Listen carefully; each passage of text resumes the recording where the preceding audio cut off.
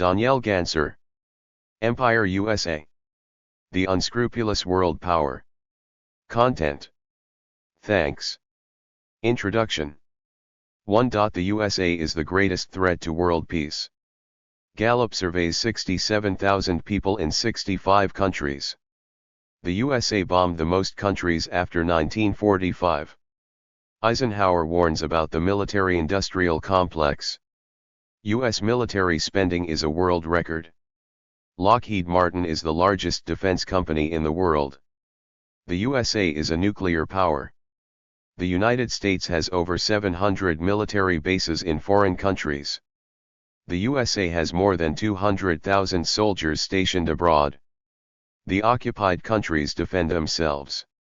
2. The USA is an oligarchy. 300,000 super rich people run the empire. There are 100 million poor people in the United States. There are 540 billionaires in the USA. The end of the American dream. The super rich determine politics. U.S. voters have little influence on politics. 3. The Indian Wars. The major European powers divide America among themselves. The English founded Jamestown in 1607. The export of tobacco to London. The 13 colonies on the Atlantic. The Declaration of Independence of 1776. The fight against the British Empire. The war against Mexico in 1846. The destruction of the Indians. The massacre at Wounded Knee in 1890. 4 million dead Indians. 4. The exploitation of slaves. The abduction of 12 million Africans. Civil War and abolition of slavery in 1865. The Ku Klux Klan wants white supremacy. Martin Luther King strengthens the civil rights movement. 5. North America is not enough. The main explosion in 1898. The conquest of Cuba and Puerto Rico in 1898. The coup in Hawaii in 1893. The conquest of the Philippines in 1898. Major General Smedley Butler's warning. 6. The USA and the First World War. The beginning of the First World War in 1914. The merchants of death profit from war. The Federal Reserve Act of 1913. The sinking of the Lusitania in 1915. The entry of the USA into the First World War in 1917. U.S. war propaganda against Germany. Reparations and the Treaty of Versailles 1919. 7. The USA and the Second World War. The Reichstag fire in 1933. The principle of the human family is being betrayed. The USA supplies Adolf Hitler with oil. Henry Ford supplies the Wehrmacht with army vehicles. The re-election of President Roosevelt in 1940. The USA cuts off oil supplies to Japan in 1941. The USA monitors the Japanese radio traffic. The Japanese attack on Pearl Harbor in 1941. The U.S. Congress declares war on Japan and Germany. Admiral Kimmel and Lieutenant General Short are fired. The ongoing debate over Pearl Harbor. The USA drops atomic bombs on Japan. The USA did not open the Second Front until 1944. 8. Covert warfare. The USA founded the National Security Council in 1947.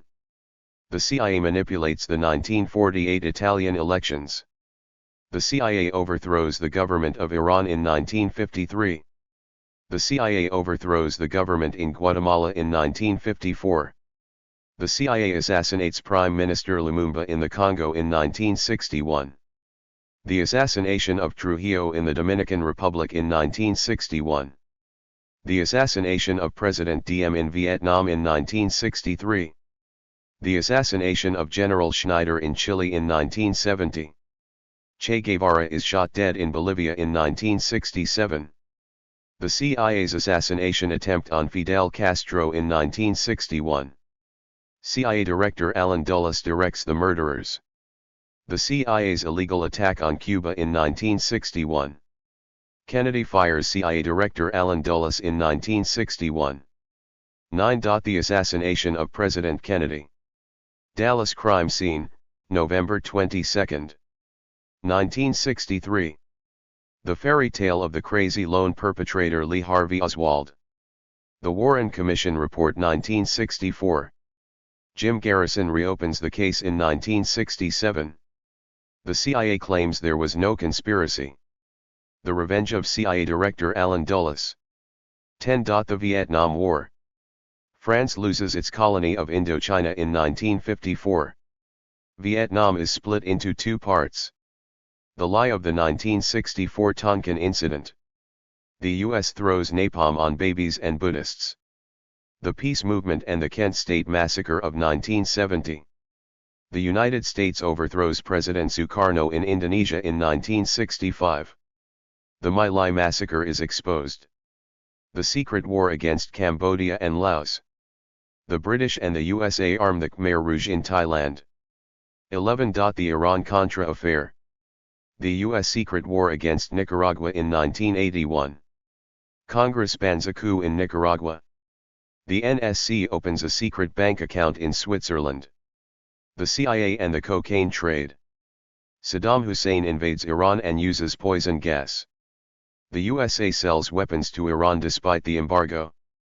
The Iran-Contra affair is shaking the public's trust. The conspirators don't have to go to prison. The incubator lie and the war against Kuwait in 1991. 12. The attacks of September 11. A new Pearl Harbor. The failed Keene and Hamilton investigation in 2004. Total failure of U.S. air defense. Millions in profits with put options. The blowing up of WTC-7. Explosives are found in the dust of the Twin Towers. The towers were contaminated with asbestos. 13. The so-called War on Terror. The attack on Afghanistan in 2001. Combat drones are revolutionizing warfare. The illegal attack on Iraq in 2003. How mainstream media spread war propaganda. The USA produces the greatest show in the world. Alternative media strengthens the peace movement. 14. The digital empire. The Fission scandal in Switzerland in 1990. Surveillance of citizens in China. The surveillance of citizens in the USA. The Internet revolutionized the world in 1994. Google earned $30 billion in 2018. Facebook is displacing newspapers printed on paper.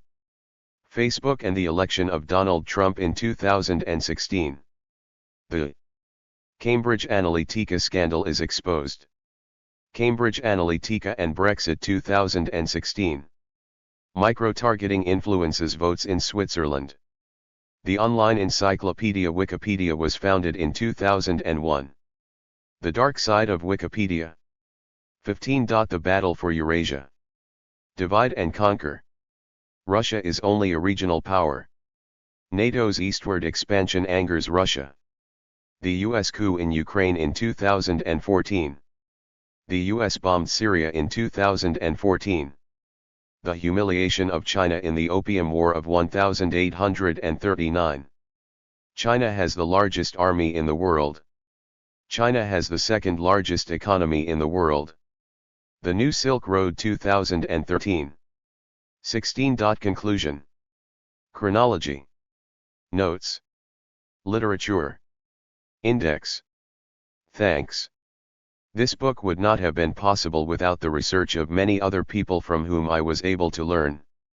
My thanks first go to the U.S. linguist Noam Chomsky, who has been critically examining U.S. imperialism for decades and whom I met in the USA. Don't just rely on traditional histories and political science textbooks, turn to specialist monographs and the original sources, national security memoranda and similar documents. Chomsky advised in his books and emphasized this when we met in person in his office in Boston. I followed this advice and benefited greatly from it. Point 1. I would also like to thank the U.S. journalist William Bloom, who unfortunately recently died, who critically examined the CIA's covert operations and whom I met in Washington and London. My thanks also go to the Americans John Prados, Richard Gage and David Ray Griffin, who critically examined the history of the USA and whom I met in Switzerland and the USA. In Germany, where I have given many lectures on international politics in recent years, I would like to thank the journalists Dirk Müller, Matthias Brockers, Jürgen Todenhofer, Rainer Mausfeld, Ken Jepsen, Jens Wernick, and Michael Lüders because they have never shied away from openly criticizing U.S. imperialism.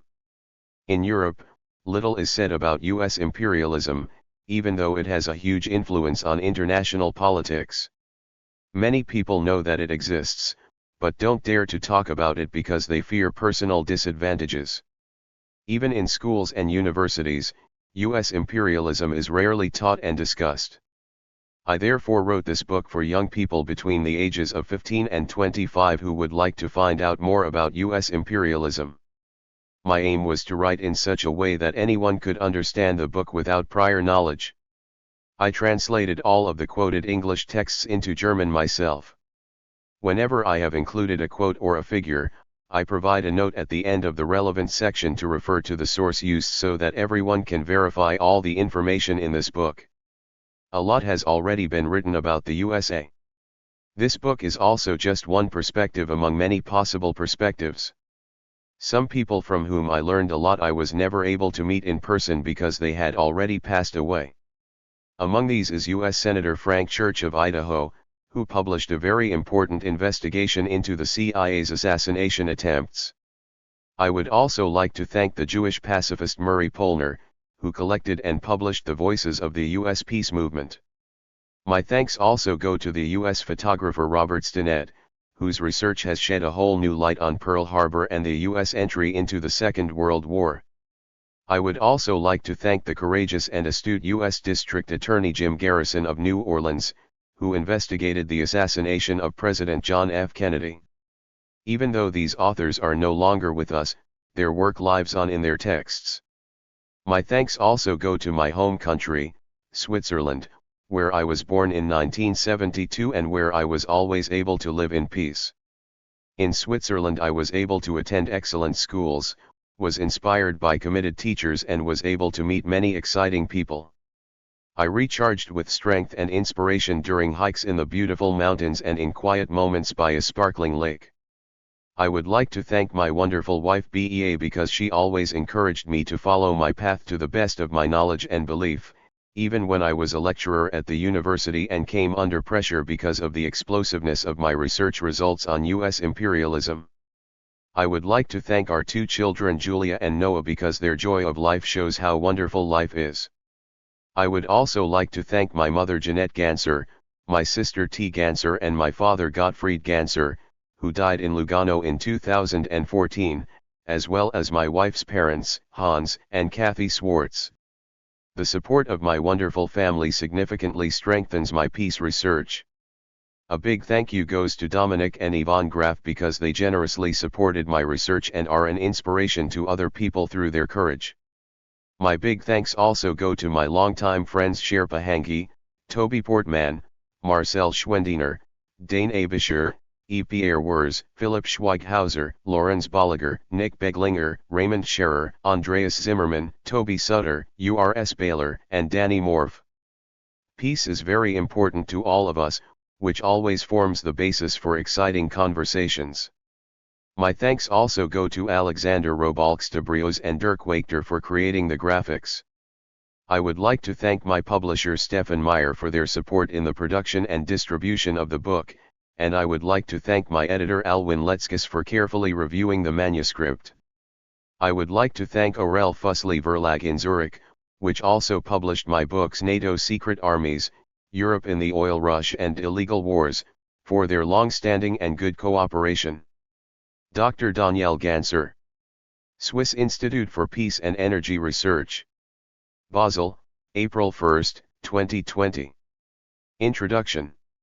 I wrote this book to strengthen the peace movement. The peace movement includes all people who reject war and terror and who do not want lies or war propaganda. The peace movement has always existed in all countries around the world, including the USA. To prove this, I repeatedly quote voices from the U.S. peace movement throughout this book, including that of the African American civil rights activist and pastor Martin Luther King, who clearly called for nonviolent resistance against the oppression of African Americans and the illegal Vietnam War. Or the women's rights activist Jeannette Rankin from Montana, who, as a member of Congress, voted against U.S. participation in the First and Second World Wars. Or the former NSA employee Edward Snowden, who uncovered the surveillance of citizens. The members of the peace movement have always guided their conscience and never gone with the flow. They rejected war and war lies and said so publicly even when they were in the minority. Some members of the peace movement were shot, like Martin Luther King. Others were defamed as traitors and whores, like Jeannette Rankin. Others, like Edward Snowden, who now lives in Moscow, had to leave the USA. With their example, they have inspired other people to take a stand against war, terror, and war propaganda even when it is difficult and requires courage. The USA is the greatest threat to world peace. But despite all the criticism of the 300,000 super-rich Americans who run the U.S. empire, the peace movement must never be concerned with strengthening hatred between nations. Among the 330 million people of the United States, there are many who are committed to peace and reject imperialism. They are not in leading positions in the White House and do not dominate Congress. But they are passionately committed to a better and more peaceful world and work as teachers, artists, environmentalists, civil rights activists, yoga teachers, writers, gardeners, and much more. They are hardly known, but everyone in the peace movement has influence because everything is connected to everything else. In my research I am guided by the following three principles: UN prohibition of violence, mindfulness, and the human family. The UN ban on the use of force was enacted in 1945 and prohibits the threat or use of force in international politics. Unfortunately, it has been forgotten and many people have never heard of it. That's why I often mention it in my books and lectures, because it is a very important instrument of the peace movement. The principle of mindfulness is also a gem for the peace movement. Because too often we humans have been deceived and confused by war propaganda. But that wouldn't be necessary. When we learn to observe our own thoughts and feelings from a calm distance through mindfulness, we strengthen our clarity. We don't have to believe everything the media tells us. Through mindfulness we realize that we are not our thoughts and feelings, but the clear consciousness in which they arise and disappear again like clouds. The principle of the human family was particularly important to me when writing this book. Unfortunately, it has happened again and again in history that we as a human family have excluded and killed individual members. We have divided and devalued ourselves along nationality, religion, skin color, gender, and income. During the witch hunt, women were accused of sorcery, excluded from the human family and burned. During the Indian Wars, Indians were excluded from the human family as savages, driven out and killed. During the slave trade, Africans were excluded from the human family as animals, defamed and exploited. During the Second World War, Jews were excluded from the human family as unworthy of life and were gassed in concentration camps. During the Vietnam War, Vietnamese were called termites by U.S. soldiers, excluded from the human family and bombed with napalm. In the so-called War on Terror, Afghans were labeled terrorists, excluded from the human family and killed. The repeating pattern is clear: the principle of the human family is violated by excluding a group from the human family, devaluing them and then killing them. Of course we all look very different. We are not equal in terms of faith, nationality, education, language, and income, and never will be. But that is no reason to use violence. We certainly have a problem in the world with hostilities spiraling out of control. Humans are almost specialists in excluding others, explains the Dutch zoologist Frans de Waal. Man demonizes people of other nationalities or religions, creates fear and anger. We then quickly call these groups monsters or animals. It's easy to eliminate the inhumans because you no longer have to have compassion for them too. In April 2004 it became public that U.S. soldiers had tortured Iraqis in Iraq's Abu Ghraib prison.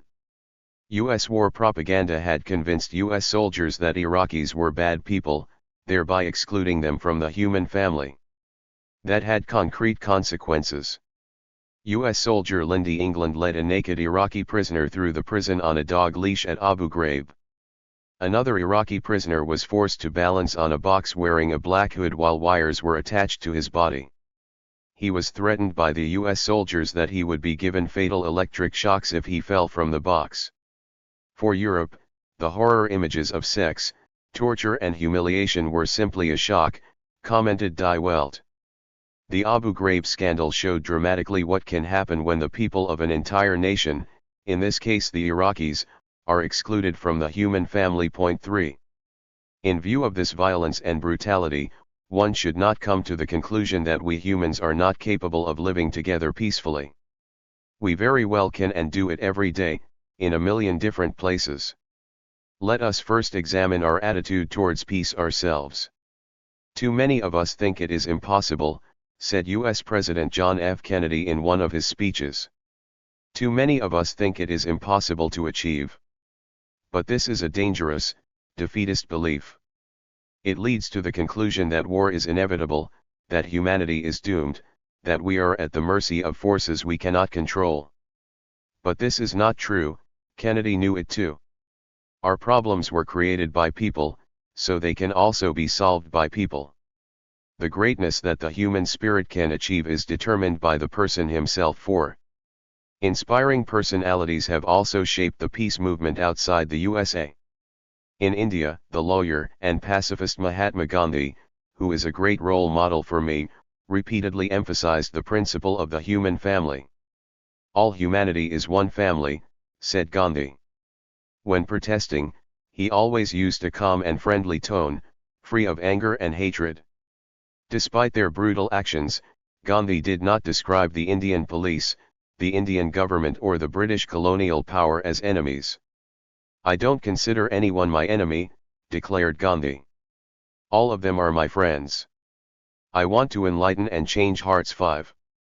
I am firmly convinced that the peace movement will become stronger in the 21st century if it is guided by the principles of the human family, mindfulness, and the UN prohibition of violence. In the 21st century, the division based on nation, religion, skin color, gender, school qualifications, or income should be replaced by the understanding that all people belong to the human family. You as a reader belong to the human family, no matter where you hold this book in your hands and regardless of what your story is. And as the author, I also belong to the human family, as do all the people mentioned in this book, victims and perpetrators. Together we should learn not to kill each other because all life is sacred. 1. The USA is the greatest threat to world peace. The USA has been the empire since 1945. An empire is the most powerful country militarily, economically, and politically at a given time. The USA is printing the dollar, currently the world's most important reserve currency. They are a nuclear power, have the highest military spending, the largest arms companies and the most military bases in foreign countries. The USA has veto power in the UN Security Council and can thereby prevent itself from being condemned by the UN Security Council if it illegally bombs other countries and violates the UN ban on the use of force. The USA also dominates NATO, the largest military alliance in the world with currently 29 European and North American member states. Anyone interested in international politics, history, and peace should not ignore the empire, because the USA has had a direct or indirect influence on almost all major conflicts of the last 100 years and shapes the wars of the present. An empire is easy to recognize, just count the aircraft carriers. The United States has 11 nuclear-powered aircraft carriers, more than any other country in the world. The cover of this book features the USS George Washington, a symbol of U.S. military supremacy. The newest U.S. aircraft carrier, the USS Gerald Ford, was inaugurated by U.S. President Donald Trump in 2017 and, thanks to its nuclear power, can remain at sea for decades without having to reload fuel. At $13 billion, the USS Gerald Ford is the most expensive warship of all time. China, on the other hand, currently only has 2 aircraft carriers. France, Great Britain, and Russia only one each. 6. Empires rise and fall again. Empires don't last. The Roman Empire, the Spanish Empire, the Ottoman Empire, the French Empire, and the British Empire were once large and fearsome. But today they no longer exist. The US Empire will one day collapse and be replaced by another power structure. When and how this will happen is currently unknown. If nations spend too much on armaments, they are probably overextending themselves, warns British historian Paul Kennedy. A nation is then like an old man who wants to do work that exceeds his strength. 7. Gallup surveys 67,000 people in 65 countries. Which country is the greatest threat to world peace today? The American polling institute Gallup, headquartered in Washington, asked this exciting question in a global survey in 2013. Gallup had conducted a global survey on the state of the world every year since 1977. But it wasn't until the new millennium that US pollsters dared to ask this explosive question after radio listeners demanded it. The survey surveyed more than 67,000 people in 65 countries between September and December 2013 during President Barack Obama's term in office. So the question was asked worldwide. And the result was clear. Of those surveyed, 24%, or about a quarter of the world's population, described the United States as the greatest threat to world peace. The BBC commented that this was bad but not entirely surprising news for the US. The Muslim nuclear power Pakistan ranks second among the most dangerous countries, far behind the USA with 8% of the vote. China is in third place among the most dangerous countries. The world's most populous country was rated the most dangerous country by 5% of respondents. Communist Party-controlled China shared third place with Israel, North Korea, Afghanistan, and Iran. In the following places, the following countries were named as a major threat to world peace: India, Iraq, Japan, Syria, Russia, Australia, Germany, Palestine, Somalia, South Korea, and Great Britain. 8.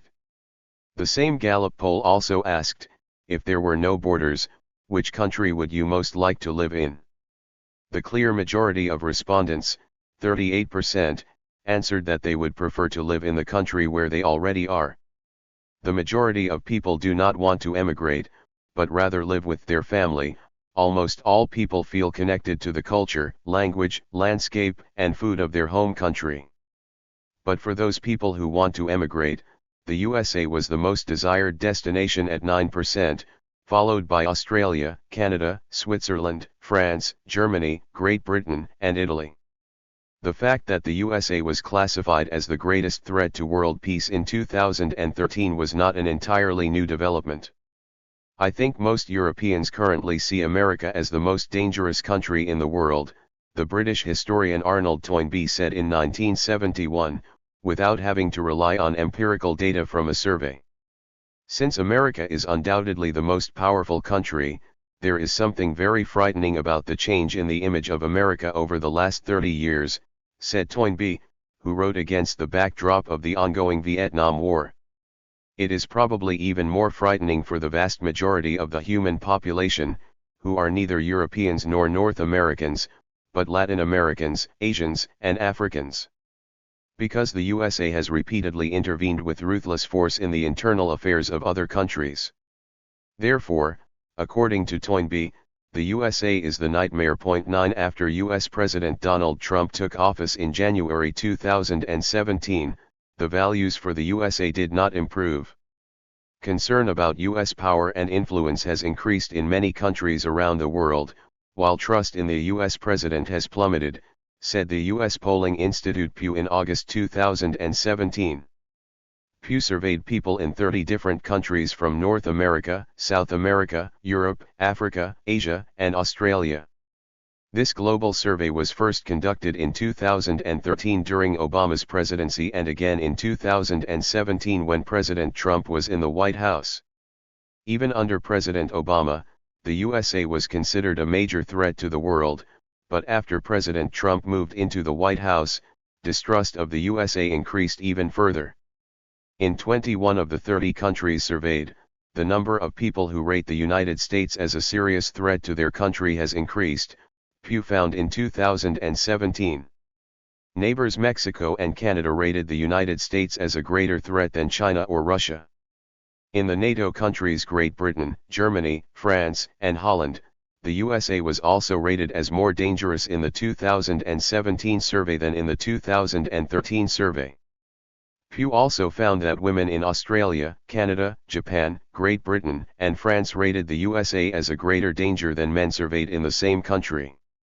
Likewise, the survey found that people who vote for left-wing parties in the UK, Sweden, South Korea, and Australia see the US as a greater threat than people who vote for right-wing parties in the same states. 10.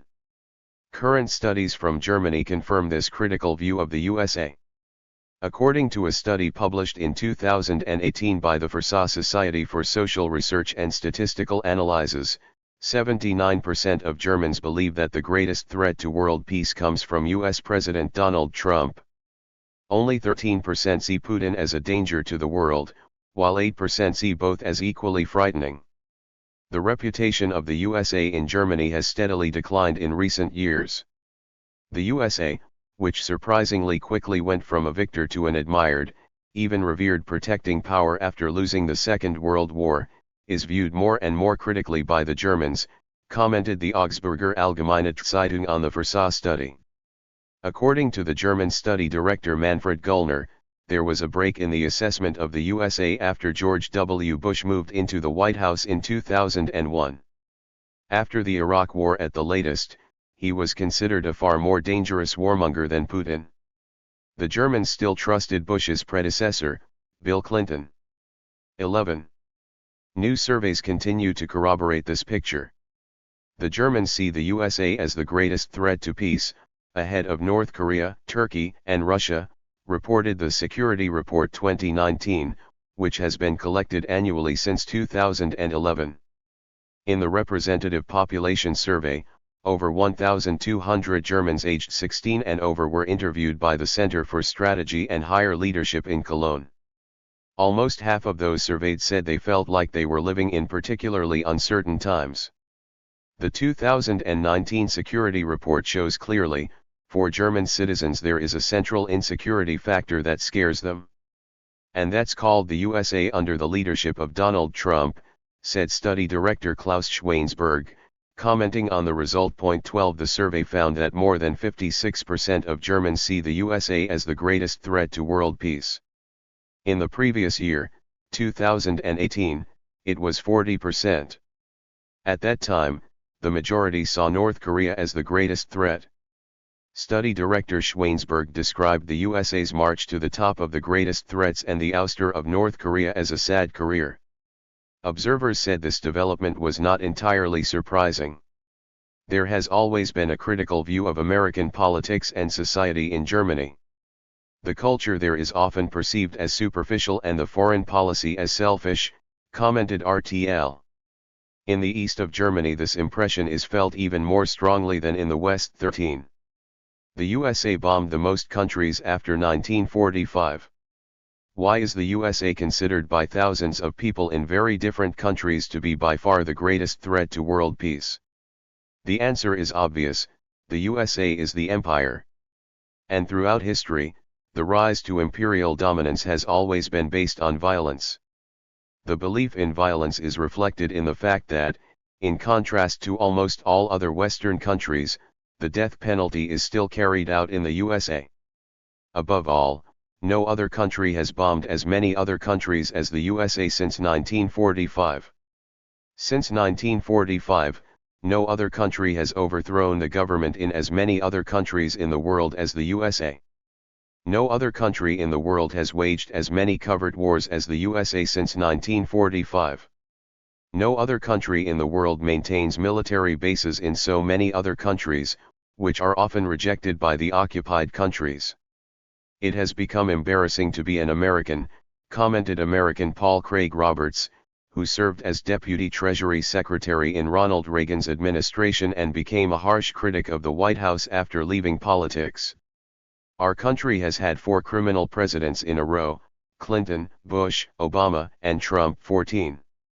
U.S. historian Gabriel Kalko, who taught at York University in Toronto, Canada, correctly says that the US is the country that fought the most wars in the second half of the 20th century. It is this repeated and constant use of violence that is why the US is now considered the greatest threat to world peace. Those who study the historical sources will recognize that the United States used force openly or covertly against the following countries after 1945, although it should be noted that this is not an exhaustive list: Greece 1946, Korea 1950, Iran 1953, Guatemala 1954, Congo 1961, Cuba 1961, Vietnam 1964, Indonesia 1965, Cambodia 1969, Laos 1970, Chile 1973, Grenada 1983, Libya 1986, Nicaragua 1981, Panama 1989, Kuwait 1991, Sudan 1998, Serbia 1999, Afghanistan 2001, Pakistan 2001, Iraq 2003, Libya 2011, Syria 2014, Ukraine 2014. Graphic 1. The USA has waged the most wars against other countries after 1945. Former U.S. President Jimmy Carter was right when he regretfully said in 2019 that the United States of America is the most belligerent nation in the history of the world. The USA has only spent 16 years of its 242 years as a nation without war, criticized the 94-year-old Carter during a service in Georgia. 15. Eisenhower warns about the military-industrial complex. War is a business. Military expenditure refers to all expenditure incurred when a country maintains armed forces and wages wars. This includes the procurement and maintenance of weapons such as aircraft carriers, tanks, and landmines. The defense industry benefits from this spending because it produces the products. Military expenditure also includes expenditure on military research and development. In addition, the secret services spend on monitoring foreign militaries and, increasingly, their own population. And of course, military expenses also include expenses for war operations in foreign countries as well as training and equipping foreign soldiers in war zones. A large part of military spending relates to personnel costs, i.e. wages and pensions for military personnel. At the time of the Vietnam War, all men between the ages of 18 and 25 in the USA were subject to military service and had to register. Many young men demonstrated because they did not want to go to the Vietnam War. In order to weaken these protests, conscription was suspended in the USA in 1973 and a professional army was introduced on a voluntary basis. Similar to how IKEA employees have a contract with the furniture store, U.S. soldiers are now paid wage workers for the Pentagon, which has greatly reduced the number of protests. Dwight Eisenhower, who led the U.S. forces in Europe against Adolf Hitler as a general in World War II and moved into the White House as president in 1953, knew the military as well as politics and the arms industry firsthand. As an insider, he warned in his farewell speech about the so-called military-industrial complex. Eisenhower was referring to the close network between the arms industry, secret services, the Pentagon, lobbies, media, and politics. The arms industry will always try to influence politics in order to obtain arms contracts and sell its products. The Pentagon employees also have an interest in war because without war they are without work. But his warning went unheeded. Jobs, jobs, jobs, tweeted U.S. President Donald Trump when he signed a comprehensive arms supply agreement worth around $350 billion in Saudi Arabia in 2017. And when the United States sold F-15 fighter jets to the Emirate of Qatar for $12 billion that same year, the Qatari ambassador to the United States enthusiastically tweeted that this would create 60,000 new jobs in 42 states in the United States. 16. The USA has a permanent arms industry of enormous proportions, warned Eisenhower in his farewell speech on April 17, 1961. This combination of a huge military apparatus with a large arms industry represents a new experience in the USA, emphasized the outgoing president, warning that the arms industry could gain a dominant influence on politics. In government bodies, we must guard against the military-industrial complex seizing unauthorized interference, whether requested or not.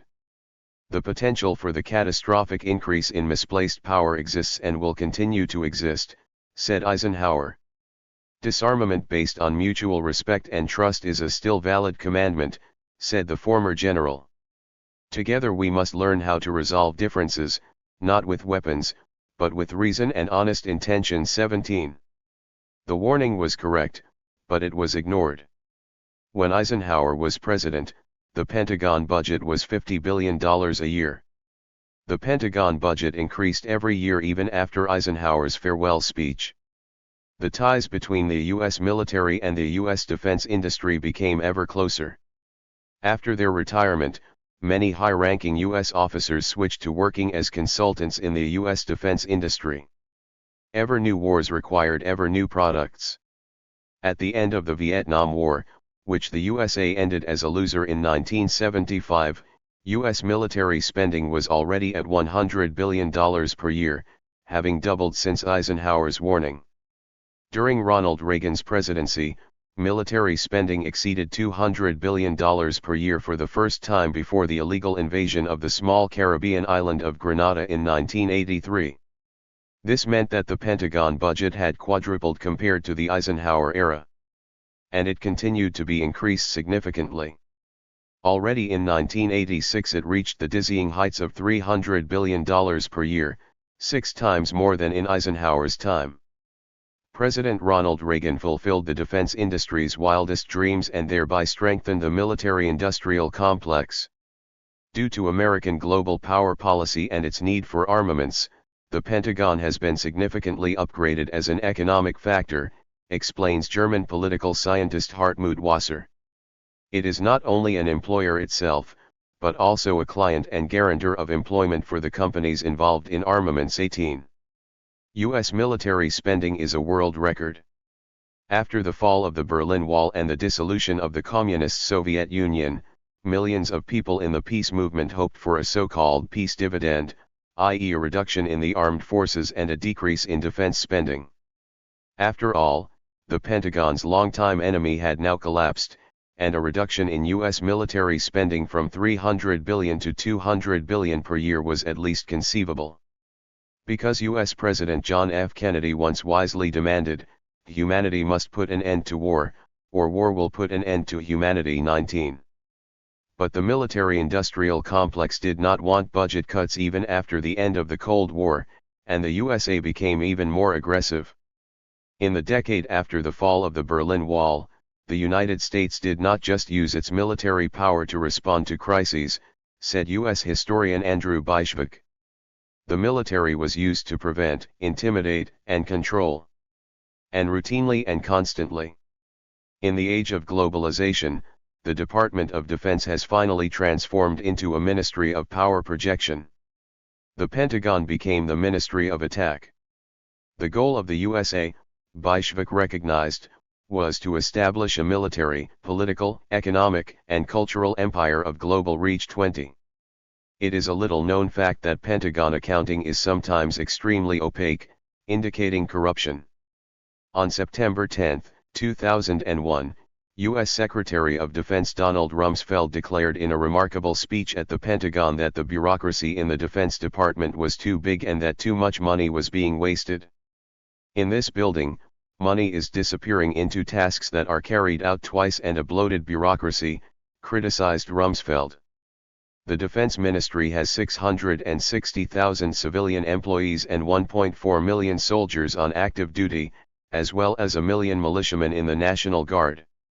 Every dollar that disappears in the bureaucracy is lost to the soldiers at the front, complained Rumsfeld. Savings of $18 billion per year are certainly possible, but implementing an austerity program is difficult. An institution that was built with trillions of dollars over several decades cannot be changed in the blink of an eye, warned Rumsfeld. Some say it's like turning a warship around. I think it's even more difficult. 21. A BBC report on Rumsfeld's speech made the astonishing statement that transactions worth $2.3 trillion cannot be traced. This is a very large sum and should have made headlines around the world. Anyone who listens to Rumsfeld's speech on the internet will notice that Rumsfeld spoke in English of the untraceable 2.3 trillion. In German, that's 2.3 trillion or $2,300 billion, which is several times the Pentagon's annual budget. Rumsfeld probably didn't mean that this money had vanished into thin air, but that, according to an internal audit at the Pentagon, many transactions did not meet clean accounting standards.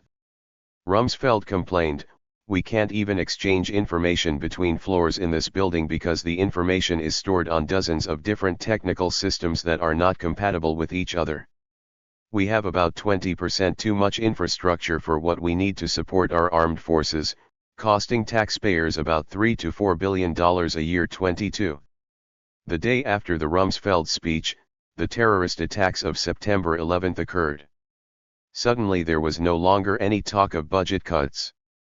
It was also never clarified what had happened to the $2,300 billion. Rather, military spending was further increased with the new justification of fighting terrorism. In 2001, the year of the terrorist attacks, military spending was $316 billion. In 2002 they climbed to $345 billion. In 2003, when the US attacked Iraq, the Pentagon budget exceeded $400 billion for the first time. In 2005, military spending was $478 billion. Several billion were added every year. The justification was always, war on terror. In 2006, spending was already at $534 billion, and in 2007 the magic mark of $600 billion was reached for the first time. In the 6 years after September 11, the Pentagon budget had doubled. For the military-industrial complex, 9/11 was a stroke of luck. 23. It is interesting to take a closer look at what the U.S. empire spent the large sum of $600 billion on in 2015. $64 billion, or around 10% of the annual budget, was spent on the so-called war on terror in Iraq, Syria, and Afghanistan. Equal amounts were invested in research and development. New weapons systems for the Air Force were purchased for almost $100 billion, including 38 new F-35 fighter jets from Lockheed Martin, 86 Black Hawk helicopters from Sikorsky and 9 P-8 Poseidon fighter planes from Boeing, which can be used to hunt submarines. 2 Virginia-class nuclear-powered attack submarines were also purchased for $6 billion. As well as new missiles, defense systems, and ammunition worth $17 billion. Almost $6 billion were spent on information and surveillance systems. A good $7 billion were invested in satellites and other space systems. The payment and maintenance of military personnel cost $135 billion. And the Pentagon bureaucrats recorded the large amount of $195 billion for operations and maintenance. 24. The peace movement knows that a lot of good could be achieved with $600 billion a year. Instead of war and weapons, the money could flow into education and awareness about the causes of war, or into the expansion of renewable energies, or into projects to get plastic out of the oceans, or to alleviate hunger in poor countries, or into alternative media that expose lies of war, or into coping with fear and trauma, or into mindfulness seminars. All of these investments would strengthen peace and an intact environment and would be a valuable contribution to a world fair for our grandchildren. For young people in particular, it is a pang of conscience to see that thousands of people die of hunger every day, although this could be remedied with a small part of the resources that are used for ever-increasing military expenditure, said former German Chancellor Willy Brandt. This is organized madness. 25. But the money is still flowing in the wrong direction. Time and time again, the same defense companies are awarded the contract, even though they rarely deliver the weapon systems on the agreed date, nor at the cost and scope of services that were promised. President Donald Trump also increased military spending. According to the Stockholm Peace Research Institute (SIPRI), U.S. military spending was $649 billion in 2018. The United States spent more money on the military than the next 8 countries on the top 10 list combined. China followed in second place with $250 billion. Then Saudi Arabia with $68 billion, followed by India with $67 billion and France with $64 billion. Russia, in 6th place, spent $61 billion in the same year, just over a tenth as much as the USA. Great Britain and Germany followed in 2nd place with $50 billion each per year. Germany is currently being pressured by the USA to increase military spending to $80 billion per year in the coming years, which would place an enormous burden on taxpayers. 26. Graphic 2, the 10 countries with the highest military spending worldwide. There is no trend reversal in sight. President Donald Trump increased the Pentagon's budget for the first time in 2019 to $716 billion. This equates to almost $2 billion per day. Like the sky, the earth, and the sea, space has become a battlefield, said Trump as he signed the budget at a military base in New York State. In order to secure dominance in space for the USA, correspondingly high military spending is necessary. The Pentagon and the military-industrial complex were thrilled. When Trump promised further defense spending at the Pentagon on January 17, 2019, he received thunderous applause. "You're only doing this because I gave you the largest and most comprehensive military budget in our entire history," Trump replied as he thanked the military for their applause. 27 In December 2019, both Democratic and Republican majorities in the Senate and House of Representatives approved another increase in military spending to $738 billion for 2020. Never before in its history has the USA spent more money on war and armaments. Critics of the military-industrial complex have repeatedly denounced the enormously high U.S. defense spending. Republican David Stockman, who represented the state of Michigan in the U.S. House of Representatives from 1977 to 1981, describes the military-industrial complex in Washington as the swamp. A reduced military budget of $250 billion per year is enough to defend the USA, says Stockman, and nothing more is needed. But the swamp in Washington, consisting of arms dealers, intelligence officials, national security bureaucrats, NGOs, think tanks, lobbyists, and lawyers, does not want a round of austerity. It's clear that the proponents of empire want this train not to stop, Stockman said. Therefore, threats to the American land are always invented and exaggerated. In addition, horrible wars are being launched against distant countries in order to secure Washington's global hegemony. 28. Lockheed Martin is the largest defense company in the world. Because the USA has by far the highest military spending, it is not surprising that the largest defense companies have their headquarters in the USA. U.S. defense companies benefit from the large domestic market. The defense companies are represented in every state because members of Congress only vote for a new defense program if their constituency receives contracts. Every year, the Stockholm Peace Research Institute SIPRI publishes a list of the 100 largest arms companies in the world. This shows that 42, or almost half, of the world's largest defense companies are headquartered in the USA. In 2017, these U.S. defense giants handled 57% of all arms sales of the 100 largest arms companies, with sales of $226 billion.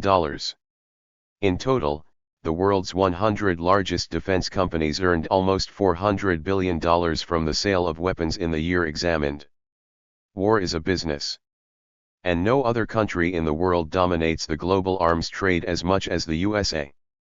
U.S. companies benefit directly from the U.S. Department of Defense's ongoing demand for weapons, comments SIPRI expert Aude Florent. 29.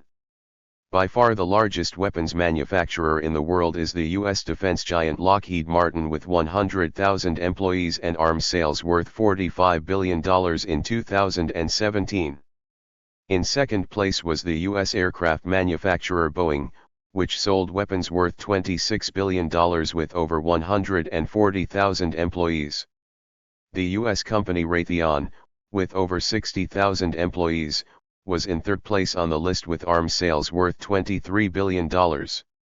The gold, silver, and bronze medals in the ranking of the world's largest defense companies in 2017 all went to the USA, as in previous years.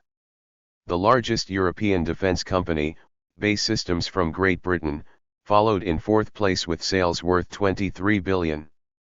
In fifth and sixth place among the world's largest defense companies, U.S. companies again followed with Northrop Grumman and General Dynamics. 30.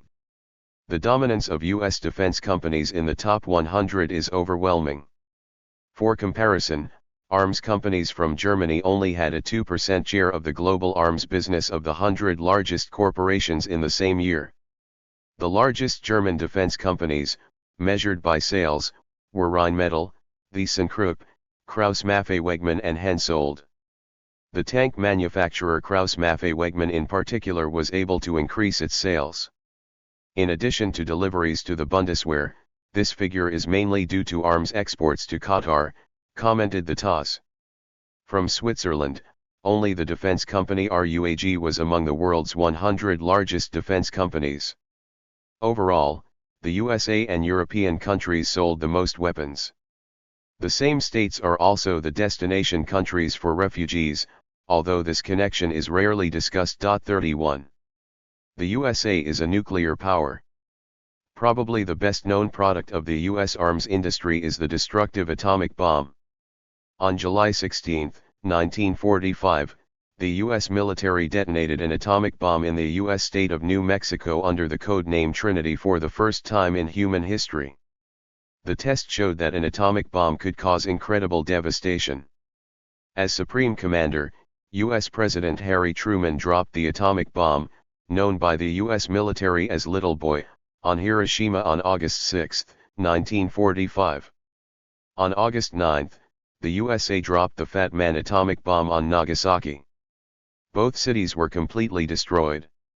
At least 140,000 people died in Hiroshima and 70,000 in Nagasaki in the seconds after the explosion, including many women and children. Another 130,000 residents of the two cities died of radiation sickness in the next 5 years, according to U.S. historian Howard Zinn. The peace movement has always rejected the dropping of the two atomic bombs. The British philosopher Elizabeth Anscombe, lecturer in ethics at the University of Oxford, rightly described Truman as a war criminal for dropping the two atomic bombs on civilians. 32. Other countries immediately wanted atomic bombs. The Soviet Union was able to detonate atomic bombs from 1949 onwards. Britain has had atomic bombs since 1952, France since 1960, while China detonated its first atomic bomb in 1964. These 5 permanent members of the UN Security Council are the known nuclear powers, and would have preferred to prevent any further spread of nuclear bombs. The Nuclear Non-Proliferation Treaty, which came into force in 1970 and was signed by almost all countries in the world, prohibits all contracting states from building nuclear weapons. But India, Israel, and Pakistan never signed the Nuclear Non-Proliferation Treaty and today also have nuclear bombs.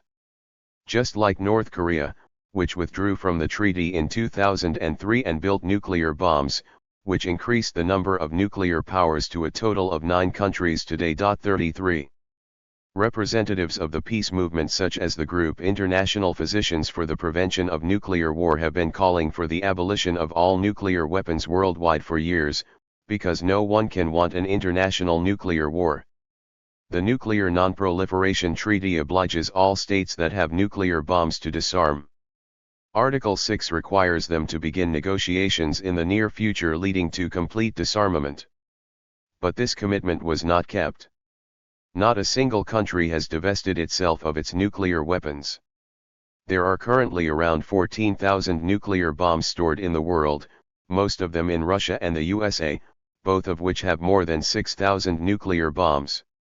The arsenal of destruction is huge. The nuclear powers France, China, Great Britain, Pakistan, India, Israel, and North Korea all have a stockpile of fewer than 300 nuclear bombs. 34. The United States has over 700 military bases in foreign countries. In addition to the many atomic bombs, the highest military spending and the largest arms companies, the US empire also has more military bases than any other country. US troops are stationed at military bases and can be activated at any time. Civilians are prohibited from entering a military base.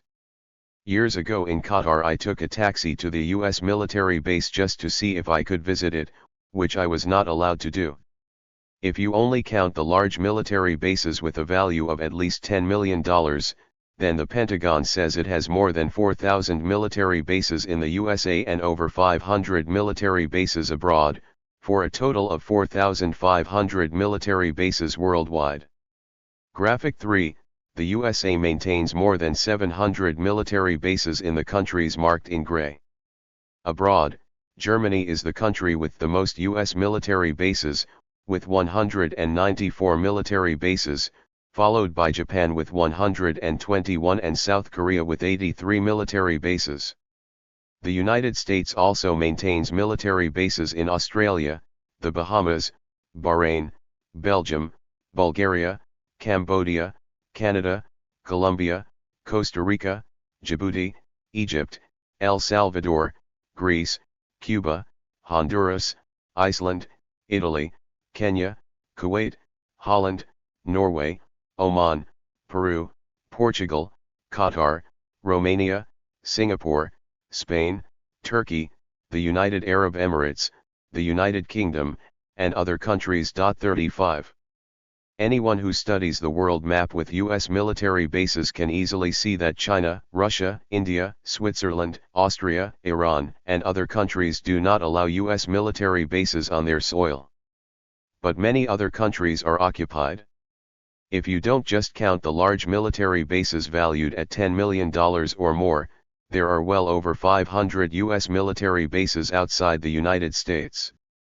The US political scientist Chalmers Johnson, who taught at the University of California in San Diego, counted the US military bases and came to the conclusion that in 2005 the US had 737 military bases outside the US.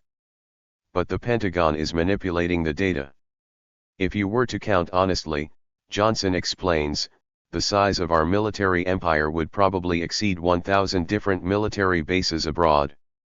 But no one, probably not even the Pentagon, knows the exact numbers for sure. Chalmers Johnson recognized that these military bases demonstrate US military supremacy. There was once a time when you could measure the spread of imperialism by counting colonies. The American version of the colony is the military base, said Johnson astutely. By tracking the distribution of our military bases around the world, much can be learned about our ever-growing imperial footprint, as well as the militarization of politics that accompanies it. 36. Because the U.S. Air Force is located at military bases around the globe, Washington can bomb almost any country in the world. At the same time, U.S. warships dominate the oceans. The USA controls all of the world's oceans. No power has ever done that, said U.S. strategist George Friedman in Chicago in 2015.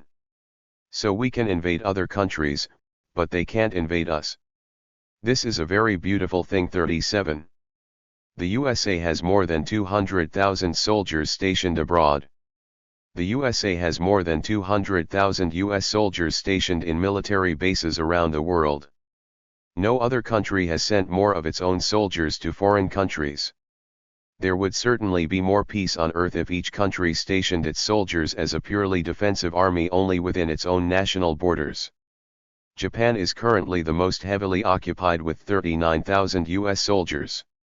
The second most heavily occupied is Germany with 34,000 US soldiers. There are 23,000 US soldiers stationed in South Korea, around 10,000 US soldiers were stationed in Afghanistan in 2018, and 6,100 US soldiers were deployed in Iraq, according to figures published by the Pentagon. 38.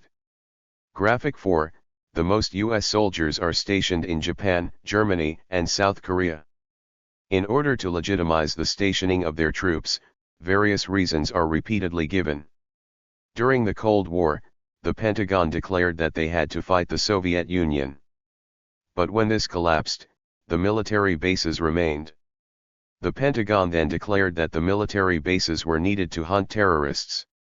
With the war on terrorism, U.S. imperialism has finally found a doctrine that, unlike the comparatively geographically limited front lines of the Cold War, can legitimize a military presence literally anywhere in the world, explains German journalist Knut Mellenthin. Terrorists can, in principle, be anywhere, strike anywhere and at any time. In reality, of course, a military base does not protect against a terrorist attack. The 4,000 military bases in the USA did nothing to prevent the terrorist attacks of September 11, 2001. Talk about fighting terrorism is war propaganda. As in ancient Rome, the U.S. military bases served to secure the imperial dominance of the USA. 39.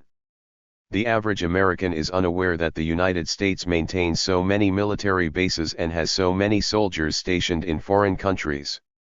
Most Americans don't realize that the United States dominates the world with its military power, explains Chalmers Johnson, who served in the Korean War and later worked as a consultant for the CIA before becoming a harsh critic of the U.S. empire.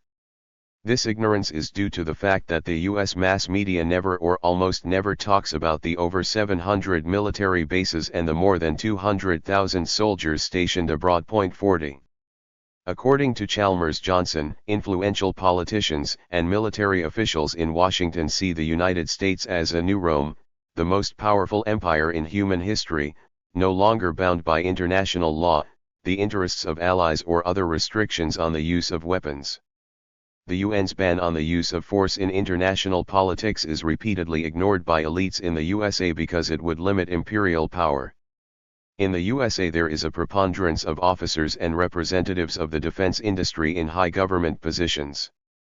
The glorification of war, power, and the military, combined with propaganda and fake news, will lead to the country's economic ruin, Johnson predicts, because more and more resources will be invested in ever more ambitious military projects. 41.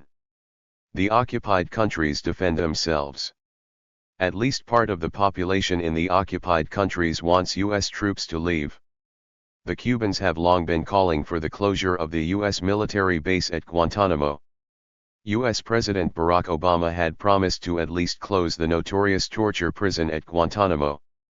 But Obama did not keep that promise, and his successor, President Trump, said he would never abandon the prison camp or the U.S. military base in Cuba.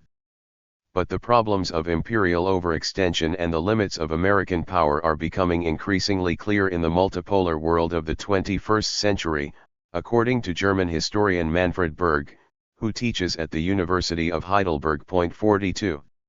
In Japan, the country most heavily occupied by the USA, it is primarily the residents of the island of Okinawa who are resisting the U.S. troops.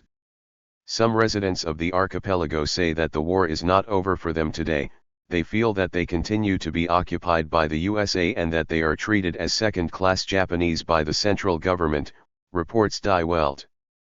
The Japanese complain about the noise of warplanes, violent clashes, rapes and murders.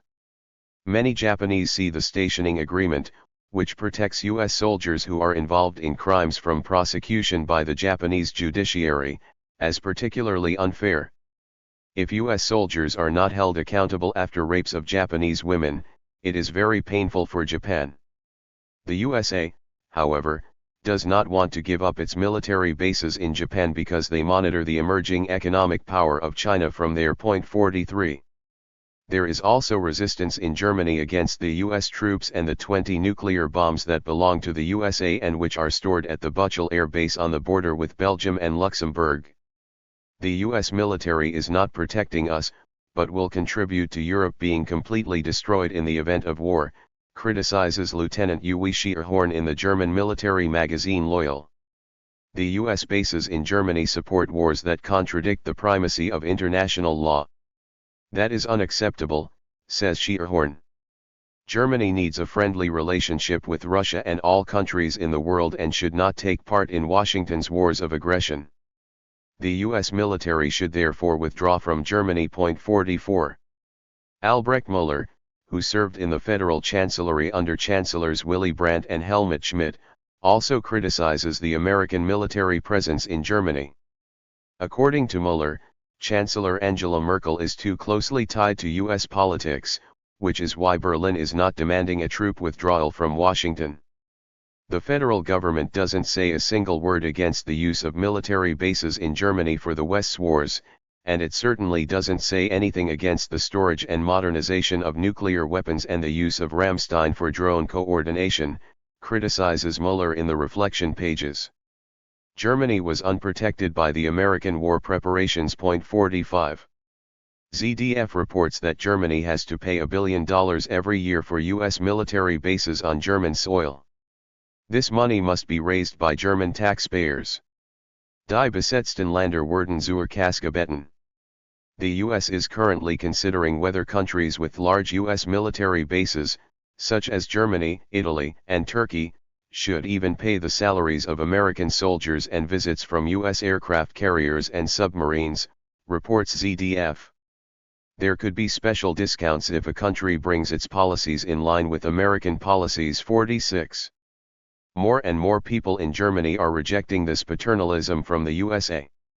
Today, almost every second German is in favor of withdrawing all U.S. soldiers. According to a 2018 survey, a withdrawal of U.S. troops in Germany is particularly strongly supported by voters from the left, the AfD, and the Greens. Demonstrations have taken place repeatedly in front of the notorious U.S. base in Ramstein because it supports the use of U.S. drones that kill people in Afghanistan and other countries. I too am an opponent of the U.S. threat war and support the demand that all U.S. soldiers should withdraw peacefully from Germany like the Russians. On September 8, 2017, I gave a speech at the Stop Air Base Ramstein demonstration in the Church of the Redeemer in Kaiserslautern to strengthen the peace movement. The courageous theologian Eugen Druermann spoke before me and emphatically demanded that Germany should not participate in any way in the wars of the U.S. empire. I share this view and am of the opinion that Germany should leave NATO and, remembering its own history, no longer send troops abroad, but should instead work as a neutral country for international law and peaceful conflict resolution. The Bundeswehr should be stationed domestically as a purely defensive army. 47. 2. The USA is an oligarchy. When the world today speaks of, admires, or fears America, what is usually meant is the territory of the United States, and not one of the South American countries such as Chile or Brazil, although all the people who live there are undoubtedly Americans.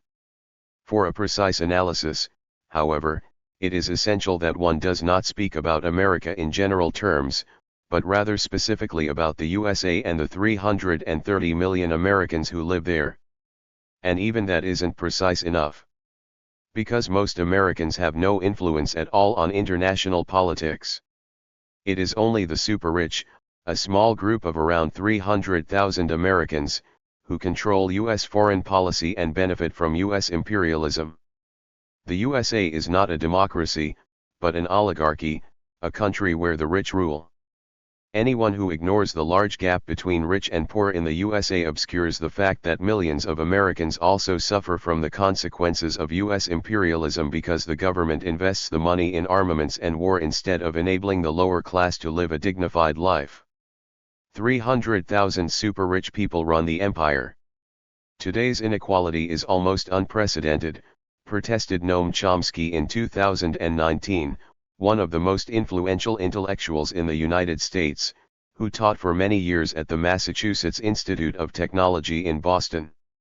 For decades, American social and economic policy has been to benefit the rich. This principle has dominated politics. As a result, real power today is concentrated in a fraction of 1% of the population, says Chomsky. These super-rich, as Noam Chomsky calls them, run the empire. They just get what they want, they basically decide what's going on. 48. This assessment is consistent with the results of other U.S. researchers. According to political scientist Jeffrey Winters, who teaches at Northwestern University in Illinois, the super-rich use their money to control politics and the media in the United States. According to Winters, the super-rich only include 0.1% of the US population, i.e. 300,000 people. These super-rich people either sit in the White House themselves and in the Parliament, which in the USA consists of the Senate and the House of Representatives and is called Congress. Or they can call there, arrange a meeting with the president or senator and voice their wishes, which the poor cannot. The super-rich can invest part of their money in politics, media, and think tanks, something that is unthinkable for poor Americans. It is no longer plausible to argue that politics in the United States is democratically controlled by the people, with every citizen having an equal voice, Winters explains. Wealth and income play a central role. 49. In domestic politics, representatives of the super-rich have repeatedly reduced taxes for the richest or created loopholes. The super-rich don't care if the state accumulates immense debts that it cannot repay as long as their assets are not at risk. During the 2008 financial crisis, when Lehman Brothers Bank failed, the government intervened on behalf of the super-rich and spent billions of dollars to rescue banks and investors, driving up the national debt. But middle-class homeowners were not helped, which is to be expected in an oligarchy. Even if a middle-class entrepreneur goes bankrupt with his company, the state does not help him. Only the super-rich can count on the state's help when their investments suffer because they control the key parts of the state. In foreign policy, the super-rich have secured markets for U.S. products and access to cheap raw materials and labor. When the U.S. empire overthrows the government in a foreign country, behind it are the interests of the 300,000 super-rich and their corporations, which literally go to great lengths to secure their profits. U.S. foreign policy has never been about democracy, freedom, or human rights. War serves the economy and satisfies the greed of the super-rich. U.S. governments have worked to secure access to oil, gas and other raw materials, weaken rivals and open markets for U.S. corporations' products. Imperial power serves the moneyed nobility. A criticism of U.S. imperialism is therefore not aimed at the poor people in the USA who spend the night on park benches, but at the super-rich. These connections are also known in the USA. Throughout the 20th century and into the early 21st century, the United States has repeatedly used the power of its military and intelligence services to overthrow governments that refuse to protect American interests, explains U.S. journalist Stephen Kinzer. Each time they cloaked their interference with the whitewashing of the nation's security needs and the fight for freedom. In most cases, however, their actions were based primarily on economic motives, above all, the desire to underpin, promote, and defend American business interests around the world and to prevent any interference with them. 50. The U.S. sociologist Peter Phillips, who taught at Sonoma State University in California, also comes to the conclusion in his research that the super-rich in the USA control the media, the government, and the military. According to sociologist Phillips, the NATO military alliance, which also includes Germany, France, Great Britain, and other European countries, is only an instrument to protect the investments of the super-rich. War is a business, and particularly high returns can be achieved by selling war materials. The primary goal of the super-rich is to consistently achieve a return of 3 to 10% or more on their investments, regardless of the damage to society, Phillips explains. The super-rich invest worldwide in everything that brings the desired return, including agricultural land, oil, real estate, information technology, genetic engineering, the war industry and tobacco. 51. For their investments, the super-rich use banks and investment firms such as BlackRock, Barclays Bank, J.P. Morgan Chase, and Goldman Sachs, which help the super-rich to increase their wealth. The super-rich share the belief that capitalism is good not only for themselves but also for the development of the entire world. Undesirable developments such as environmental destruction, exploitation, and war are also registered by the super-rich, but they only play a secondary role in investment decisions because what counts primarily is the return on the capital invested. This concentration of wealth has led to a crisis for humanity.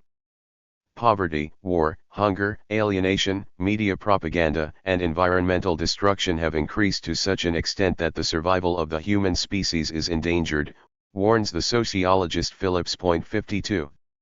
More and more people are understanding that imperial politics is never about values, but always about power and economic interests. This also applies to the Bundeswehr's deployment in Afghanistan. German Federal President Horst Kohler dared to say this openly in 2010. On the flight back from a Bundeswehr visit to Afghanistan, he said in an interview that a country like Germany, with this foreign trade orientation, should know that military deployment is necessary in an emergency to protect our interests. This statement cost him his office. He expressed what other Western politicians think and practice every day, said German journalist Jürgen Todenhofer. The federal president violated the iron law of hypocrisy, explains Todenhofer, which has long been the basic consensus of Western civilization: always think about your own interests, never talk about them. Instead of interests and foreign trade orientation, Kohler should have simply spoken of values. Todenhofer believes he would then have remained federal president. Regardless of whether they were Americans or Europeans, it was always about power, markets, and money. About their prosperity, their social achievements, their freedom. Never about the freedom of others. 53. In the USA, the super-rich recruit well-educated people from the upper middle class who, for a fee, publicly represent and defend the interests of the super-rich. In modern societies, these actors can be found in the media, foundations, think tanks, law firms, consulting firms and lobbies. However, the poor cannot invest in politicians, lawyers, journalists, and lobbies. It is not possible for this population group to divert part of their income and use it to make politics. There is no doubt, comments political scientist Jeffrey Winters, that the richest U.S. households have enormous wealth with which to influence politics, while most Americans cannot. Politics in the USA has become a privilege of the rich. 54. There are 100 million poor people in the United States. The poor in the USA live in the same country as the 300,000 super-rich, but still in a completely different world. Due to the extremely high defense spending, a lot of money has flowed out of civilian projects where it could be used much more sensibly. The over-indebtedness of the federal budget, the decline of the cities, the collapse of the social system, the high illiteracy rate, the murder rate that is unimaginably high by European standards, the many families and semi-families that live below the poverty line, the number of people in prison are the reflection of this development, warns Andreas von Bülow, who served as Federal Minister for Research and Technology in Germany. 55. The United States has over 2 million prison inmates, more than any other country in the world. There are great concerns among the U.S. underclass.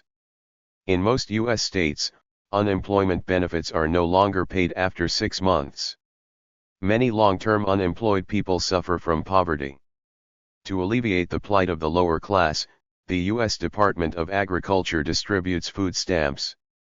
People of working age between 16 and 60 are allowed to apply for food stamps if they are looking for work but their household income is still below the poverty line.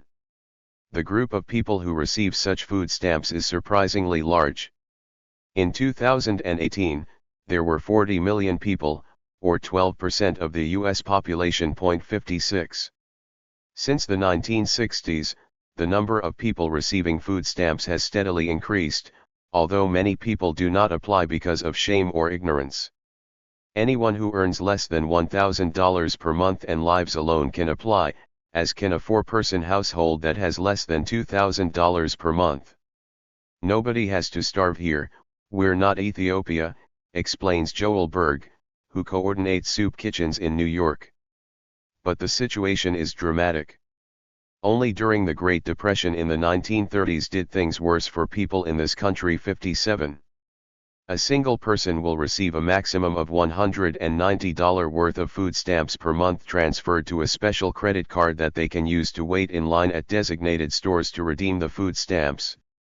The snakes have become a symbol for the new, poorer America, says Die Welt, commenting on the social misery.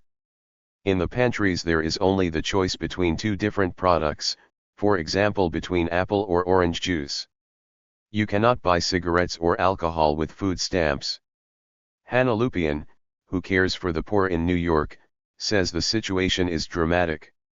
The accusation that many needy people are too lazy to work is not true, says Lupian. You don't meet unwilling people here, but rather parents who want to feed their children. How many times have I heard the sentence, "I didn't eat anything for 4 days because I gave everything to my children." 58. Poverty in the United States can no longer be overlooked.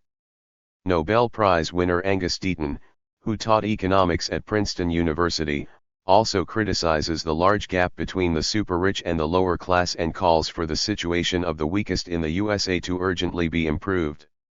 There are millions of Americans whose suffering due to material poverty and poor health is equal to or worse than that of people in Africa or Asia, Deaton laments.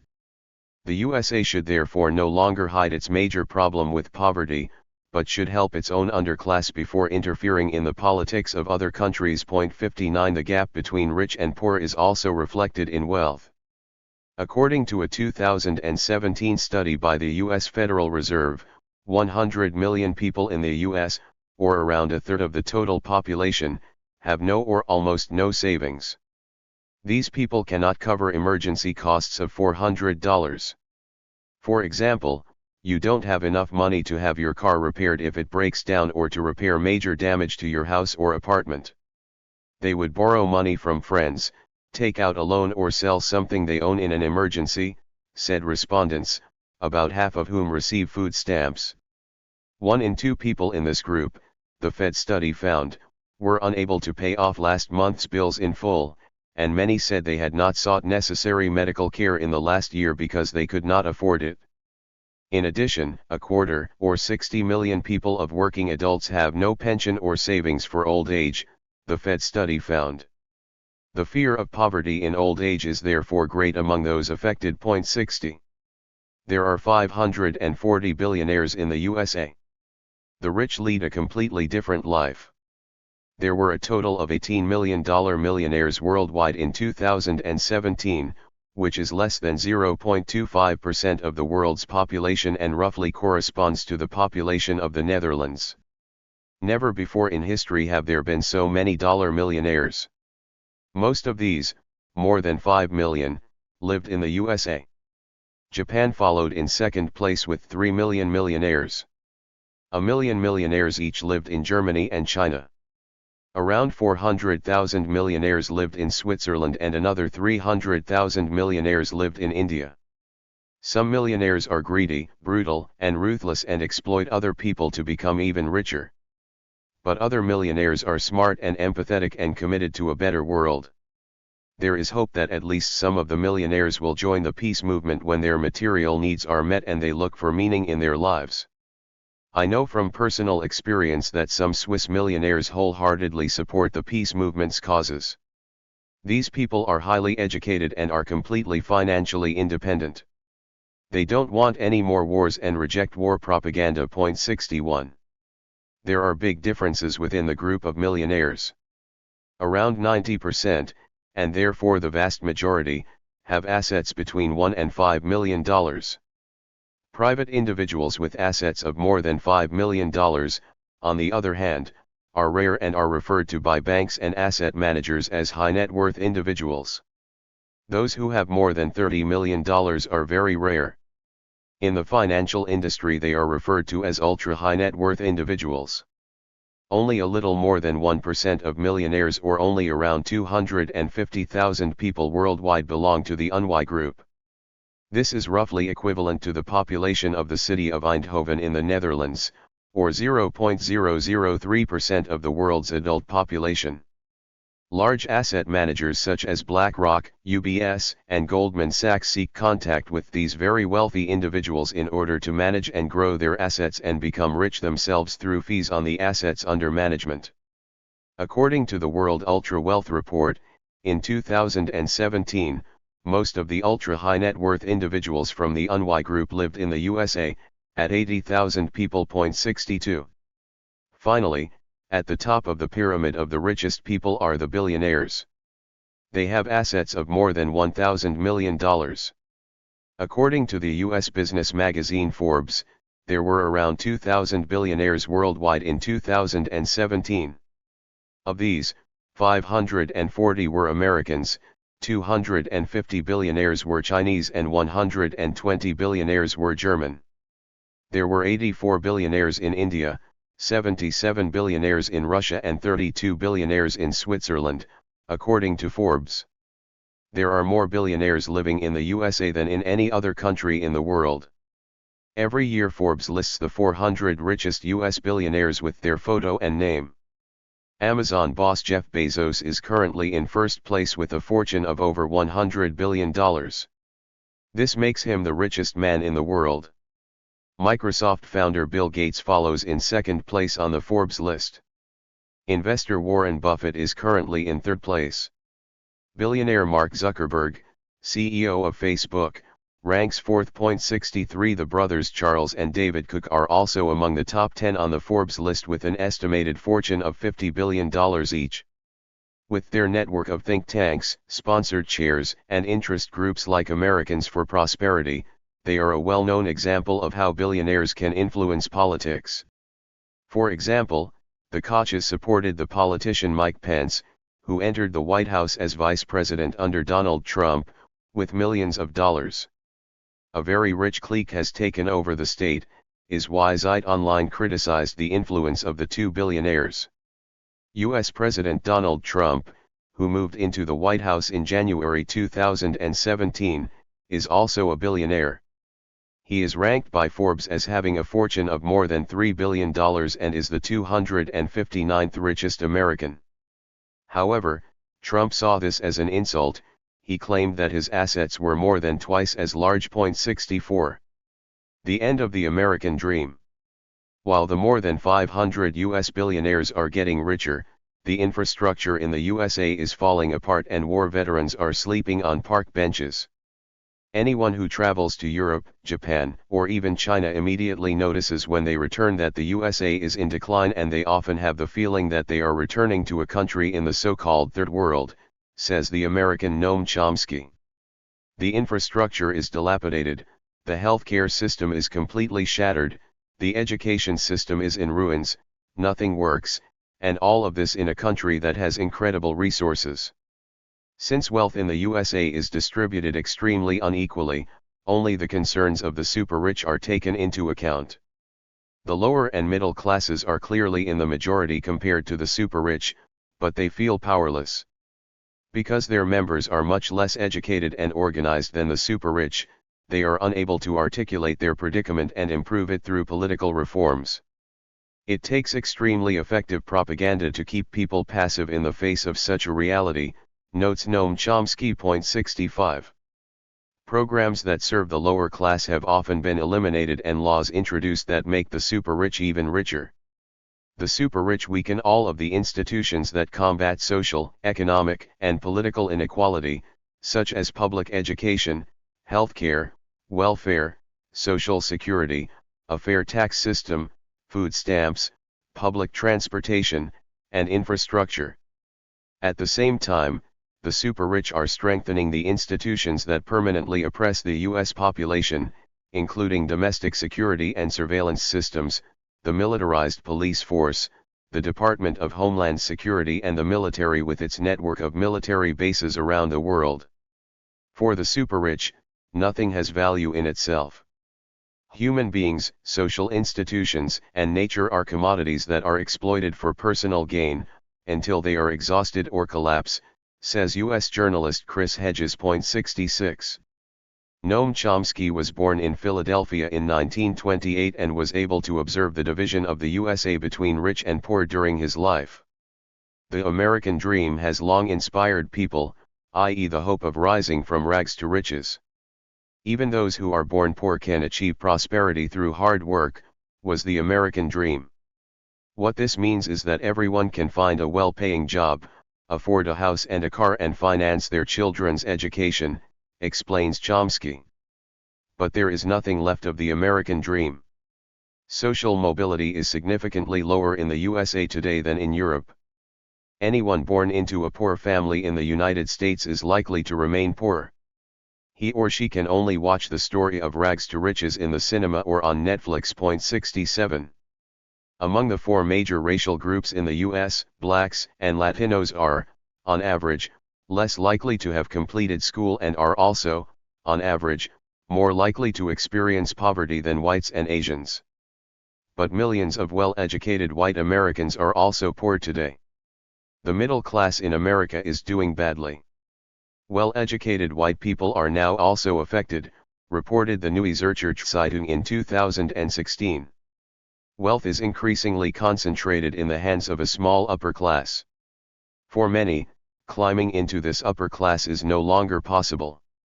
Even well-educated women and men suddenly have to realize that the American formula, according to which anyone can make it if they just work hard, no longer applies. 68.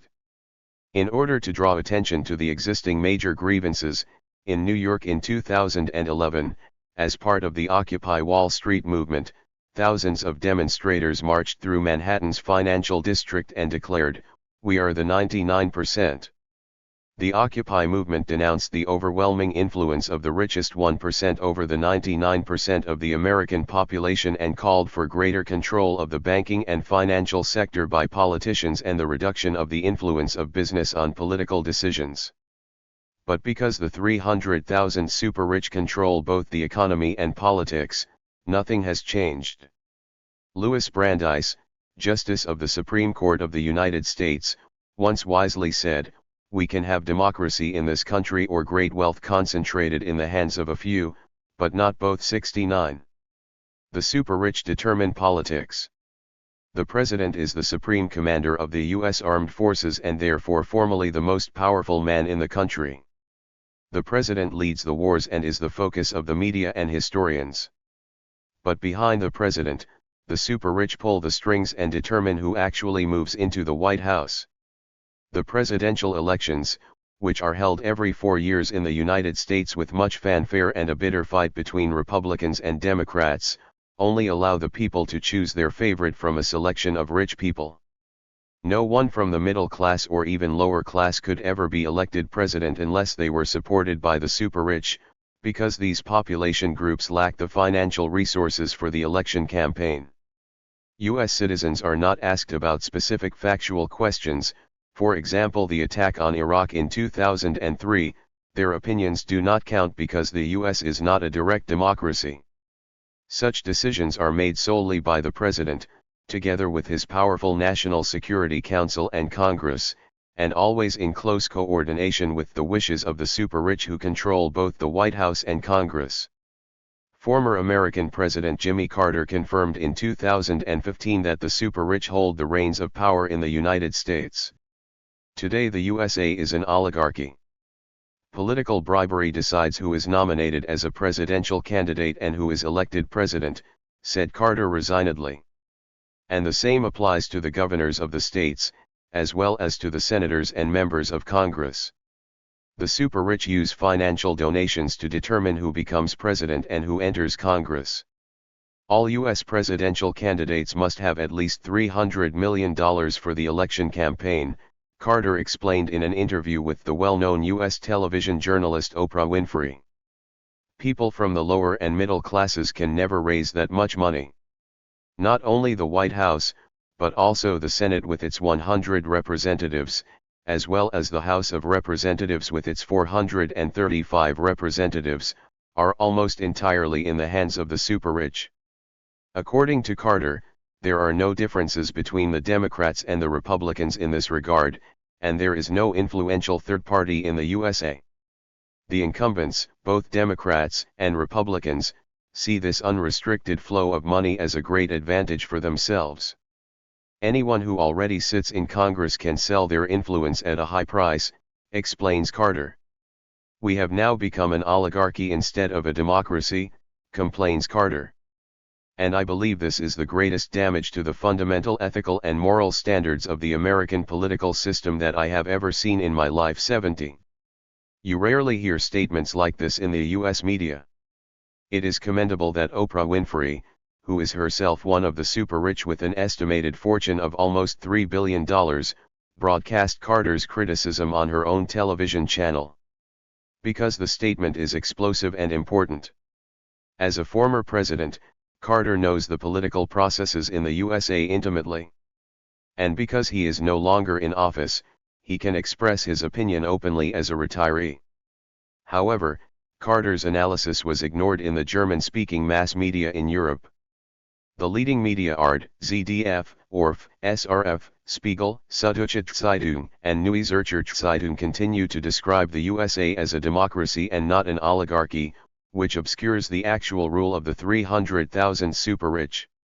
Large U.S. companies such as the defense company Lockheed Martin, the oil company ExxonMobil, the online retailer Amazon, the investment bank Goldman Sachs and the asset manager BlackRock employ a large number of lobbyists in order to enforce the interests of the super-rich, which coincide with the interests of the largest U.S. companies.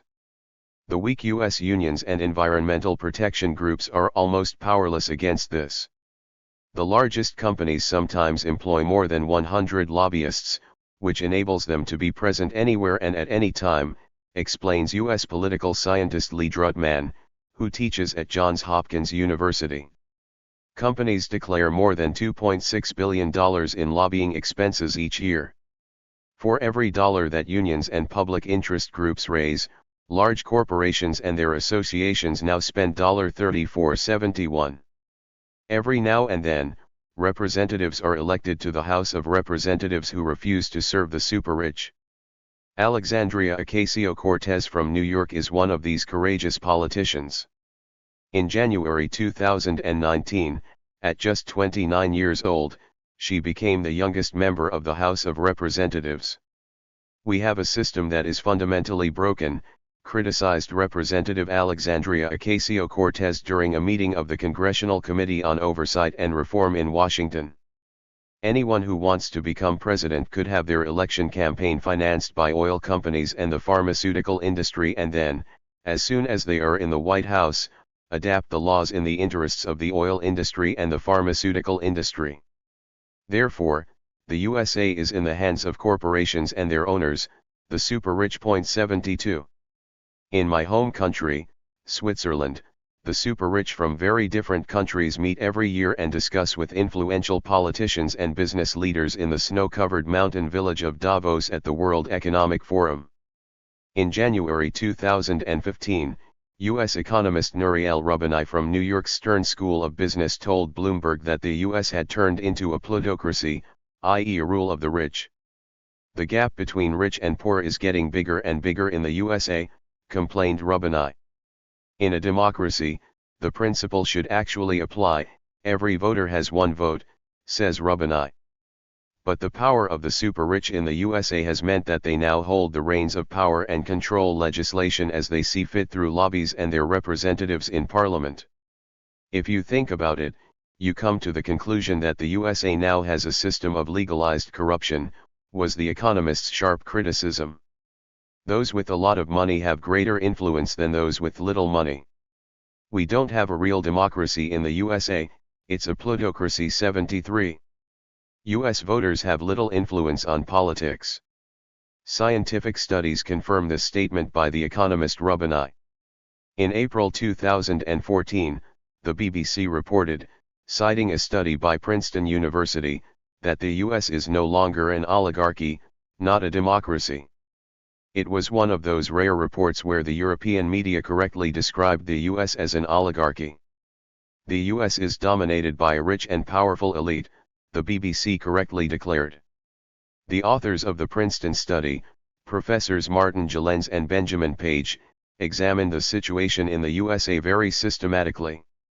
They evaluated a period of 2 decades during which public surveys were used to collect and document the opinions of the U.S. population on a total of 1,779 different factual questions.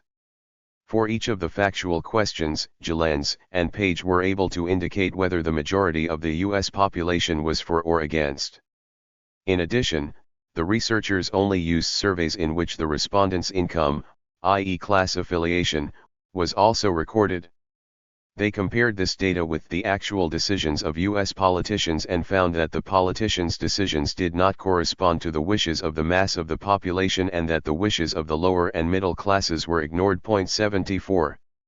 The wishes of the average American appear to have only a very small, almost non-existent, and statistically insignificant influence on politics, the researchers at Princeton University found.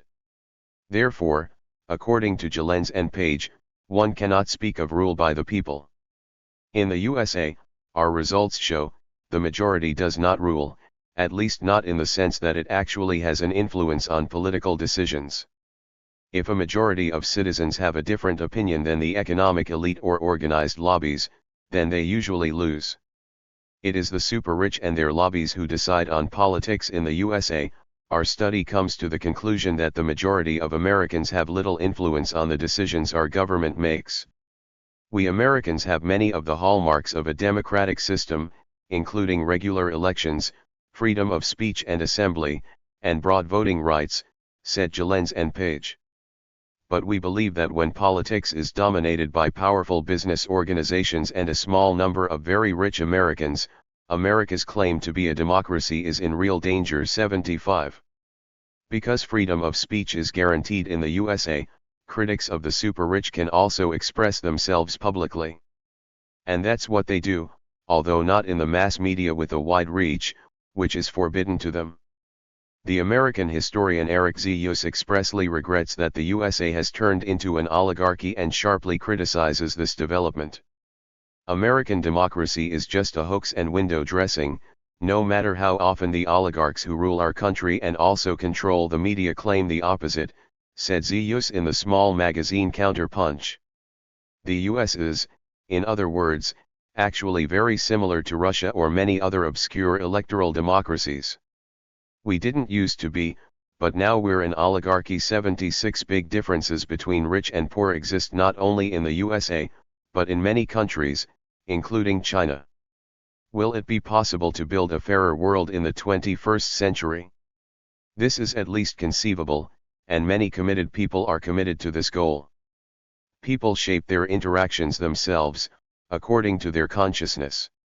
The basic needs of all people on Earth for food, water, shelter, and clothing could be met if the insane, greedy desire for more, the greed of the ego, did not cause such an imbalance in the distribution of resources, explains German best-selling author Eckhart Tolle, who lives in Canada. According to Tolle, it is essential for peace in the world that through mindfulness people's identification with their own ego and greed is overcome. 77. 3. The Indian Wars.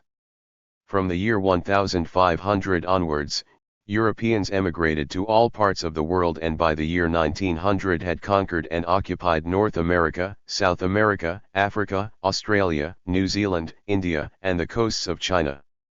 The primary goal of the Europeans was to trade and make profits. If the locals resisted, they were enslaved and killed by the Europeans. Some locals were kidnapped and exhibited as attractions in European zoos.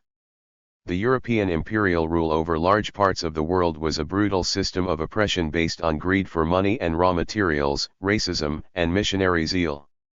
The Europeans acted very unconsciously and brutally. They were unwilling or unable to view other people as equal members of the human family. The UN ban on the use of force did not yet exist at that time. The Christian commandment "Thou shalt not kill" was ignored by the imperialists. In North America, the native Indian population was wiped out. Of the 5 million Indians who lived in North America before the arrival of the English, only 250,000 remained after the Indian Wars, locked away on reservations. This means that more than 4 million Indians were killed by war and diseases brought from Europe. These 4 million deaths are the first original sin of American society, explains the influential U.S. intellectual Noam Chomsky. Even today, out of shame, little is said about this original sin in the USA. 78. The feeling of superiority over foreign cultures and the belief in violence were not invented by the USA, but rather originate from European colonialism. Fortunately, today there are more and more people on both sides of the Atlantic who have a different consciousness, practice mindfulness, and feel committed to the peace movement. They share the strong belief that we cannot solve the biggest problems of the 21st century with violence, and that no culture is superior to another because all people belong to the human family. The major European powers divide America among themselves.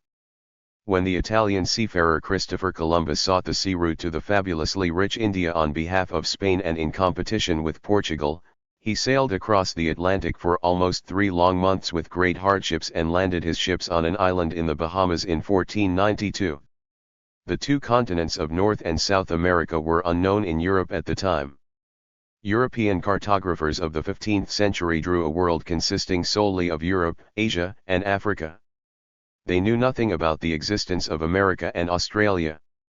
To the end of his life, Columbus mistakenly believed that he had landed in India.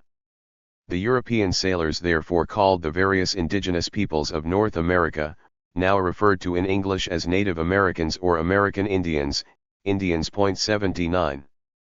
It was only the Italian seafarer Amerigo Vespucci, who explored the east coast of South America on behalf of Portugal in 1501, who correctly suspected that the land he had discovered was not India, but a new continent. Amerigo Vespucci saw the New World through the eyes of a European and gave the explored areas invented names such as Venezuela, or Little Venice, because the pile dwellings built on the coasts by the local population reminded him of the Italian city of Venice. The maps made by Amerigo Vespucci were very precise, which is why the new continent in Europe was named after him and henceforth referred to as America. 80. After Columbus's voyage of discovery, the strong seafaring powers Portugal and Spain divided the world between themselves in the Treaty of Tordesillas in 1494. Without the affected cultures in foreign countries knowing about it, the Spanish and Portuguese declared themselves the leading world powers. The Spanish imperialists secured most of the New World, as they called America, i.e. South and Central America, plus the Caribbean, Mexico, Florida, and Southern California. The Portuguese received only Brazil in the Americas and, outside the New World, important ports in Africa, Arabia, and India. In 1498, the Portuguese Vasco da Gama became the first European to sail around the southern coast of Africa, cross the Indian Ocean and reach the Indian trading city of Calicut. The sea route to India was thus found. The Portuguese imperialists founded the trading base of Goa on India's west coast and conquered Malacca on the strait between the Indian Ocean and the South China Sea. The colonial powers Spain and Portugal began the European subjugation of the world.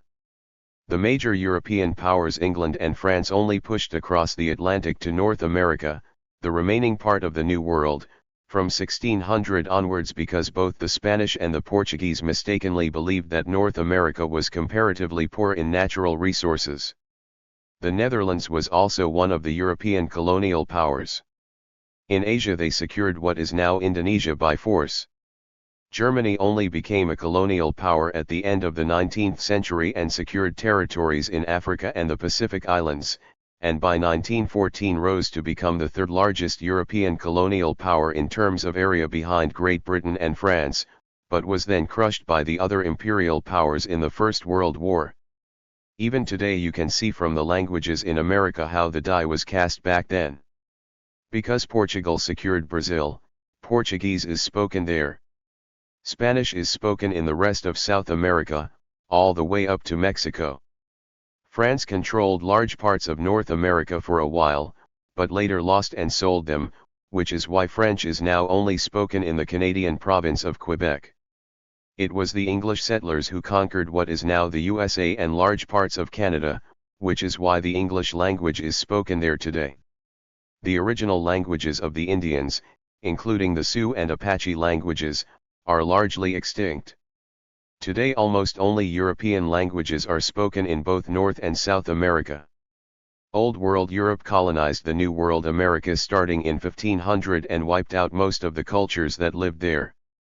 The English founded Jamestown in 1607. North America was not uninhabited when Europeans discovered the new continent. Around 5 million Indians lived in North America in what is now the United States and Canada. The Indians of North America have lived for centuries in various, often nomadic, wandering tribes, including the Cherokee, the Creek, the Iroquois, the Apache, the Sioux, and the Powhatan. Before contact with Europeans, the Indians had no firearms, no horses, and no railroads. Some Indians settled in villages and practiced agriculture.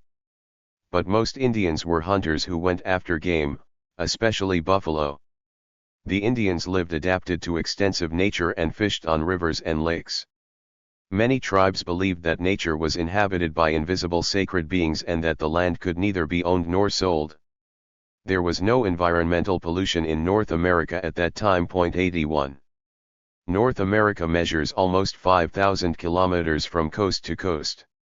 Coming from the Atlantic, the East Coast Plain expands first, reaching up to the Appalachian mountain range. The well-watered area with short but navigable rivers and fertile soil was first settled by Europeans upon their arrival.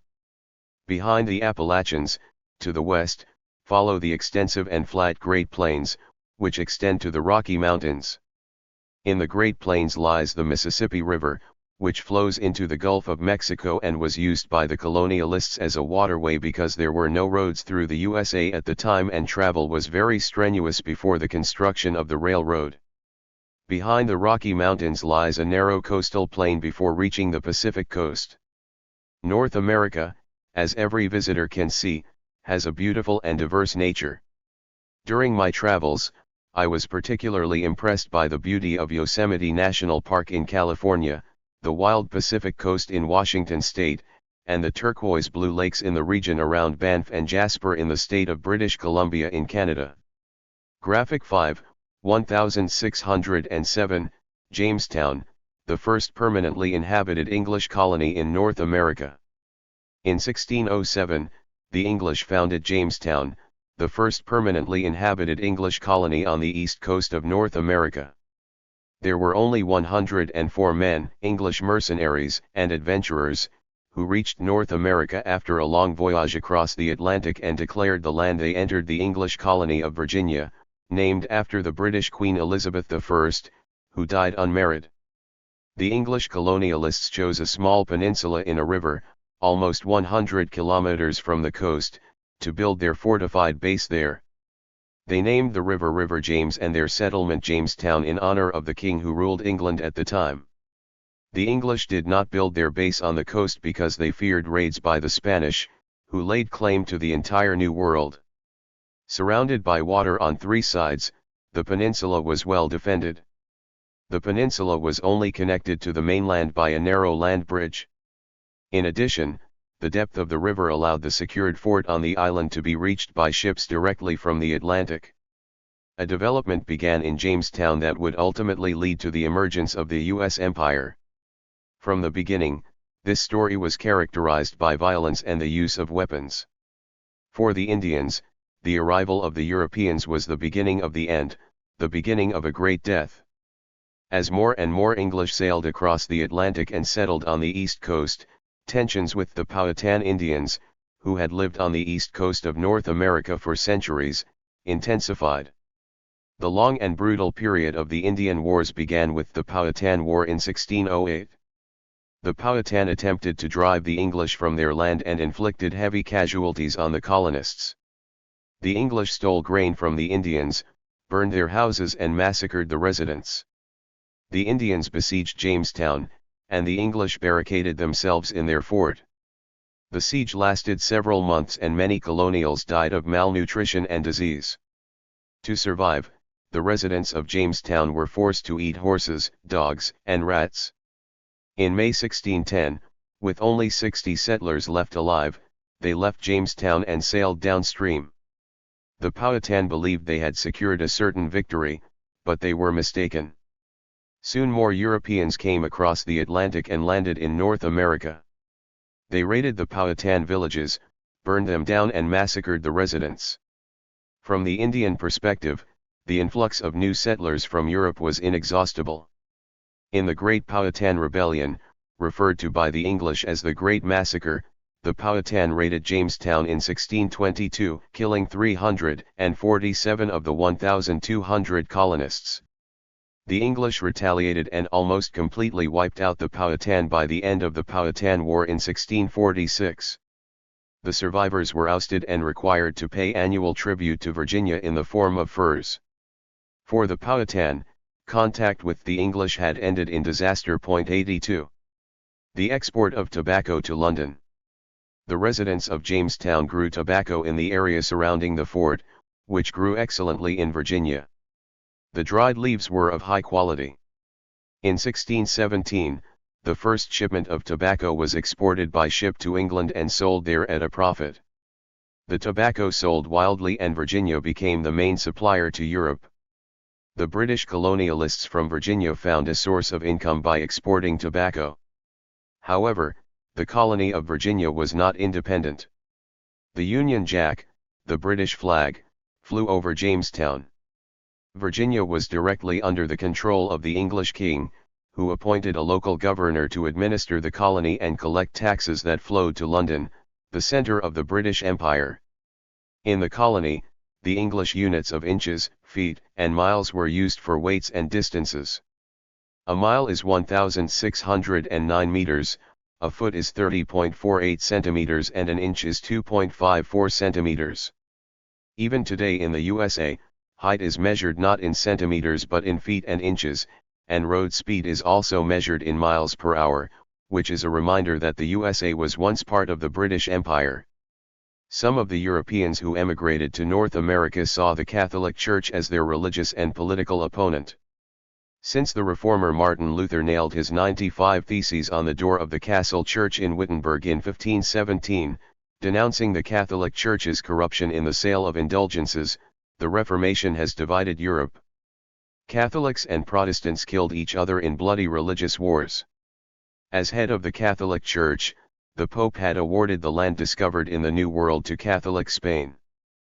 But since the founding of the Anglican Church in 1534, the British no longer recognized the Pope's supremacy in matters of faith, so his instructions on the division of the world no longer interested them. Some of the Protestants who traveled to North America by ship wanted to create a Protestant empire in North America that could serve as a political counterweight to the expansive Spanish Catholicism that dominated Central and South America. The religious emigrants referred to the reformer John Calvin. He preached that divine grace could be seen in private and, above all, economic success. This Protestant ethic founded the spirit of capitalism that still shapes the USA today. Quite a few religious dissidents from Europe believed that they had found the promised land promised in the Bible in North America.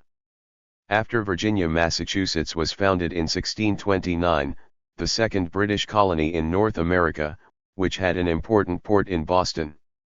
The Englishman John Winthrop, who landed in Massachusetts with over 1,000 Puritans in 1630 and became governor of the colony, called on his fellow believers in a sermon to build a new Jerusalem in the wilderness, a city on the hill from which the sinful world should take a moral example. This sense of mission still shapes the USA today. After Jamestown was founded in what is now Virginia, thousands of English, Scottish and Irish people emigrated to North America, as did Germans, Poles, Swedes, Dutch, and Swiss. New settlers from Europe were recruited by giving them free around 2 hectares of farmland that had been stolen from the Indians. The fact that the settlers introduced viruses and bacteria against which the Indians had not developed any defenses was fatal.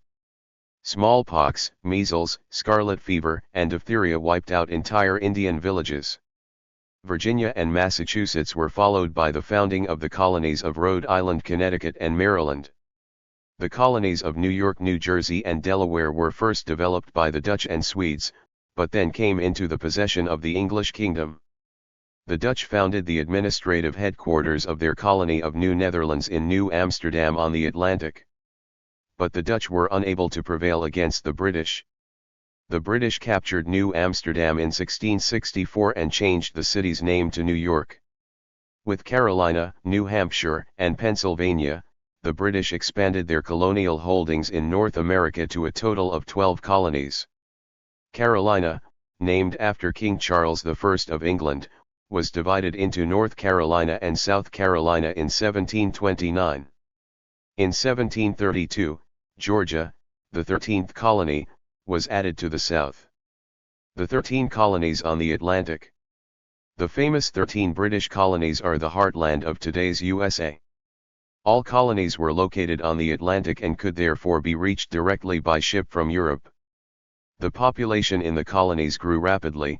By 1760 it was already over 2 million people, including 400,000 black slaves. At the time, no one in London suspected that just a few years later these colonies would first break away from the British Empire and then found their own state. Hardly anyone would have predicted that the small US state would then conquer the vast area all the way to the Pacific and ultimately even become a global empire with military bases in Cuba, Germany, and Japan. Today the flight from Frankfurt to New York only takes 9 hours. Thanks to aviation, the USA is no longer far from Europe. On the plane, guests are served a meal with dessert, as well as clean water or wine. Guests can also choose from a variety of films to pass the time. But that wasn't always the case. In the 18th century, the crossing by sailing ship to the New World took 12 weeks in bad winds, and even in good winds, the European colonialists had to wait on the ship for 7 weeks, which not everyone survived. The torment on the ships was great, as a German eyewitness who traveled by ship to Philadelphia in 1750 reported, "People are loaded onto the large sea-going ships very close together, sometimes in Rotterdam, sometimes in Amsterdam, and soon, so to speak, together like herrings." During the sea voyage, however, a miserable misery arises in the ships: stench, steam, horror, vomiting, various seasicknesses, fever, dysentery, headaches, heat, constipation, body tumors, scurvy, cancer, mouth rot and the like, all of which come from old and very salty foods and meat, and also from the very bad and desert water, whereby many perish and die miserably. In addition, there is also a lack of food, hunger, thirst, frost, heat, wetness, fear, distress, temptation, and lamentation, along with other hardships. This misery rises to the highest level when you have to endure 2 or 3 more day and night storms, while everyone believes that the ship and its people will perish. 83 Many poor emigrants from Europe were unable to pay for the journey across the Atlantic. The ship captains only took them with them if they promised to work off the costs of the passage to the New World as indentured servants. In North America they were sold by the captain to their new master and had to serve him as a servant or maid, usually for 4 years without pay, until they were free of debt. Graphic 6, 1732, the 13 British colonies form the heartland of what would later become the USA. Those who survived the difficult crossing across the Atlantic tried to build a new life for themselves in North America. The European settlers brought a variety of farm animals with them from Europe on their ships that had previously not been known in North America, including primarily the horse, but also goats, sheep, and cattle. The Indians, who lived in the vast and flat prairie, quickly recognized the usefulness of the horse imported from Europe as a riding and transport animal, which is why horses spread among the Indians in North America. Conversely, travelers returning to Europe from the New World brought with them plants that had previously been unknown in Europe but soon became popular, including the potato, tomato, and corn. The Declaration of Independence of 1776. In 1770, Great Britain was one of the leading colonial powers in Europe. The British had valuable trading bases in India, the Caribbean, and North America. But the 13 colonies in North America rebelled. The colonists were angry that they were only allowed to trade with the British motherland. In addition, the British King George III declares that the colonization of North America is over and will not extend beyond the Appalachian mountain range. But the land-hungry settlers saw things completely differently because they wanted to expand westward. The settlers did not like that their colonies were ruled by a British governor whom they had not elected. They also found it unfair that the settlers had to pay taxes to London but were not allowed to send representatives to the British House of Commons. Taxation without a say was tyranny, declared those settlers who wanted a break with London. When the Crown in England began imposing tariffs on leather, paper, tea, and other products exported from Europe to North America, the residents of the 13 colonies reacted with resentment. Although little British tea was drunk and sold in the colonies and the revenue from the tea tax was correspondingly low, the settlers in the colonies were particularly angry about the tea tax. To show their displeasure, They staged an uprising in the harbor of Boston in the colony of Massachusetts in 1773, the so-called Boston Tea Party. 60 settlers dressed as Indians boarded a British ship and threw 342 chests of the valuable tea into the water. So they destroyed other people's property. The government in London under King George III responded sharply to the provocation and sent troops with orders to end the rebellion in the colonies. Public gatherings were banned. Some of the settlers, the Loyalists, wanted to continue to belong to the British Empire in the future. But another part, the Patriots, didn't want that. The Patriots fomented rebellion and demanded secession from the British Empire, which they described as unjust and despotic. The first battle took place on April 19, 1775. The British were now killing each other in North America. On the first day of clashes near Boston, 368 people died, including 273 British soldiers and 95 settlers. In August 1775, the king officially declared the North American colonists rebels. The settlers radicalized, declared war on London and appointed George Washington, a 43-year-old plantation owner from Virginia, as commander-in-chief of their newly created army.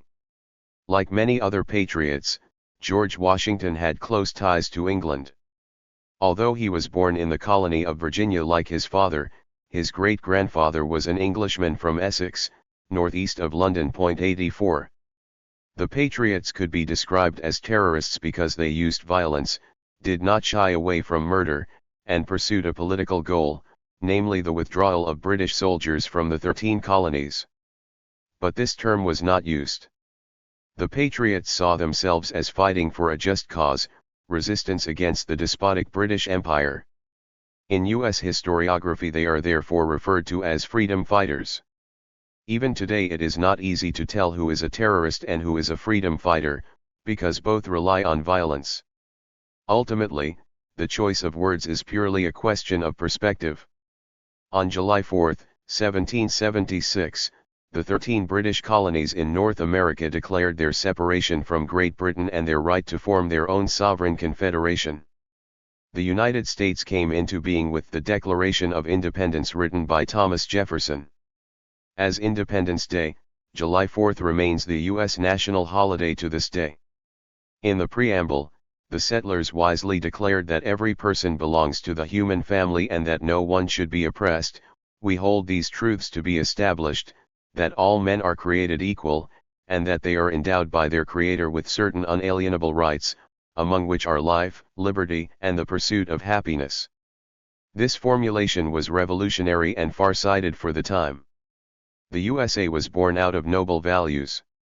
The peace movement today is still guided by the Declaration of Independence and the principle of the human family, which essentially states that life is sacred. 85.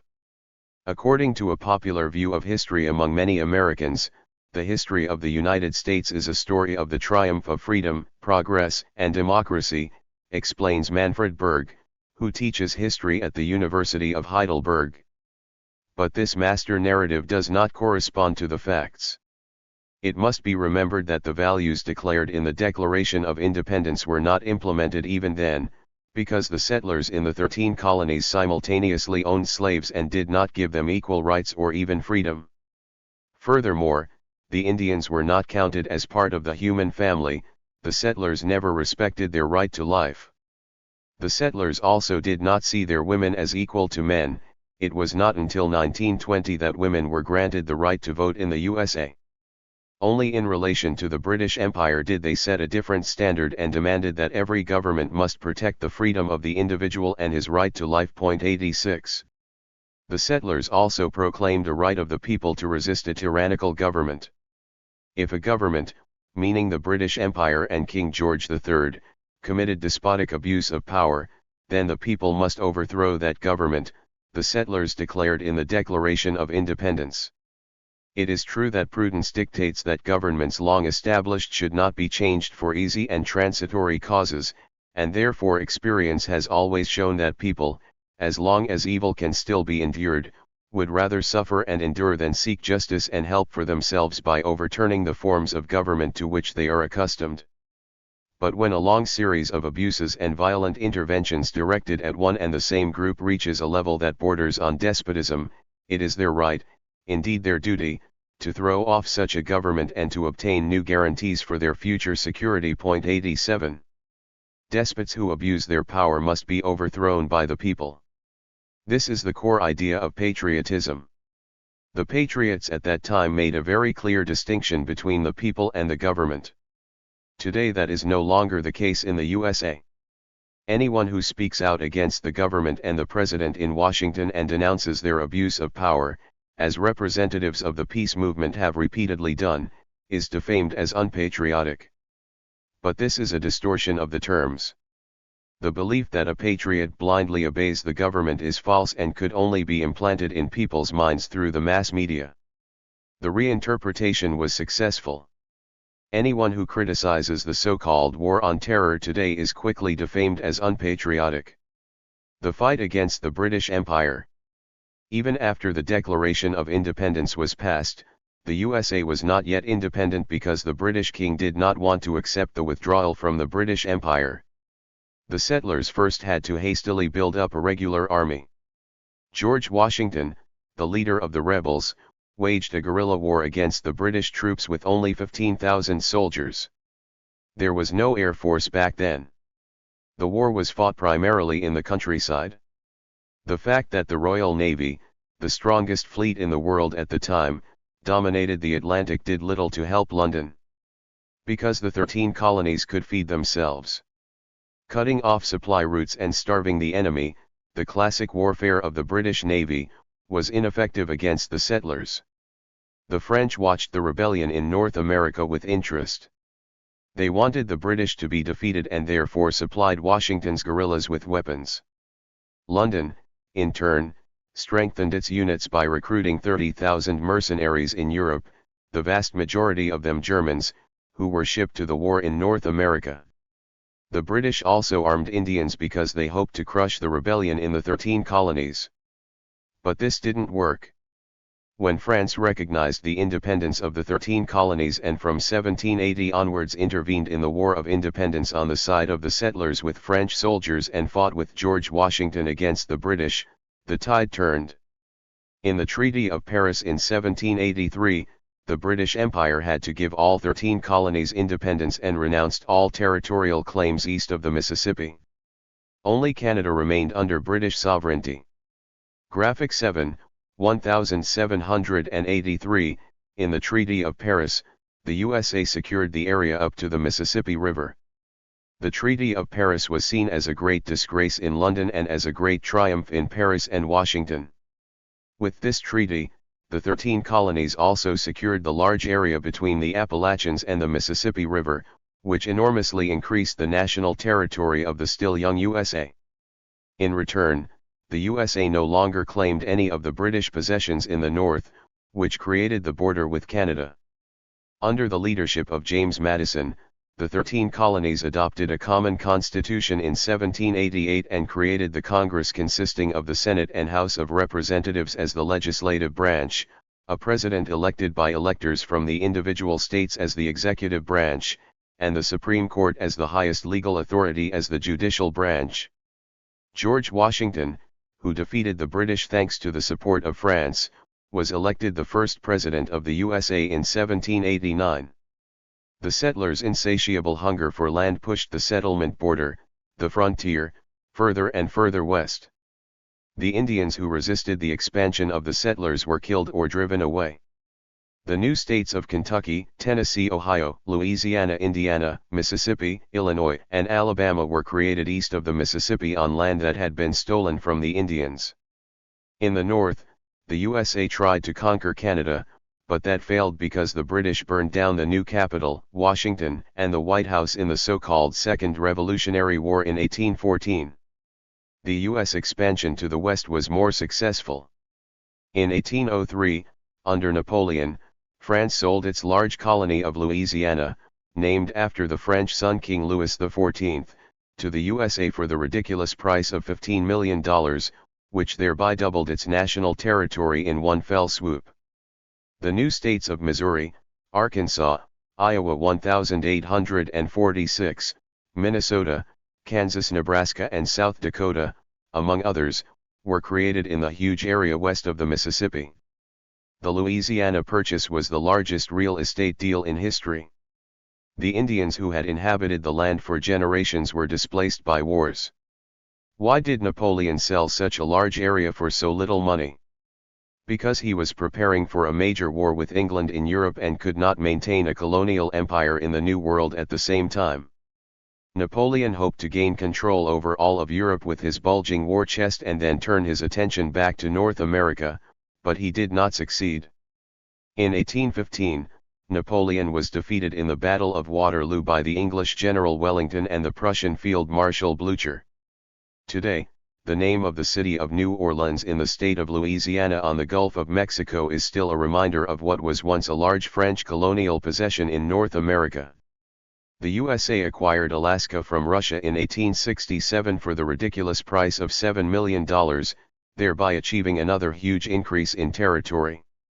Even today, the Statue of Liberty in New York Harbor, inaugurated in 1886, is a reminder of the great influence of France on the history of the USA. Crafted by a French artist in Paris, shipped across the Atlantic and reassembled in New York, the statue is a gift from the French people. The Statue of Liberty holds up a torch with her right hand and holds an inscribed plaque with the date of the American Declaration of Independence in 1776 in her left hand. At the feet of the statue lies a broken chain, which symbolizes liberation from British bondage. In fact, without the support of France, the 13 colonies would probably never have gained their independence from Great Britain. Graphic 8, 1803, the USA doubles its area by purchasing the Louisiana colony in light gray. The war against Mexico in 1846. After the Declaration of Independence and the victory over the British Empire, the leading men of the new state of the USA met in Philadelphia and decided at the Constitutional Convention in 1788 that the young Confederation had to set up its own army. No government can exist only on paper, argued New Jersey State Representative William Patterson. It always needs a standing army in order to be able to assert its claim to power. The majority agreed with this, and shortly afterwards the U.S. Army was founded. Nobody suspected back then that the U.S. Army would devour a huge amount of money and attack countless countries on various continents in the following 230 years. 88. The first sovereign state that the USA attacked was Mexico. The neighboring country of the USA won its independence from Spain in 1821 after the Spanish, as a colonial power, had exploited the country's gold and silver reserves for 300 years and almost completely wiped out the native population. The Spanish language and the Catholic faith still shape Mexico today and are reminiscent of the Spanish colonial empire. The area of the state of Mexico was significantly larger before the U.S. attack. The states of Texas, California, New Mexico, Arizona, Utah, Nevada, and half of Colorado, which are now in the USA, were all part of the territory of Mexico and were only conquered by the USA in the Mexican-American War. First, the USA tried to buy the provinces of Texas and California from Mexico. But Mexico strictly rejected this. Afterwards, more and more Americans crossed the border into Mexico and settled in the Mexican province of Texas until the Mexican government banned the continued settlement of Texas by Americans in 1830. The American settlers ignored the ban and the U.S. government actively supported the immigration of American settlers to the Mexican province of Texas. Americans in Texas proudly called themselves Texans and not Mexicans. They were hostile to Mexicans and spoke English, not Spanish. The USA continued to expand its sphere of influence. U.S. President James Polk of the Democratic Party, who entered the White House in March 1845 at the age of 49, believed that it was the manifest destiny of white Americans to spread across the continent. When the Americans took up arms in the Mexican province of Texas and declared that Texas had to be separated from Mexico, war broke out.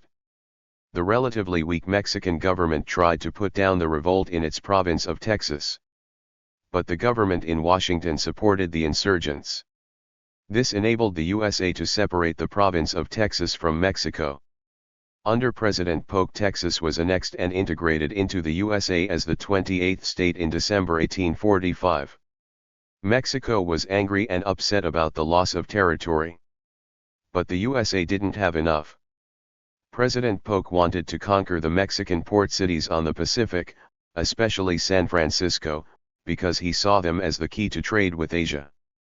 The USA stoked tensions on the border between Texas and Mexico. According to Mexico and popular understanding, the border was marked by the Nueces River, while President Polk claimed the border ran further south at the Rio Grande. Mexico was irritated when President Polk sent U.S. General Zachary Taylor with an army to Texas in January 1846 to cross the Nueces River and the border with Mexico. In the disputed border area, General Taylor ordered the U.S. Army to build a fort on the Rio Grande, about 250 kilometers south of the generally recognized border. The aim of the provocation was to incite Mexico to fire the first shot. The Mexicans insisted that the Nueces River was the border between Texas and Mexico. When Mexico was faced with humiliation as the only alternative, after months of waiting, they resisted and tried to force the United States out of Mexico. The presence of United States troops on the edge of the disputed territory, far from the Mexican settlement areas, was not sufficient to generate hostilities, recalls U.S. officer Ulysses Grant in his memoirs of the outbreak of the war. President Polk therefore urged that an incident be staged. "We were sent to provoke a fight, but it was essential that Mexico started it," said Officer Grant. "It was very doubtful whether Congress would declare war. But if Mexico attacked our troops, the executive branch could declare war." 89. The United States had no right to send its troops into Mexican territory.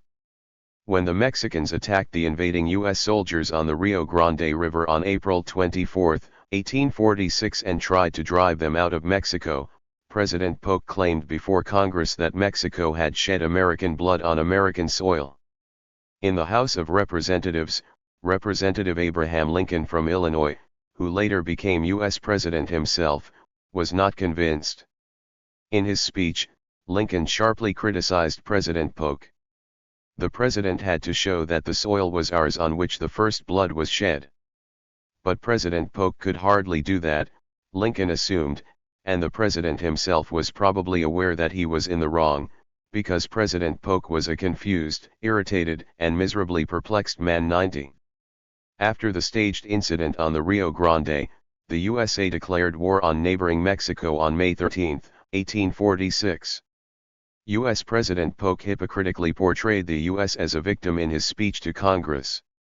"Since war has arisen, despite all our efforts to avoid it, because Mexico has brought it on itself, we are now charged by our commitments to our patriotism to defend our honor, rights, and interests to our country," Polk claimed. In reality, the opposite was true. President Polk had instigated the war by sending U.S. soldiers into Mexican territory. The staged incident on the Rio Grande did not fail to have an impact. In the Senate, only 2 senators voted against the war, while 40 supported it, and in the House of Representatives, 190 congressmen voted for the war, only 14 opposed it. 91 The attack on Mexico was rejected by at least part of the U.S. population. The small U.S. peace movement recognized even then that the Rio Grande incident had been staged.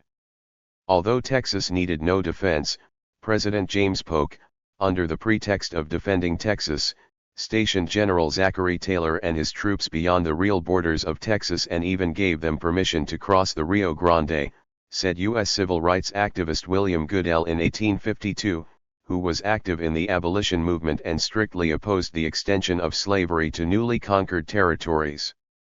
After several unsuccessful attempts to get the Mexicans to fire the first shot, it was actually our troops who started, whereupon General Taylor notified his government of the beginning of hostilities. President Polk then presented a falsehood to Congress and the world, saying, "Mexico has crossed the border and invaded our land. Mexico has shed American blood on American soil."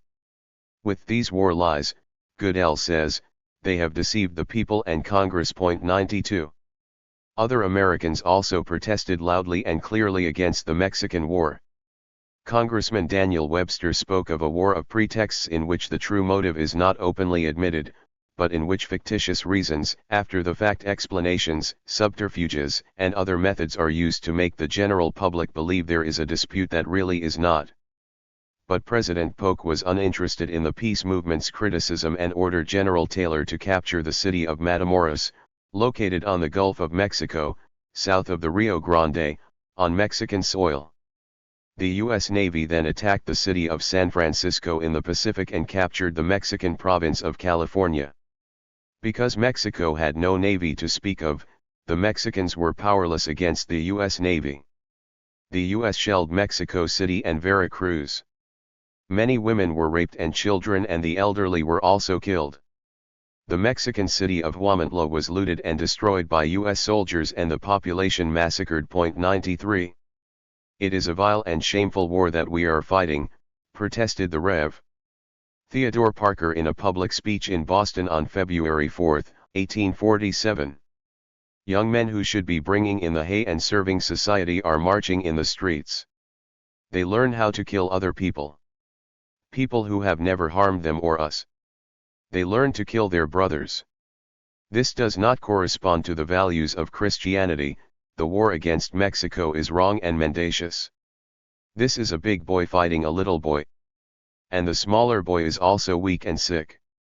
And what makes things worse, the little boy is right and the big boy is wrong and tells lies with a serious face to give the appearance of being right. 94. Graphic 9, 1848, U.S. territorial gains after the Mexican-American War. Through the use of massive force, the USA managed to defeat neighboring Mexico. The war ended with the Treaty of Guadalupe Hidalgo on February 2, 1848. This dictated peace forced the government of Mexico not only to recognize that Texas belonged to the USA, but also to hand over half of its land, including California, to the USA. The Mexicans living in this large area were given the choice of either emigrating to Mexico within a year or adopting U.S. citizenship. President Polk thereby massively increased the territory of the USA. But his health suffered. His Secretary of State, James Buchanan, said of President Polk that during his presidency he had taken on the appearance of an old man. Polk did not run for re-election after his term expired and died in 1849 at the age of 53.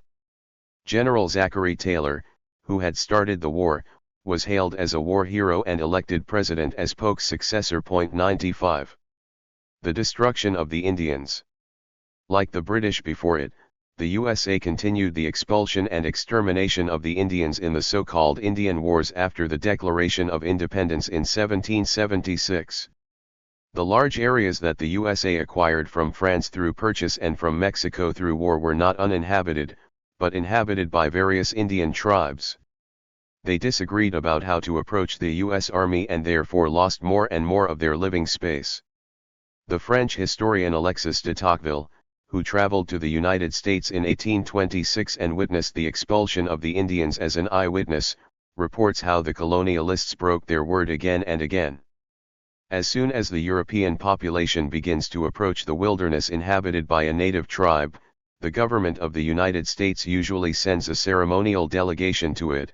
The white men gather the Indians on a large plain, and after eating and drinking with them, they explain to them, beyond the mountains that you see on the horizon, on the other side of the lake that borders your territory to the west, you come across wide areas where wild animals still abound.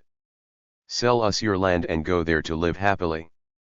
After this speech, weapons, woolen clothes, barrels of brandy, necklaces made of glass beads, bracelets made of tin, earrings, and mirrors are laid out before the eyes of the Indians.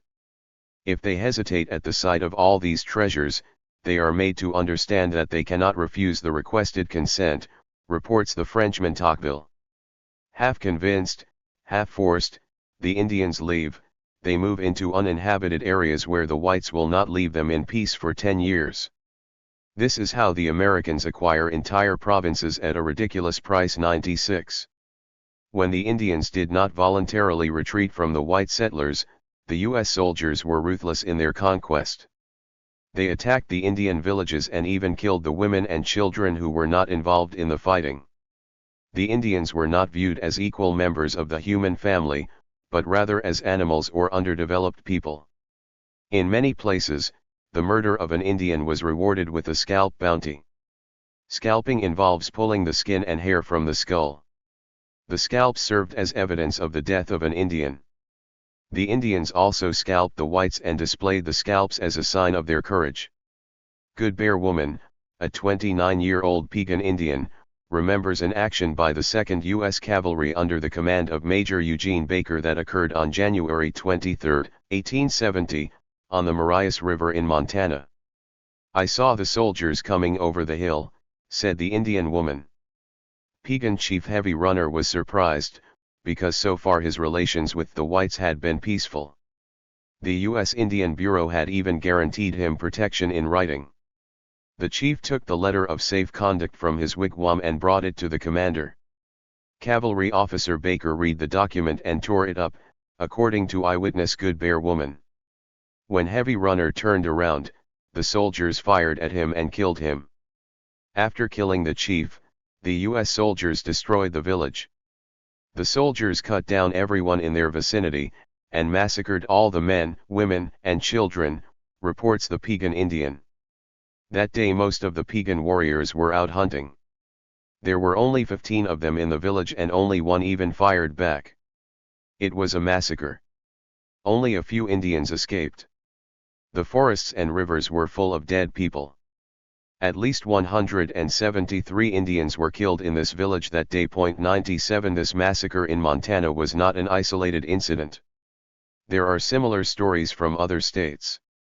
The U.S. historian Benjamin Madley, who teaches at the University of California in Los Angeles, can prove that after the conquest of California in the Mexican War, the U.S. acted ruthlessly against the Indians living there. According to Madley, there must be talk of a genocide against the Indians in California. Between 1846 and 1873, the number of Indians living in California decreased massively, from around 150,000 to 30,000. The U.S. government, politicians from California and U.S. soldiers actively and deliberately participated in the extermination of the Indians, according to Madley's conclusion on the genocide in California. 98. People in the USA today are reluctant to talk about this dark side of history. For example, while in Germany the crimes of the Third Reich were being dealt with, in the USA the atrocities of the Indian Wars are being suppressed. The destruction of Indian North America can no longer be retouched as a key event in the history of the USA, demands the Swiss historian Aram Mattioli. Although the United States emerged from an anti-colonial revolution, it quickly portrayed itself as a colonial power that ruthlessly expanded westward. Great injustice was also done to the Cherokee. In Georgia, the whites had guaranteed them their land by treaty. But when gold was found there, this contract was no longer worth anything. U.S. President Andrew Jackson acted ruthlessly against the Indians and sent 7,000 U.S. soldiers who forced the Cherokee to move from their ancestral land along the Path of Tears over 1,600 kilometers to Oklahoma in 1838. Many died of cold, hunger and cholera. Anyone who tried to escape was massacred. It was a death march. At the end 4,000 silent graves lined our path, wrote soldier Jesse Burnett. 99. The U.S. film industry has repeatedly covered the violent clashes between the Americans and the Indians, but has reversed the roles of the good guys and the bad guys in such a way that the Indians were often assigned the roles of the villains. And this despite the fact that the Indians are the original inhabitants of North America, while the white Europeans stole their land. But Hollywood imagery is often more powerful than historical research, and constant repetition has allowed a distorted depiction of events to become widely disseminated. In classic Western films, the cavalry usually comes as the longed-for rescue in times of need, drives away the evil and brutal Indians and protects the helpless, innocent, God-believing white settlers. Through this reinterpretation, the USA is still trying to suppress the crimes committed against the Indians. Only a few films, including the film Dances with Wolves set in 1863 with U.S. actor Kevin Costner, also show the brutality of the cavalry and the tragedy of land theft and make the viewer sympathize with the Indians, in this case with the Sioux tribe. The historical documents leave no doubt that European immigration to North America was a fatal disaster for the Indians. The murder of the Indians was a serious crime. More than 4 million North American Indians did not survive the cultural clash with the Europeans, with not only expulsion and military violence, but also the infectious diseases smallpox, measles, typhoid, diphtheria, and influenza spread by the Europeans killing the Indians. In addition, the near extinction of the bison herds during the construction of the railroad robbed the Indians of their livelihood. A cold wind blew across the plains as the last buffalo fell, a death wind for my people, complained Sitting Bull, the Sioux chief, of the whites' indiscriminate slaughter of the buffalo. 100. The massacre at Wounded Knee in 1890. The Sioux chief Sitting Bull observed and sharply criticized the reckless behavior of the USA as a contemporary witness. The love of property is a white man's disease, Sitting Bull wisely declared. These people have created many rules that the rich are allowed to break, but the poor are not. They have a religion that the poor follow but the rich don't. They even take taxes from the poor to support the rich and those who rule. They claim that our Mother Earth belongs to them, that it is there for their consumption, and they lock their neighbors away with fences. The greed of the white settlers is insatiable. Even if America were twice as big as it is, it still wouldn't be enough for them. With this, Sitting Bull had formulated an early criticism of U.S. imperialism. But the settlers didn't want to hear this. Sitting Bull was widely respected among Indians for his devastating defeat of General George Custer's troops at the Battle of the Little Big Horn in 1876. The U.S. Army classified Sitting Bull as a troublemaker, and in 1890 he was killed during his capture. 101. Brutal massacres occurred again and again, including on December 29, 1890 at Wounded Knee in South Dakota, when the U.S. Army captured Sioux Chief Bigfoot and surrounded the 120 men and 230 women who accompanied Bigfoot. The Indians offered no resistance.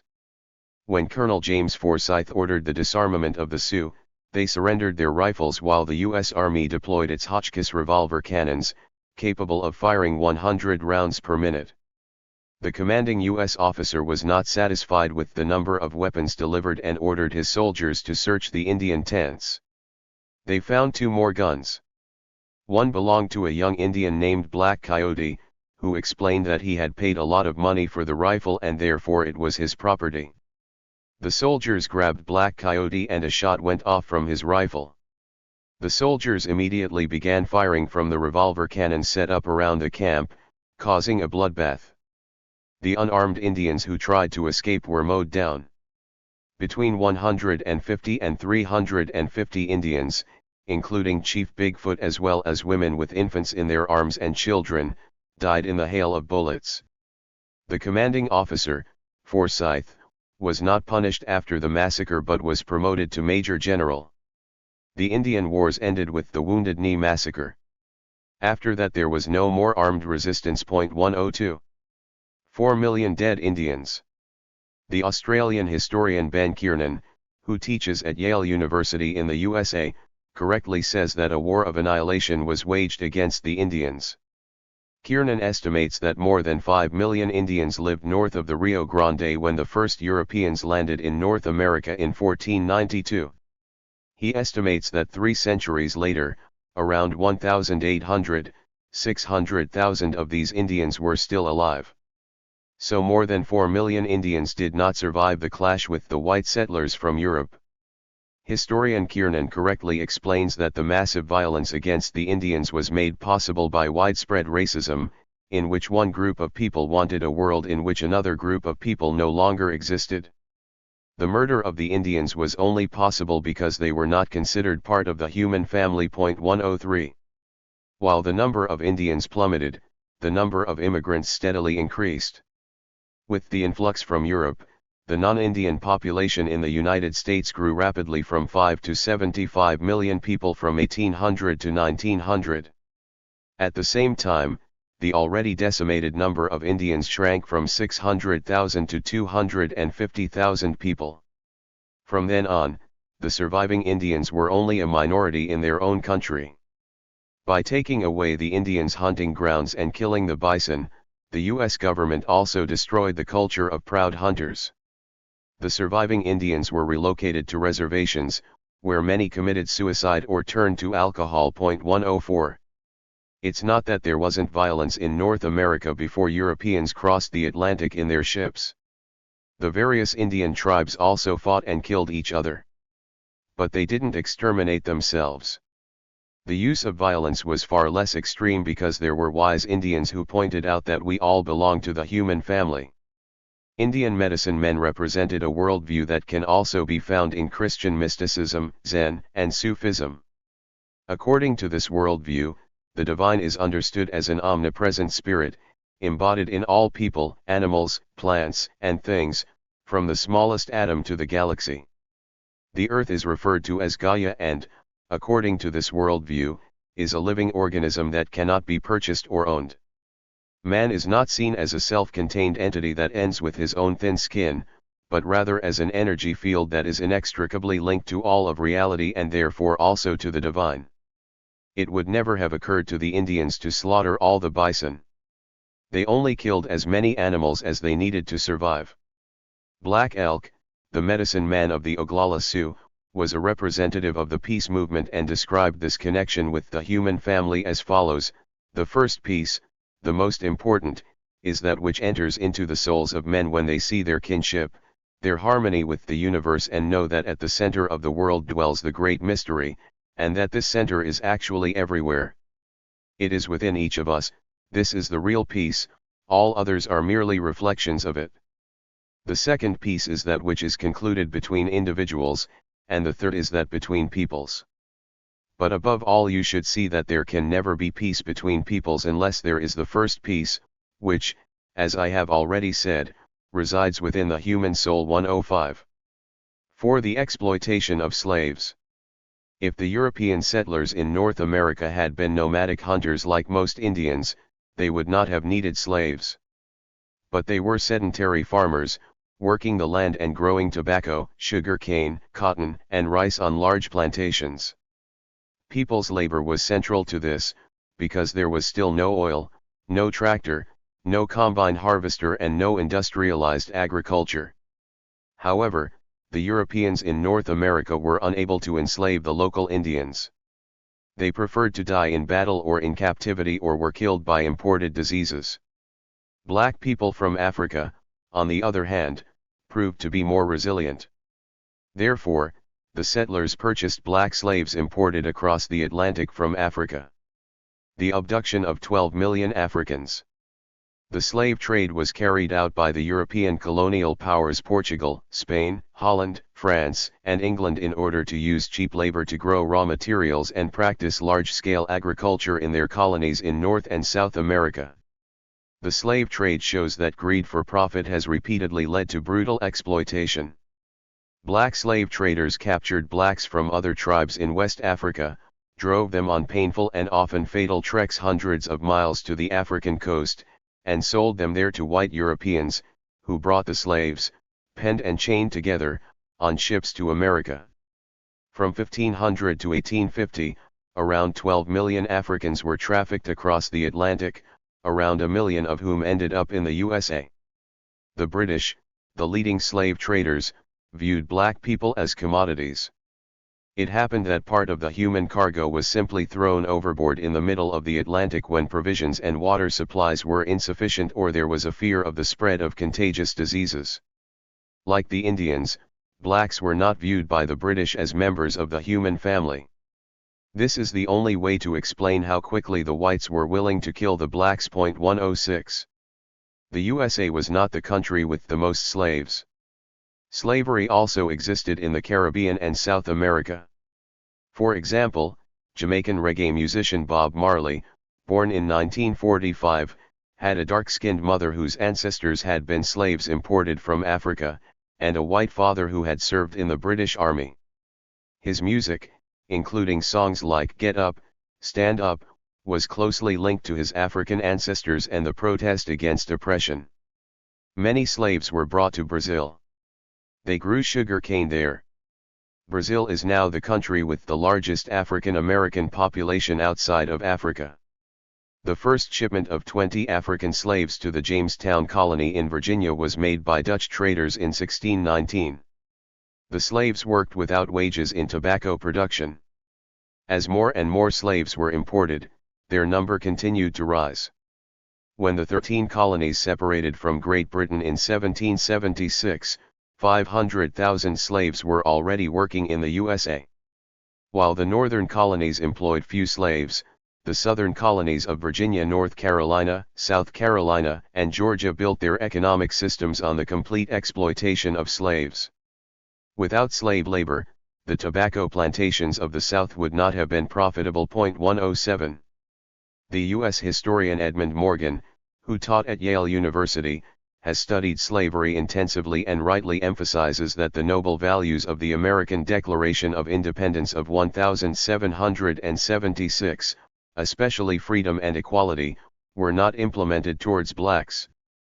The entire economic system in the USA was essentially based on racism and the belief that people with white skin are worth more than people with black skin. On the basis of this racism, which is contrary to the principle of the human family, from the plantation owner's point of view, exploiting blacks as cheap labor was completely acceptable. The settlers did not want to see the blatant contradiction to the values formulated in the Declaration of Independence, which Morgan calls the American Paradox. 108. Since the price of slaves was very low, neither slave traders nor plantation owners paid much attention to their health. They belonged to their master until death and could be mistreated, raped, sold or killed. A quarter of slaves imported from Africa died in Virginia within the first year of arrival. When black slaves resisted injustice and exploitation, they were whipped or hung from the gallows by the plantation owners. In South Carolina and Georgia, slaves grew rice, increasing the profits of plantation owners. Rice cultivation expanded rapidly. Soon there were more blacks than whites in South Carolina. But the work in the rice fields was far harder than in the tobacco plantations, and the mortality of the slaves was therefore higher. Slave revolts occurred again and again, but they were always put down with great severity because the plantation owners never viewed the slaves as equal people, but as their personal possessions, as things. The plantation owners were not interested in a sadistic joy in violence, but rather in the selfish pursuit of profit without regard for the lives of others. Plantation slavery did not originate in a conspiracy to degrade, shame, brutalize, or degrade black people's social status, although all of that happened, explains U.S. historian Ira Berlin, who taught at the University of Maryland. The foul moral stench of slavery cannot disguise the real goal of American captivity, to harness the labor of the many to make a few rich and powerful. Greed and profit were the driving principles behind slavery. The noble principle of the Declaration of Independence, that all men are created equal, was ignored. 109. The plantation owners became rich by owning slaves whose labor they did not pay for, and thus rose to become the most politically influential class in the colonies. In order to preserve their privileges and consolidate the system of exploitation, the plantation owners secured key political positions in the new republic, including the White House. The first president of the United States, George Washington, who reigned in the White House from 1789 to 1797, was a racist and slave owner. In his meticulous inventory lists, Washington had listed not only the names of his beloved horses but also the names of his slaves. Thomas Jefferson, the author of the American Declaration of Independence, declared all people free and equal, but owned hundreds of enslaved African Americans on his estate in Virginia while he served as president from 1801 to 1809 in the White House. It was also natural for the fourth President James Madison and the fifth President James Monroe to own slaves. Andrew Jackson and President John Tyler were also slave owners, of course, because they belonged to the upper class. There was nothing the white plantation owners in the United States feared more than slave revolts. In the Caribbean, black slaves rose up against the French colonial power and founded the Free Republic of Haiti in 1804. This news also spread in the USA. One of the most successful rebellions was led by a black preacher named Nat Turner in Virginia in the summer of 1831. 75 men took part. They first murdered their white owners and then went from settlement to settlement armed with axes, knives, and hoes, killing almost 60 whites before they were killed by militiamen and a white vigilante. Hundreds of slaves were murdered by whites in retaliation. Nat Turner was hanged. 110. The belief was widespread at the time that whites and blacks could never live together peacefully. Therefore, consideration was given to sending the black slaves back across the Atlantic to Africa. During his term in office, U.S. President James Monroe advocated establishing a colony for former slaves in Africa. Monroe was himself a slave owner from Virginia and was by no means fundamentally against slavery. But he wanted the slaves to at least have the opportunity to emigrate to their own state. The colony of Liberia was founded in 1824 and the capital Monrovia was named after U.S. President Monroe. But most slaves born in the USA did not want to emigrate to a foreign country, but instead wanted to fight for their civil rights in the USA. Slavery in the United States was first abolished in states where there were few slaves and the economic elite did not rely on cheap labor. The state of Vermont was the first to ban slavery by law in 1777, followed by Massachusetts, New Hampshire, and other northern states such as New York. However, even after slavery was abolished, African Americans continued to be discriminated against in the North and were by no means treated as equal members of the human family. African Americans are creatures of such a low order that they have no rights that a white person is obliged to respect, declared the Supreme Court in a highly controversial ruling in 1858. Even where slavery was abolished, blacks were considered second-class citizens, as in the apartheid system in South Africa. They were not allowed to vote, testify in court, marry outside their race, or live in white-majority areas. Many blacks lived in extreme poverty in separate slums. African American children in particular lived in the North with the risk of being kidnapped, taken to the South and sold as slaves there. 111. Civil War and abolition of slavery in 1865. Unlike the North, the Southern states categorically rejected the abolition of slavery. The plantation owners in Virginia, South Carolina, Georgia, Alabama, Mississippi, and Louisiana had solid reasons for this, as around 400,000 slaves worked in each of these states around 1860. Rice cultivation and cotton production, based on slave labor, had become capital-intensive and profitable industries. When Abraham Lincoln, an avowed opponent of slavery, was elected president on November 6, 1860, the United States was dramatically divided. The slave-owning Southern states seceded from the USA and founded their own country, which they called the Confederate States of America. When Southern militias attacked the Army base at Fort Sumter in April 1861, civil war broke out. In the American Civil War from 1861 to 1865, the troops of the Northern states fought against the Southern states. As Commander-in-Chief of the Army, President Lincoln issued a decree granting freedom to all slaves in the rebellious Southern states in September 1862, thereby weakening the CSA. It was an extremely bloody war because both sides also attacked the civilian population. In addition, landmines, torpedoes, ironclads, machine guns and even the very first submarine were used for the first time in Western military history. The war lasted 5 years and resulted in over 600,000 deaths. The Civil War had more U.S. victims than any other war in which the U.S. was involved. Some Americans protested against the Civil War. War is wrong, it was wrong yesterday, it is wrong today, and it will be wrong tomorrow, declared the writer Ezra Heywood in 1863. As a member of the small U.S. peace movement, Heywood campaigned for the abolition of slavery and the introduction of voting rights for women and fundamentally rejected violence. Murder is the greatest crime a human being can commit. And war is murder multiplied by the majority. By what ethics is one man a criminal while the masses are heroes? Asked Haywood, whose faith was rooted in Christianity. Self-defense is right. But how much of themselves can they save? The self consists of the body and the soul. If they save their lives through sin, they lose their soul. When they lose their lives because they remain true to the truth, they save their souls. I have decided to remain true to my soul. 112. But the majority did not listen to the peace movement and waged war. U.S. historian Alan Dawley believes that if the Civil War had not killed a generation of young men, the labor movement in the industrialized North would have taken militant action against their employers and waged class warfare. Because there was actually great tension between the rich upper class and the workers.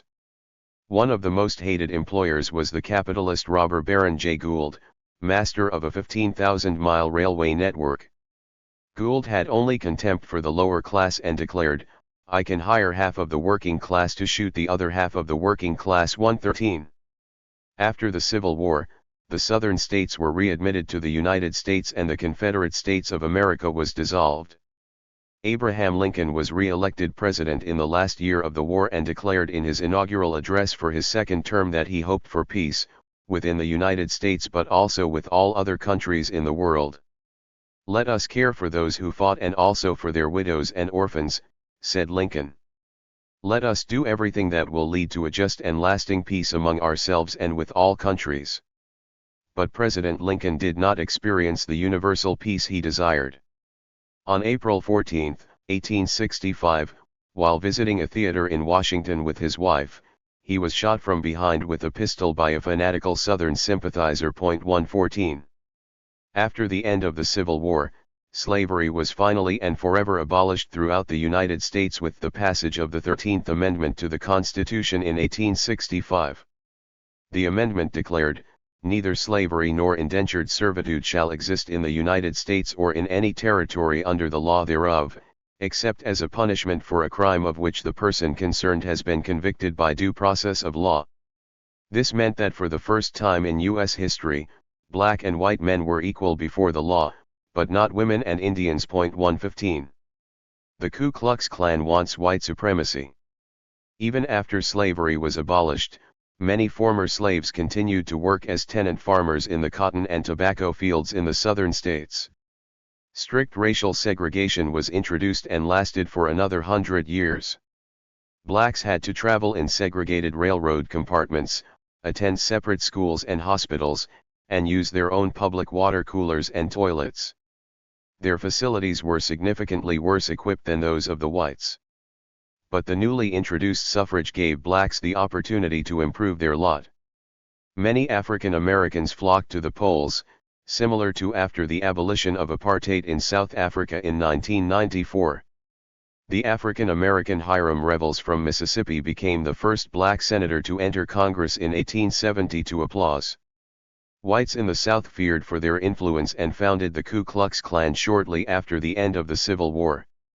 This racist organization attacked black people before every election and during every single political rally.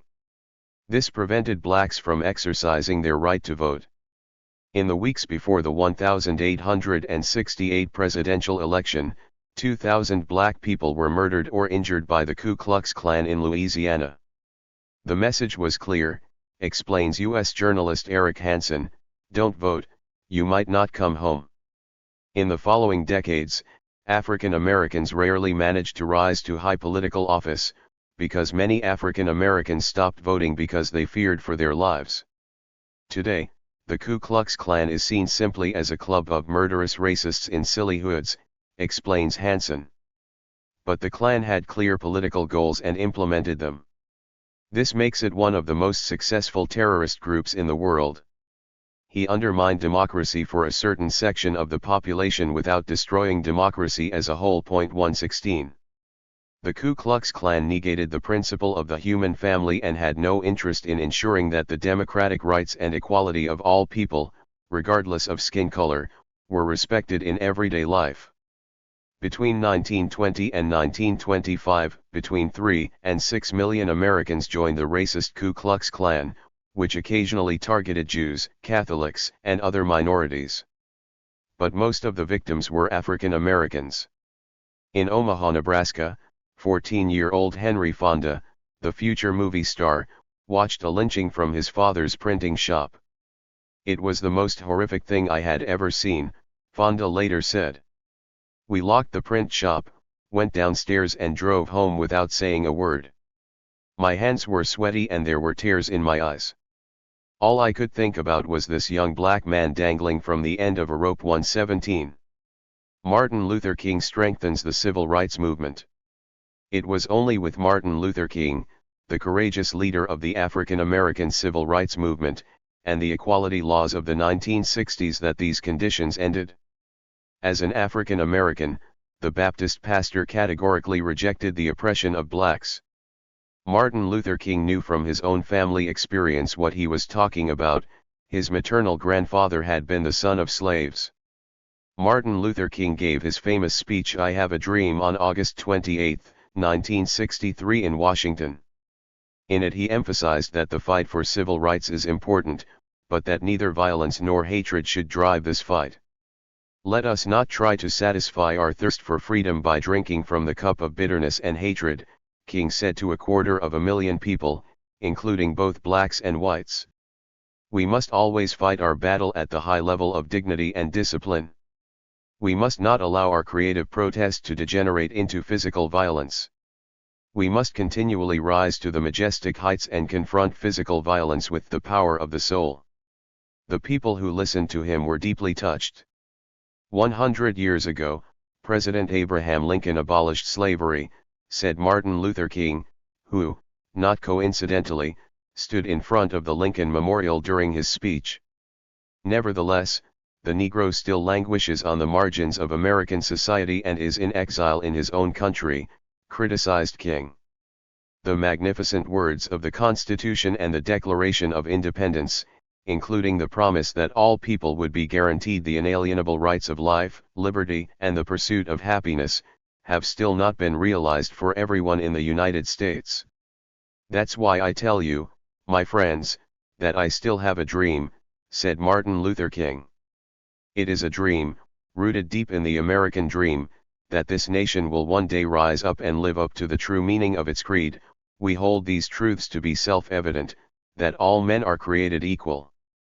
To the applause of the people, Martin Luther King spoke of the principle of the human family and declared, "I have a dream that my 4 little children will one day live in a nation where they will be judged not by the color of their skin but by the nature of their character." 118. Martin Luther King received the Nobel Peace Prize in 1964 and is the best-known representative of the U.S. peace movement. "America has become the richest and most powerful country in the world," said Martin Luther King during a demonstration against the Vietnam War in Los Angeles in 1967. "But honesty obliges me to admit that our power has often made us arrogant. We feel like we can do anything with our money. We are arrogant and believe that we have to teach other countries lessons but cannot learn anything from them. In our arrogance, we often believe that we have some kind of divine messianic task as the world's policeman," said the peace activist's sharp but justified criticism. "Greater power involves greater danger unless it is accompanied by growth of soul," King warned. "Real power consists in using power fairly.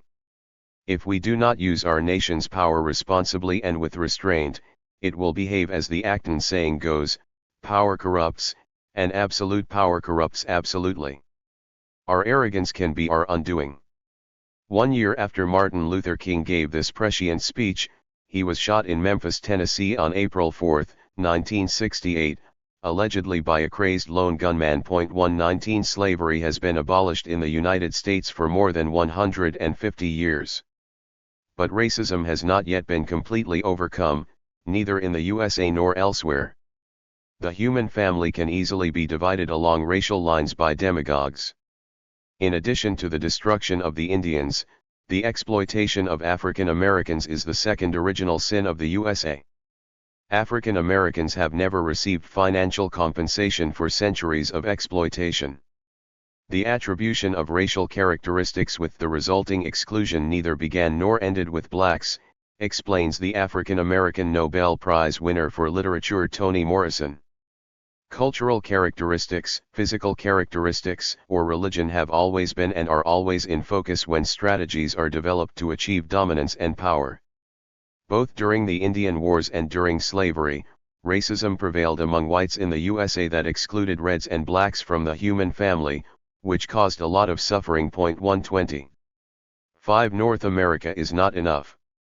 After its declaration of independence in 1776, the still young state of the USA had conquered the entire space between the Atlantic and the Pacific, between Canada in the north and Mexico in the south, in just 100 years, expelling or killing the Indians living there and taking large areas of territory from the neighboring state of Mexico.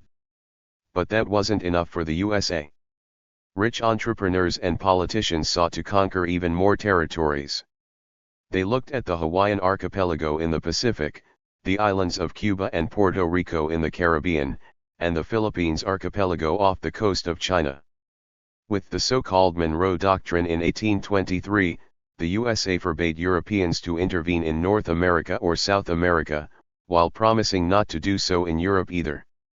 When the USA realized that the European colonial power Spain, which then ruled Cuba and the Philippines, was showing weaknesses, Washington decided to oust the Spanish. American factories produce more than the American people can use, American soil produces more than they can consume, declared Senator Albert Beveridge of Indiana in 1897. Fate has predetermined our policy. The world's trade must and will be ours. 121. The main explosion in 1898. When an uprising broke out in Cuba in 1895 among the local population against the colonial power Spain, which had been exploiting the country for centuries, the USA stoked tensions and supplied the Cuban rebels with weapons. The White House wanted war, and the public was inflamed by war propaganda. Journalists William Hearst of the New York Journal and Joseph Pulitzer of the New York World led the smear campaign. Hearst sent the illustrator Frederick Remington to Havana. Nothing to report. Everything calm. There is no war here. Would like to return home, Remington telegraphed to Hearst from Cuba. He replied, please stay. Deliver images, I will deliver the war. 122. The New York Journal and New York World newspapers then told their readers about fabricated and exaggerated Spanish atrocities against the Cuban population in order to alarm the U.S. population: blood in the streets, blood in the fields, blood on the doorsteps, blood, blood, blood. Is there no people so wise, so brave, to help this bloodlust-stricken land, wrote the warmongers. Hearst knew that in war propaganda it is not important whether something is true, but only that it must be constantly repeated and have an impact on the population from many media. 123. All the U.S. needed now was one dramatic incident, and it came promptly. On January 25, 1898, the American warship USS Maine entered the port of Havana and anchored there, despite Spanish protests. To avoid being branded as an aggressor, the U.S. commander forbade his crew from disembarking and setting foot on Cuban soil. Not everyone in the United States thought it was a good idea to send a warship to Cuba given the tense situation. Senator Mark Hanna, a Republican from Ohio, criticized, sending the USS Maine to Havana would be like lighting a match in an oil well for fun. 124. On the tropically hot night of February 15, 1898, with the thermometer reading over 38 degrees, the USS Maine exploded at its anchorage in Havana. 266 Americans died, including 238 sailors and 28 Marines. This caused a shock in the USA, anger and sadness spread. Warmonger Hearst immediately blamed Spain without any evidence and published a drawing of the destroyed ship in the New York Journal on February 20, 1898 with the headline, "What the Maine Looks Like, Wrecked in Havana Harbor, Destroyed by Spanish Treachery." This was a lie. Because Spain had nothing to do with the explosion of the Maine. But Hearst didn't care. He knew that the human psyche is very receptive to explanations, especially in the days after a catastrophe, and stores them as truth without further examination if they sound plausible and are repeated often. Together with Joseph Pulitzer, Hearst developed the memorable battle cry "Remember the Maine, to hell with Spain." This saying was easy to remember because it rhymes in English, and was remembered even by people who couldn't read at all. 125 A team of U.S. Navy experts claimed the month after the explosion, after newspapers had already blamed Spain, that a terrorist attack involving a mine detonated under the ship was the cause of the explosion. The Spanish claimed they were innocent and did everything they could to avoid war with the United States. A group of Spanish experts who were not allowed to inspect the ship on board believed that the USS Maine had exploded from within. By carefully examining the destroyed ship, one could see whether the explosion holes face outwards or not. This would make it possible to clarify whether the explosion occurred inside the ship or outside the ship. To resolve this important question, the Spanish proposed that an impartial group of experts investigate the cause of the explosion. But the USA refused, saying they did not want an independent investigation. At that time, newspapers were the most important medium for spreading war propaganda. There were no smartphones, internet, or television yet. Most journalists were not allowed to express their own opinions, but had to follow the newspaper line, i.e. the political and ideological orientation of the newspaper owners, as U.S. journalist John Swinton, who wrote for the New York Tribune, explained in a remarkably open speech on April 12, 1883 in New York, "There is no such thing as an independent press in America, except in remote small towns in the country. You know it and I know it. Not a single one of you dares to express your honest opinion. And if you did, you would know it wouldn't be printed." Swinton was a member of the labor movement and gave his speech to other journalists who were relatively poor like himself, not to the newspaper's rich owners. The person who would be crazy enough to write honest opinions would be on the streets looking for a new job. The business of the journalist in New York is to destroy the truth, to lie outright, to pervert it, to insult it, to kowtow at the feet of mammon and to sell one's own country and people for his daily bread. You know it and I know it. What nonsense to propose a toast to the independence of the press. We are tools and servants of rich men backstage. We are jumping jacks. You pull the strings and we dance. Our time, our skills, our lives, our opportunities are all the property of other people. We are intellectual prostitutes. 126. The conquest of Cuba and Puerto Rico in 1898. The fact that the newspapers heated up the population and Congress with war propaganda was entirely in the spirit of the Republican U.S. President William McKinley, who served in the White House from 1897 to 1901. According to the U.S. Constitution, only Congress can declare war. On April 11, 1898, McKinley made a dramatic speech asking Congress for permission to wage war against Spain. On April 19, 1898, the Senate and House of Representatives jointly passed a resolution calling on Spain to withdraw from Cuba and authorizing President McKinley to use any military means necessary to secure Cuba's independence from Spain. Spain then declared war on the USA on April 24, 1898. Warmonger William Hearst of the New York Journal asks smugly, "How do you like the journal's war?" 127. President McKinley absolutely did not want to leave Cuba to the Cuban rebels who were fighting for their independence from the colonial power Spain. Rather, he sought to replace Spain's dominance in Cuba and also on the Caribbean island of Puerto Rico with U.S. dominance. The inalienable rights set forth in the 1776 Declaration of Independence, including the rights to life, liberty, and the pursuit of happiness, did not apply to the islanders' struggle for freedom. It was the first war fought by the United States outside of North America. President McKinley declared that it would be advantageous to the American military if the Army and Navy can prove themselves in real-world operations. 128. U.S. warships blocked all Cuban ports from April 22, 1898, cutting off the Spanish from their supply routes.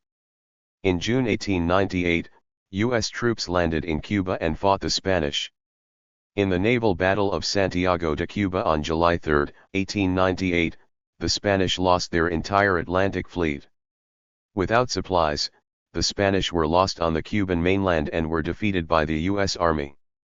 On July 25, 1898, U.S. soldiers also landed on the island of Puerto Rico, which had previously been controlled by Spain. The USA achieved a quick victory. After just 3 months and 550 deaths on the American side, the Spanish-American War was over. On December 10, 1898, Spain and the USA signed a peace treaty in Paris, according to which Cuba and Puerto Rico became formally independent from Spain and came under the sphere of influence of the USA. The old colonial power Spain was humiliated and the mood in Madrid was depressed. But there was great joy in Washington. U.S. Secretary of State John Hay spoke of a brilliant little war 129. In Cuba, the rebels were unable to take the Cuban economy and politics into their own hands after liberation from Spanish colonial power. In cooperation with a small Cuban upper class, U.S. investors controlled the sugar plantations, the mines, the telephone network and energy production in Cuba after the Spanish withdrew. The U.S. group United Fruit Company secured 800,000 hectares of land for sugar cane cultivation. On March 2, 1901, the U.S. Congress passed the so-called Platt Amendment, making Cuba a protectorate of the USA. The USA did not want to speak of a colony, even though that was exactly the case. The Cubans were forced to give the U.S. a piece of land in the southeast of the island, where the U.S. Navy built the infamous Guantanamo Bay Naval Base, which still exists today against the wishes of the Cuban government. The island of Puerto Rico was declared a territory of the United States by the Jones-Shafroth Act in 1917 and remains so to this day. Once again the USA did not want to speak of a colony. All Puerto Ricans received U.S. citizenship. The dollar was introduced as the national currency. But Puerto Rico is not a U.S. state like Alaska or Hawaii. Puerto Ricans therefore do not have the right to vote in the U.S. presidential elections. In the House of Representatives of Congress in Washington, Puerto Rico is represented by only one delegate, but he does not have the right to vote. Most people in this country, even educated people, know little or nothing about our overseas possessions, according to a U.S. report from World War II. In fact, most people don't even know that we have such properties abroad. They believe that only foreigners like the British have an empire. So Americans are sometimes surprised to hear that we also have an empire 130. After the British, the USA had already defeated Spain, the second major European power. But not all Americans were happy about this development.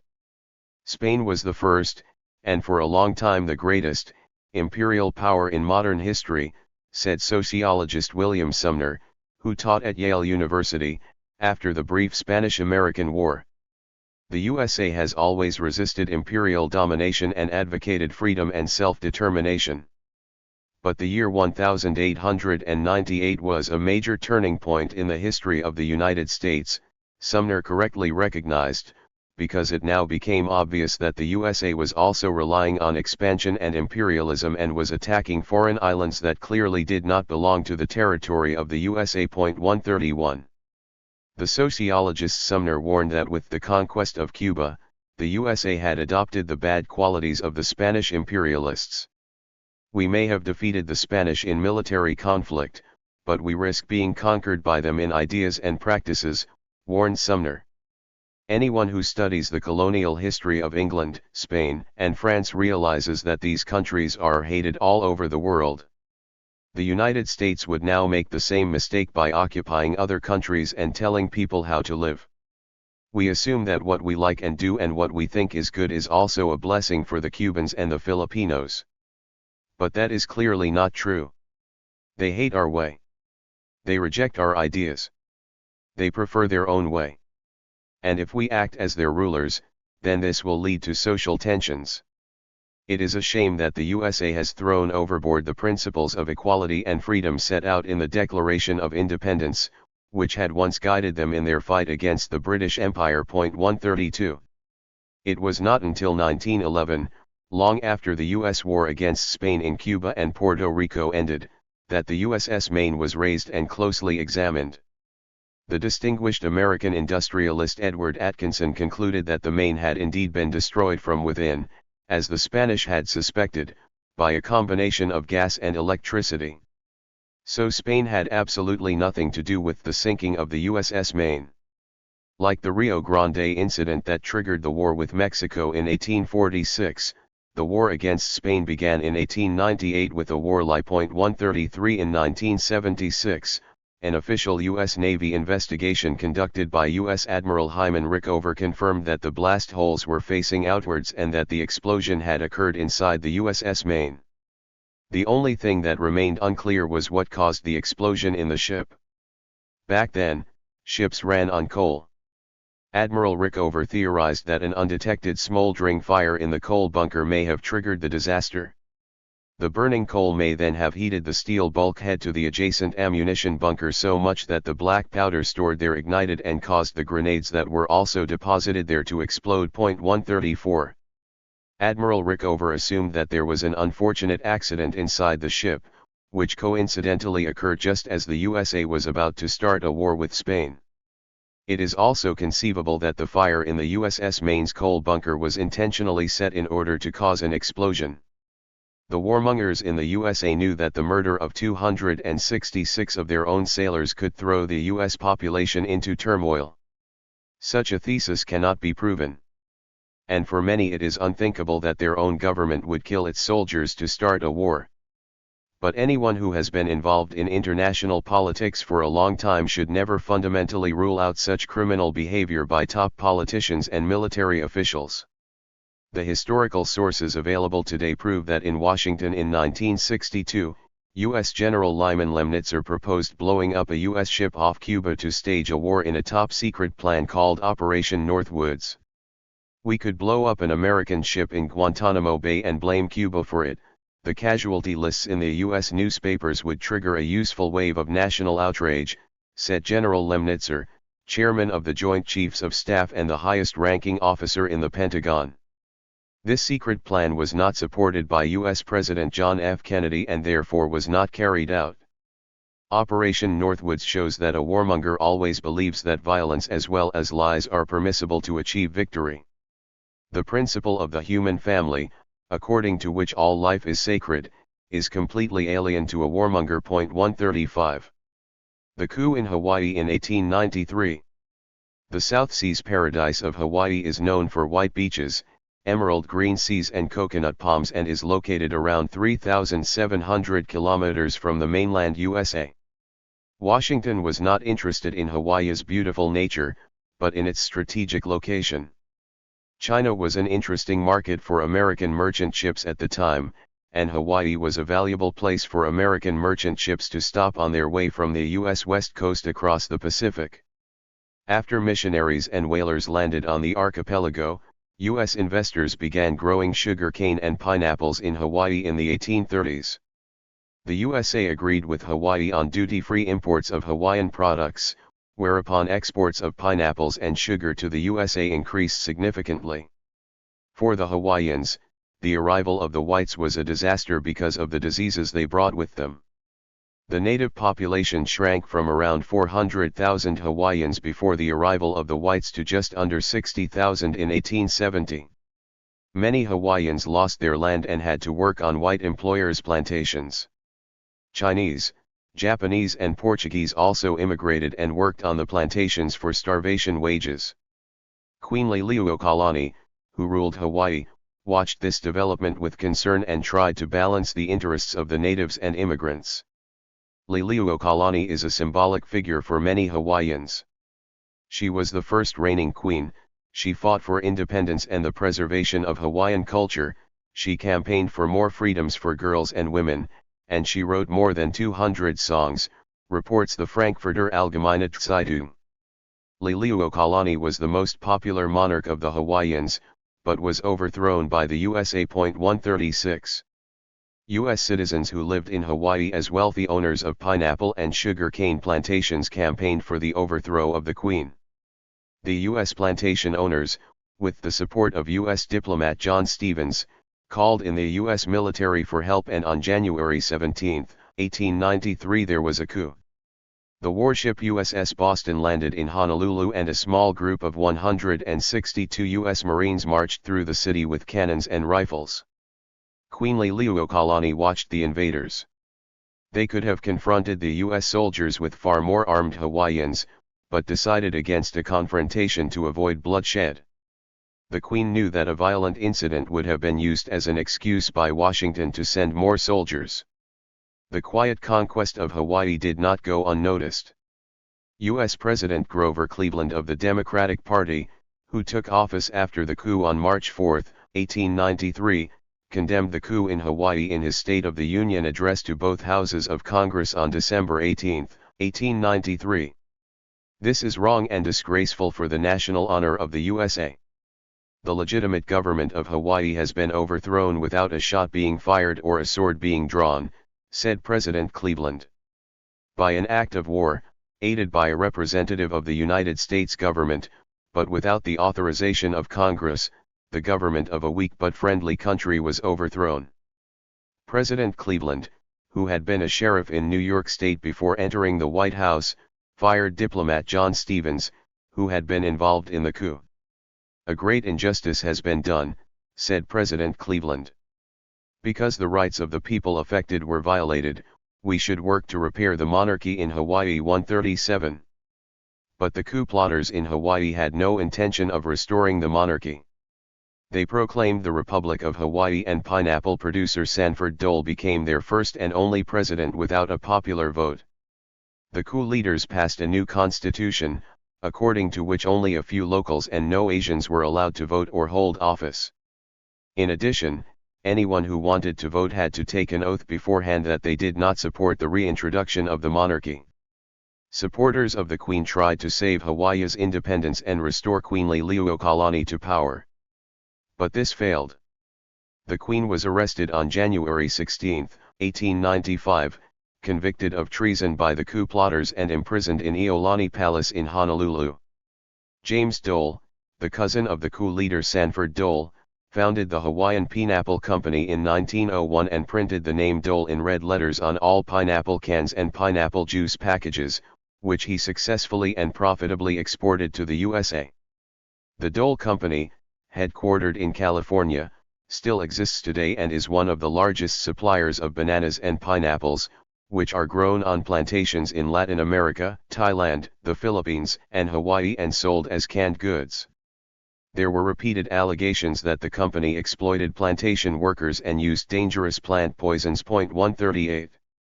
President Cleveland, who did not seek another term, was replaced on March 4, 1897 by Republican William McKinley. President McKinley was an imperialist. After declaring war on colonial power Spain, the United States fought not only in Cuba and Puerto Rico, but also in the Philippines on the other side of the Pacific. Therefore, Hawaii became indispensable as an American military base. "We need Hawaii as much as we needed California and even more," McKinley declared, "that is our manifest destiny." The president asserted with conviction that the United States had a divine mandate to expand in order to demonstrate to the rest of the world the way of life of a free, godly society. 139. At President McKinley's suggestion, Hawaii was annexed by a joint declaration of the U.S. Senate and House of Representatives on July 7, 1898. The island kingdom was taken over by the USA as a colony with a stroke of the brush, without a shot being fired. The Hawaiian flag was lowered over Queen Liliuokalani's residence and the stars and stripes were then hoisted. The coup leader Sanford Dole was appointed the first governor of the colony of Hawaii. The Queen abdicated and Hawaii was now formally U.S. territory. The Hawaiian language hula was replaced by English. The imperialist McKinley had thus supported the coup that his predecessor, President Grover Cleveland, had rejected. As in Cuba, a U.S. Navy military base was built in Hawaii. The Pearl Harbor base, located on the island of Oahu, served as an important base in the ongoing war against the Philippines. During World War II, Pearl Harbor became the most famous U.S. military base in the world when the Japanese attack on this military base caused a great shock in the USA and led to the U.S. entering the war. It was only after the Second World War that Hawaii was incorporated into the United States in 1959 as the 50th state. the injustice done to the Kingdom of Hawaii by the coup and annexation remained taboo for a long time. It was only on November 23, 1993 that U.S. President Bill Clinton signed a resolution asking the U.S. Congress to apologize for the overthrow of the Kingdom of Hawaii and for the deprivation of the Hawaiians' rights to self-determination. 140. The conquest of the Philippines in 1898. At the same time as the wars in Cuba and Puerto Rico, the USA also attacked the weakened colonial power Spain in the Philippine archipelago. Obviously, in this war one could not speak of the defense of the USA or the claim to territory near the border. Manila, the capital of the Philippines, is 13,000 kilometers from Washington. But for the imperialist U.S. President William McKinley, no distance was too great. He sent U.S. Admiral George Dewey into battle, who managed to wipe out the entire Spanish Pacific Fleet in Manila Bay on May 1, 1898 within 6 hours, losing only a single sailor. An anti-imperialist in the USA aptly commented on this, "Dewey took Manila with the loss of a man and all our principles." 141. The Filipino rebels, similar to the rebels in Cuba, mistakenly saw the USA as an ally at first and only later realized that the USA had no interest in releasing the territories conquered by Spain. The defeat of Spain was sealed in the Peace of Paris on December 10, 1898. Neither the rebels from Cuba nor the rebels from the Philippines were allowed to take part in the peace negotiations, making it clear that their freedom or opinion was never at stake. Spain had to cede Cuba and the Philippines to the USA, as well as the islands of Puerto Rico in the Caribbean and the island of Guam in the Pacific, both former Spanish colonies. Spain received $20 million from the USA for the loss of territory. The island of Guam is still a colony of the USA today. The residents of Guam are second-class citizens and are not allowed to vote in U.S. presidential elections, and their representative in the House of Representatives does not have the right to vote. The U.S. military has taken possession of the island and operates the U.S. Air Force's Andersen Air Force Base on Guam without regard to the indigenous people or the environment. 142.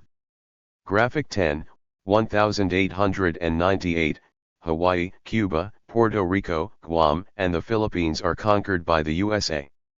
While the war with Cuba and the Philippines continued, the American Anti-Imperialist League was founded in Boston on July 15, 1898, whose members included the U.S. writer Mark Twain. This sharply criticized the war against the Philippines. Not 1 in 500 Americans knew what or where the Philippines was a few months ago, protested Henry Van Dyke, a member of the Anti-Imperialist League. How can we simply abandon the principles for which our fathers fought and died? The peace activists recalled that the U.S. independence movement emphasized that governments derive their just power from the consent of the governed, but this very principle is now being violated by the U.S. in Cuba, Puerto Rico, Guam, and the Philippines. If imperialism gets in the door, democracy will fly out the window, warned Van Dyke. An imperialist democracy is an impossible hybrid, like atheist religion or white-black. 143. Despite their protests, the peace movement had no influence on the course of the war. Economic interests were stronger and U.S. investors had no interest in giving up their Philippine colony. Pineapple plantations and other large monocultures were established by American corporations on the island of Mindanao. But the Filipinos refused to submit and rebelled under their leader Emilio Aguinaldo in February 1899. President McKinley ordered the U.S. Army to put down the rebellion and convert the Filipinos to the Christian faith. The inalienable rights set forth in the American Declaration of Independence of 1776, including the rights to life, liberty, and the pursuit of happiness, did not apply to Filipinos. White Americans believed that Filipinos were inferior people. William Taft, Governor General of the Philippines, referred to the insurgents as our little brown brothers. 144. More than 70,000 U.S. soldiers landed in the Philippines and ruthlessly attacked the local population because they viewed them not as members of the human family, but as either underdeveloped humans or dogs. Every one of us wanted to kill niggers, a U.S. soldier wrote home. Shooting people is worlds better than hunting rabbits. The extremely brutal Philippine-American War lasted from 1899 to 1902 and ended with the suppression of the Philippine independence movement. More than 20,000 Filipino rebels and 4,000 U.S. soldiers were killed. In addition, 200,000 Filipino civilians lost their lives, many of them from cholera. 145. Newspaper readers in the United States learned little about the U.S. Army's atrocities in the Philippines. In November 1901, the Philadelphia Ledger reported the war this way: "The present war is not a bloodless operatic production, our men are merciless, they have killed men, women, children, prisoners, active agitators, and suspicious people, from the age of 10 years upwards." The idea was that Filipinos were little better than dogs. Our soldiers pumped salt water into men to make them talk, captured people who surrendered peacefully with their hands over their heads, and then an hour later, without any evidence that they were agitators, shot them on bridges and then threw them into the water to scare off those who found them. 146. William Bryan, who represented Nebraska in the U.S. House of Representatives and later served as Secretary of State under President Woodrow Wilson, strongly opposed the brutal conquest of the Philippines. "If we pursue an imperial policy, then we must necessarily have a large army," Bryan explained. Before the war with Spain, the U.S. had an army of only 25,000 soldiers, but President McKinley had increased the U.S. Army to 100,000 soldiers. The mentality that justifies the forcible annexation of the Philippines archipelago will also sanction the conquest of other islands and the subjugation of other peoples, Bryan aptly predicted. With such conquests, we can expect that our military complex will grow. But this will fundamentally change the character of the USA. Those who want our nation to make a career of empire should not only consider the effect of imperialism on the Filipinos, but also consider the effect on our own nation. We cannot deny the principle of independent government in the Philippines without thereby weakening it here, Bryan wisely warned. But his warning was ignored. 147. With the conquest of Cuba, Puerto Rico, the Philippines, Guam, and Hawaii, the USA became a colonial power. At the height of his popularity, President McKinley was shot on September 6, 1901 by an anarchist who cited U.S. atrocities in the Philippines as the reason for the assassination. The president died from his injuries a few days later and the assassin was executed in the electric chair. But the imperial course of the USA was not changed by the presidential assassination. With Vice President Theodore Roosevelt, an even more radical imperialist took the helm and continued McKinley's expansionist policies. "We will do our part in the mission of our God-protected race to civilize the earth," said Republican Senator Albert Beveridge of Indiana. "Where will we find buyers for our products? The Philippines gives us a base at the gateway to the east." 148. Major General Smedley Butler's warning. Smedley Butler was among the soldiers sent to the Philippines by the USA. He left school at the age of 17 to join the Marines. Private Butler first fought in Cuba and was then sent to the Philippines as an officer in 1899 at the age of 18. In his first combat mission there, he led 300 U.S. soldiers to crush the insurgents. He later fought for the United States in China, Mexico, Haiti, and other countries and was twice awarded the Medal of Honor, the highest military decoration the American government can bestow, during his military career. Butler retired from the Marines in 1931 with the rank of Major General. 149. In retirement, Butler published a remarkable book in 1935 in which he openly declared that war is an organized crime and that U.S. wars have always served U.S. economic interests and the super-rich. Major General Butler is an insider, he is a whistleblower, and even though his analysis is more than 80 years old, nothing has changed to this day. War is nothing but a dirty business, Butler warned. A dirty business, I think, can be described as something that is not what the majority of the population thinks it is. Only a small group of initiated people know what it is. It is carried out for the benefit of the very few at the expense of the masses. A few make a lot of money from wars. Investors in the USA always want to make profits, greed drives them, Butler knew that. The trouble with America is that when the dollar earns only 6% here, it gets restless and goes overseas to get 100%. Then the flag follows the dollar and the soldiers follow the flag 150. Wars are waged to protect investments and realize the highest possible returns. Wars serve to satisfy the greed of a small group. The soldiers themselves often pay for the war with their lives or are traumatized after killing other people. I would never go to war again to protect some lousy banker investments, retired Officer Butler said. There is no trick in the arsenal of dirty dealing that the military gang doesn't have up its sleeve. It has its informants who point out the enemies, it has its muscle men to destroy the enemies, it has its planners who make the war preparations and a big boss, supranationalist capitalism. It may seem strange that I, of all people, as a member of the military, would dare to make such a comparison. But truthfulness forces me to do so. I spent 33 years and 4 months on active duty as a member of this country's most agile military force, the Marines. I have served in all ranks, from lieutenant to major general.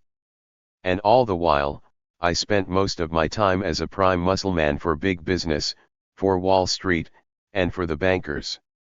In short, I was a crook, a gangster for capitalism. At that time I suspected that I was nothing more than a part of the dirty business. Now I know. It is not the case that every soldier in the world is convinced that he is serving the moneyed nobility. Many officers are deceived by nice words like nation, freedom, or democracy. They rarely ask themselves who has an interest in the war they are fighting for.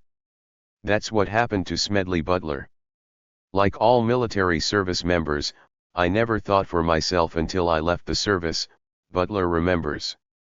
My mental faculties remained in a state of apparent death while I followed the orders of the superiors. This is typical for everyone in military service. Not only the clients, i.e. the greedy moneyed nobility, but also the soldiers and officers have to be without conscience and consciousness in their actions.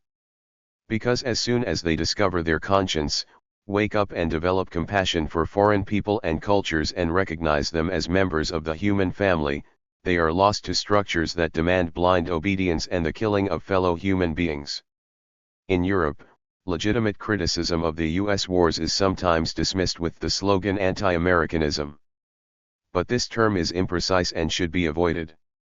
America is a double continent consisting of North America and South America. If the USA goes to war against Nicaragua, it is an internal American conflict. The term anti-Americanism cannot capture such a conflict because both the USA and Nicaragua belong to America. U.S. officers like General Butler know that U.S. imperialism raged ruthlessly in Latin America. From 1909 to 1912 I was involved in the cleansing of Nicaragua for the international banking house Brown Brothers, Butler remembers. In 1916 I served the Dominican Republic to the American sugar barons. In China, I helped ensure that Standard Oil could conduct its business undisturbed. During those years I had, as the boys in the back rooms would say, a splendid gang of gangsters running. Looking back, I think I could have given Al Capone a few tips. He only managed to operate his gang in 3 districts. I operated on 3 continents 151. In order to put an end to the wars, Smedley Butler proposed passing a law that would stipulate that the U.S. Navy could only travel a maximum of 200 miles from the U.S. coast and would only serve the defense of the country. In addition, a vote should be held in the USA before every war. According to the clever proposal, neither the president nor the senators and representatives, nor the older and often frail chairmen of the banks and the owners of large defense companies, nor the journalists, all of whom never go to war themselves, should be allowed to take part in this vote. Only those who are called up and risk their lives in the name of their country should vote on wars, Butler demanded. They should have the privilege of voting and deciding whether the nation should go to war or not. Then, Butler's plausible prediction, the wars would quickly end. His clever and wise suggestion was not implemented. 152. 6. The USA and the First World War. If war is an organized crime, as U.S. officer Smedley Butler aptly said, then World War I is one of the greatest crimes of the 20th century. The USA has repeatedly waged war against major European powers and won. Crucially, the United States never fought against all European powers at the same time, but only against some of them while allying with other fighters. In the 18th century, the USA, supported by France, defeated the European superpower Great Britain on the North American mainland. They then allied with the rebels in Cuba and the Philippines and defeated the colonial power Spain. During the First World War, the USA landed US troops on European soil for the first time. If the British, Germans, Austrians, Russians, French and Turks had fought together against the United States, it would have been impossible for Washington to win in Europe. But the Europeans had been at odds with each other for centuries, killing each other and thereby weakening themselves. The USA knew the historical tensions in Europe well and won in the First World War alongside Great Britain, France, and Russia, the so-called Entente, over the major European powers Germany, Austria-Hungary, and Turkey, the so-called Central Powers. The beginning of the First World War in 1914. The First World War between the Entente and the Central Powers lasted from 1914 to 1918 and cost around 20 million people their lives. Along with the Second World War, the First World War is one of the greatest catastrophes in history because it brought untold suffering to many people. Only a small group, the so-called death dealers, as they were aptly called in the USA, made money from the war. The unifying idea of the human family was disregarded by all the powers involved during the First World War. 40 states took part in the war. People were turned against each other along national borders, whereupon the young men in different national uniforms shot each other. For the first time in the history of warfare, tanks and poison gas were used. The First World War was a cruel massacre. To this day, historians still argue about which country is to blame for the complicated outbreak of the First World War and why the war broke out in the first place. The First World War was triggered by political murder. On June 28, 1914, the Austrian heir to the throne, Archduke Franz Ferdinand, and his wife were murdered by a Bosnian Serb assassin in Sarajevo, the capital of the Crown land of Bosnia-Herzegovina, which was then part of Austria-Hungary. The public was shocked and the so-called July Crisis followed, which led to war. Under Emperor Friedrich Wilhelm II, Germany immediately aligned itself with Austria-Hungary, which put pressure on Serbia and demanded Austrian participation in the investigation of the murder. But the Serbian government rejected this, supported by Great Britain and encouraged by Russia's promise of military support in the event of a conflict. A month after the murder, on July 28, 1914, Austria-Hungary declared war on Serbia. Russia, which had assured Serbia of its support, in turn assured France of its loyalty to the alliance. And by agreement, this could count on Britain's help because since 1907 Russia had been linked to France and Great Britain in the Triple Entente. Shortly after the murder in Sarajevo, Serbia, Russia, France, and Great Britain faced each other on one side and Austria-Hungary and Germany on the other. If Serbia had assured Austria-Hungary of full cooperation in solving the murder, or if Austria-Hungary had exerted less pressure on Serbia, war might not have occurred. Even without Russia's active participation, the Triple Entente probably would not have been activated. But Russia, France, and Britain mobilized their troops. This shocked Berlin, which absolutely wanted to avoid a war on two fronts. Therefore, on July 31, 1914, Germany gave both Russia and France an ultimatum, demanding that France remain neutral in the event of a German-Russian conflict and that Russia stop mobilization. But when Moscow did not respond, Germany declared war on Russia on August 1, 1914. Because France, encouraged by Great Britain, also refused to make a declaration of neutrality, Germany declared war on France on August 3, 1914. If France had declared its neutrality, the costly battles between Germany and France would probably never have occurred. Germany hoped that Great Britain would be neutral. But when German troops attacked France from the northeast and violated Belgium's neutrality on August 3, 1914, Great Britain declared war on Germany on August 4, 1914. The Ottoman Empire initially tried to stay out of the fighting by remaining neutral. But in November 1914, Britain, France and Russia declared war on Turkey. This meant that all the major European powers were at war and Europe was in flames. The German historian Fritz Fischer, who taught at the University of Hamburg, expressed the opinion in his work Reaching for World Power, published in 1961, that Germany was solely responsible for the outbreak of the First World War. Berlin pressured Vienna to quickly declare war against Serbia, Fischer believes. Since Germany wanted, desired, and supported the Austro-Serbian War and, relying on German military superiority, consciously risked a conflict with Russia and France in 1914, the German imperial leadership bears a significant part of the historical responsibility for the outbreak of a general war, wrote Fischer. This is not reduced by the fact that Germany tried to stop the disaster at the last moment. 153. I don't share Fischer's assessment. In my view, the claim that Germany was solely responsible for the outbreak of the First World War is a war lie that was enforced by Britain, the United States and France at Versailles in order to weaken Germany in the long term and eliminate it from the ongoing imperial race for overseas colonies. The July crisis of 1914 cannot be attributed to a single country. Germany is also to blame for the First World War, that is certain, but no more than the other states involved, which also sought confrontation. The Australian historian Christopher Clark, a professor at the University of Cambridge in England, also came to the conclusion, based on his research published in 2012, that Germany was not solely to blame. In his book, Clark deals in detail with the July crisis of 1914 and the complicated and opaque outbreak of the war.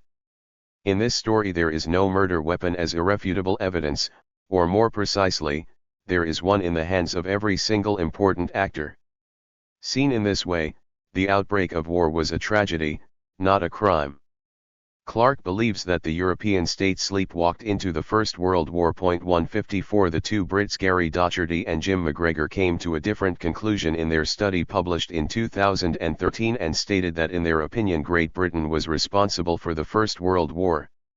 The British sought to overthrow Germany militarily long before the start of the First World War. At the suggestion of the determined British imperialist Cecil Rhodes, influential Brits and Americans decided in 1891 to bring about and permanently secure the global dominance of the two Anglo-Saxon powers and to push the German colonies out of Africa. The racist Rhodes, who had become rich in the diamond business, saw the British as the first race in the world and did not believe in the principle of the human family. The Anglo-Saxons viewed Germany's growing economic strength with great unease. A secret elite of very wealthy and influential men in London and Washington then decided to use the murder in Sarajevo to involve Germany in a war and to permanently weaken it. This plan was implemented successfully, but kept secret from historical research. I don't know whether Docherty and McGregor's view of the First World War is correct. But it is interesting and therefore needs to be discussed. However, according to my personal experience, this view of the First World War is neither taught in schools nor taught at universities in Germany, Austria, and Switzerland. For almost a century, how it all began and why the war was unnecessarily and deliberately prolonged beyond 1915 has been successfully covered up, write Docherty and McGregor. History was carefully distorted to conceal the fact that Great Britain and not Germany was responsible for the war. The British had already set the course for war long before the murder in Sarajevo. After the end of the war, Great Britain, France, and the USA shifted the entire blame for the war to Germany. In order to justify such a verdict, documents and reports were destroyed, embezzled or falsified. 155. The merchants of death profit from war. U.S. President Woodrow Wilson of the Democratic Party, who served in the White House from 1913 to 1921, observed the carnage in Europe from a safe distance and declared that he would not intervene with U.S. soldiers in the European war, because the majority of the U.S. population professed isolationism and firmly opposed interference in the First World War. Of the nearly 100 million people living in the United States at the time, more than a third were either born in Europe or had parents born there. The cultural ties between the USA and Europe were close and still are today. However, this does not mean that the USA was neutral during the First World War. Economically, the USA clearly sided with Great Britain and France and supported the Entente with loans, food, weapons, and chemical products. U.S. exports increased threefold during World War I. The U.S. loans to the Entente amounting to more than $4 billion were particularly strategically important. In addition, exports from the U.S. defense industry, including weapons and ammunition. Economically, the war was a blessing for America, wrote the Handelsblatt 100 years after the war broke out in 2014. The trade in war goods made the country a world power. No other nation benefited so much from the conflict. 156. In fact, victory in World War I was important for the USA's rise as a world power. While the Europeans were killing and ruining each other for comparatively insignificant areas of land, a nation rose through peaceful trade to become a world power that surpassed all others and that, by European standards, had no army at all, is how the German historian Jörg Friedrich describes the role of the USA at the time. Without the constant flow of weapons and ammunition from the USA, Great Britain, France, and Russia would probably have lost as early as 1915, Friedrich believes.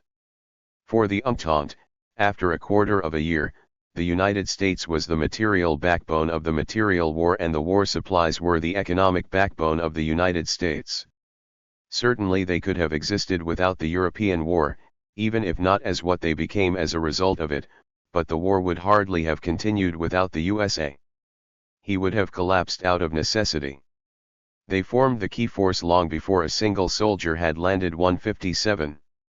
The Entente powers did not have enough money to pay for the large amount of war material they imported from the USA. Therefore, influential US banks granted millions in loans and thus kept the war going in Europe. Initially, the US government refused to allow American banks to grant loans to warring nations because this would undermine US neutrality. But in September 1915, US President Wilson suddenly made a U-turn and gave US banks a free hand. That same month, J.P. Morgan made a $500 million loan to Great Britain and France. Further loans worth millions from Wall Street to Great Britain and France followed. By 1917, the British War Office had already borrowed $2.5 billion from J.P. Morgan and other U.S. banks, and after the war in 1919, Great Britain alone owed U.S. banks the then staggering sum of $4.7 billion. At the same time, Germany had only granted U.S. banks loans worth $27 million. 158. The peace movement in the USA was critical of these war deals and aptly described the people and companies involved as dealers of death.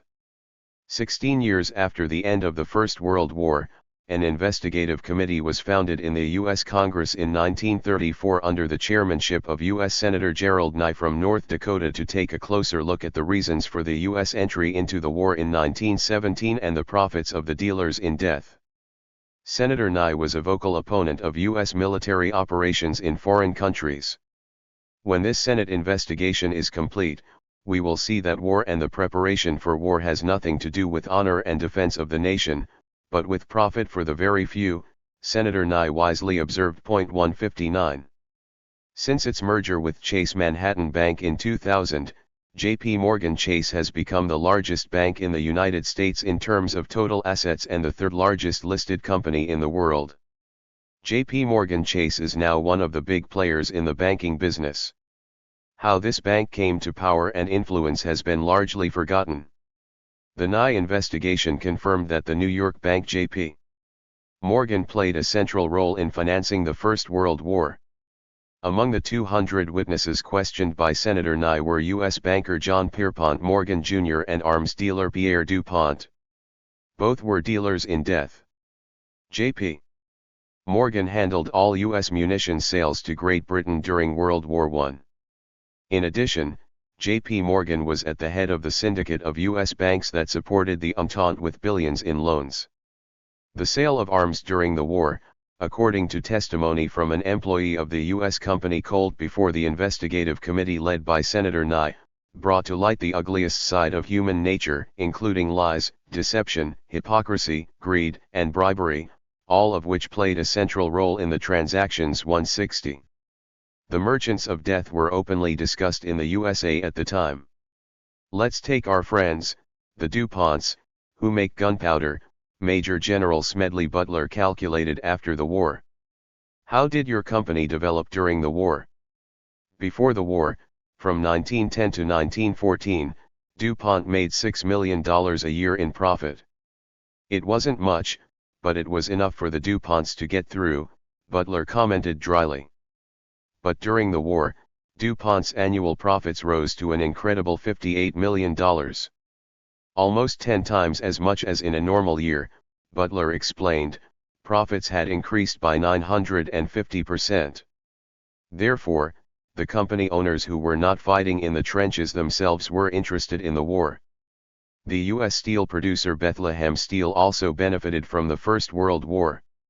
Before the war, from 1910 to 1914, when the company produced bridges and railroad tracks, its annual profit was $6 million. But then the company switched to war products and made a profit of $49 million each year during World War I, said Maj. Gen. Smedley Butler. The bank's profits were also huge, but were not publicly reported. In normal times, a company in the USA can achieve 6, 10, or even 12% profits. But profits in wartime are something completely different. Then the profits skyrocket. 20, 60, 100, 300 or even 1,800% profits are then possible, is Butler's criticism of the merchants of death. 161 Because U.S. banks like J.P. Morgan had lent the British over $4 billion to finance their arms purchases, the U.S. power elite definitely did not want Germany to win the First World War. Because then the loans to the Entente would have been a huge bad investment. For banks in the U.S., repayment of these loans plus interest was crucial. But a victory over Germany was by no means certain. At the beginning of March 1917, shocking reports reached the Oval Office in Washington: mutiny in the French army. In addition, Russia's collapse was gradually becoming apparent. And on the high seas, Germany seemed to win the race with its submarines.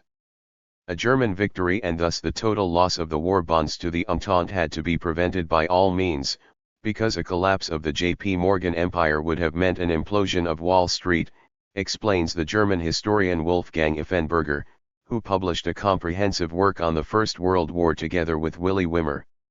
Only when the USA entered the war did the tide turn in favor of France and Great Britain, with which the merchants of death secured the repayment of their loans. 162. The Federal Reserve Act of 1913. U.S. President Woodrow Wilson was a loyal servant of U.S. banks throughout his presidency. Even before the outbreak of the First World War, in April 1913, at the urging of his advisor Edward Mandell House and influential U.S. bankers such as J.P. Morgan and Paul Warburg, he had advocated a secret central bank bill that greatly increased the power of banks in the U.S. This important law was passed by the House of Representatives on December 22, 1913 as the Federal Reserve Act, largely unnoticed by the American public. The Senate also agreed the next day. With Wilson's signature on December 23, the controversial Federal Reserve Act went into effect the day before Christmas Eve 1913. It was a great triumph for the banks, and the U.S. population took no notice. It is no coincidence that the Federal Reserve Act was passed in a hurry just before Christmas, when most members of Congress and the public were focused on Christmas and family celebrations. In fact, not everyone voted on the extremely important law, because some of the representatives and senators had already started their journey home for Christmas. The Federal Reserve Act gave U.S. banks the power to create private money. With the law, the U.S. Congress renounced the privilege of printing money and transferred this task to the U.S. banks affiliated to the Federal Reserve System, which had provided ample lobbying money for this law. This was nothing short of a revolution in U.S. financial history. To this day, the Federal Reserve Act allows the U.S. Federal Reserve to create money and lend it to the American government at interest. If necessary, the U.S. Federal Reserve Bank produces dollar bills like the Hochul Toilet Paper Company. Walter Whitman, who taught economics at the University of Freiburg, once commented dryly in Switzerland. By raising or lowering interest rates, the central bank controls the course of the economy. This enormous privilege of the Fed has been repeatedly criticized because the member banks and owners of the Federal Reserve Bank are private companies that have gained enormous power through the privilege of creating money. One of the strongest critics of the Fed and Wall Street in the USA was the Republican Ron Paul, who sat in the U.S. House of Representatives from 1976 to 2013 as a representative for Texas.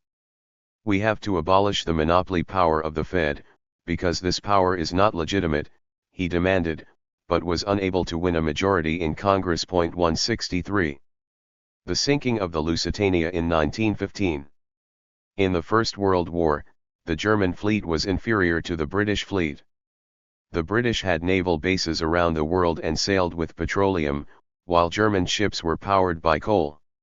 Germany only had 2 bases in Kiel and Wilhelmshaven, plus a single overseas base in Kyotsko in northeast China.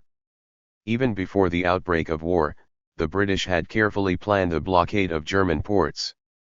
Immediately after the start of the war, the British Navy set up its blockade in August 1914, which plunged Germany into a famine with 700,000 deaths and which was maintained until June 1919.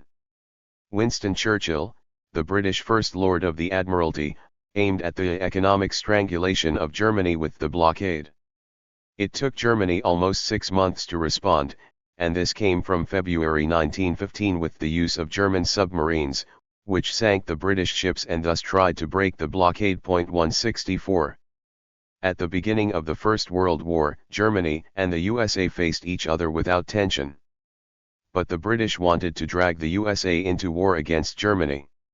On May 7, 1915, serious tensions arose between the United States and Germany for the first time when the British passenger ship Lusitania was sunk by a German submarine with a torpedo off the southern coast of Ireland, killing 1,198 people, including 128 Americans. The Lusitania sailed between Liverpool and New York, was one of the fastest Atlantic steamers and completed the crossing in just 4 days. What hardly anyone knew at the time, the British used the passenger ship to secretly bring war material from the USA to Great Britain. The explosive cargo was disguised as hunter ammunition. U.S. President Woodrow Wilson was informed of this fact by his Secret Service immediately after the Lusitania was sunk. According to the cargo list, there were 1,248 boxes of 7.5 cm grenades, 4,927 boxes of rifle cartridges and 2,000 boxes of other small arms ammunition on the ship. But Wilson was determined to cover up the truth, reports Der Spiegel.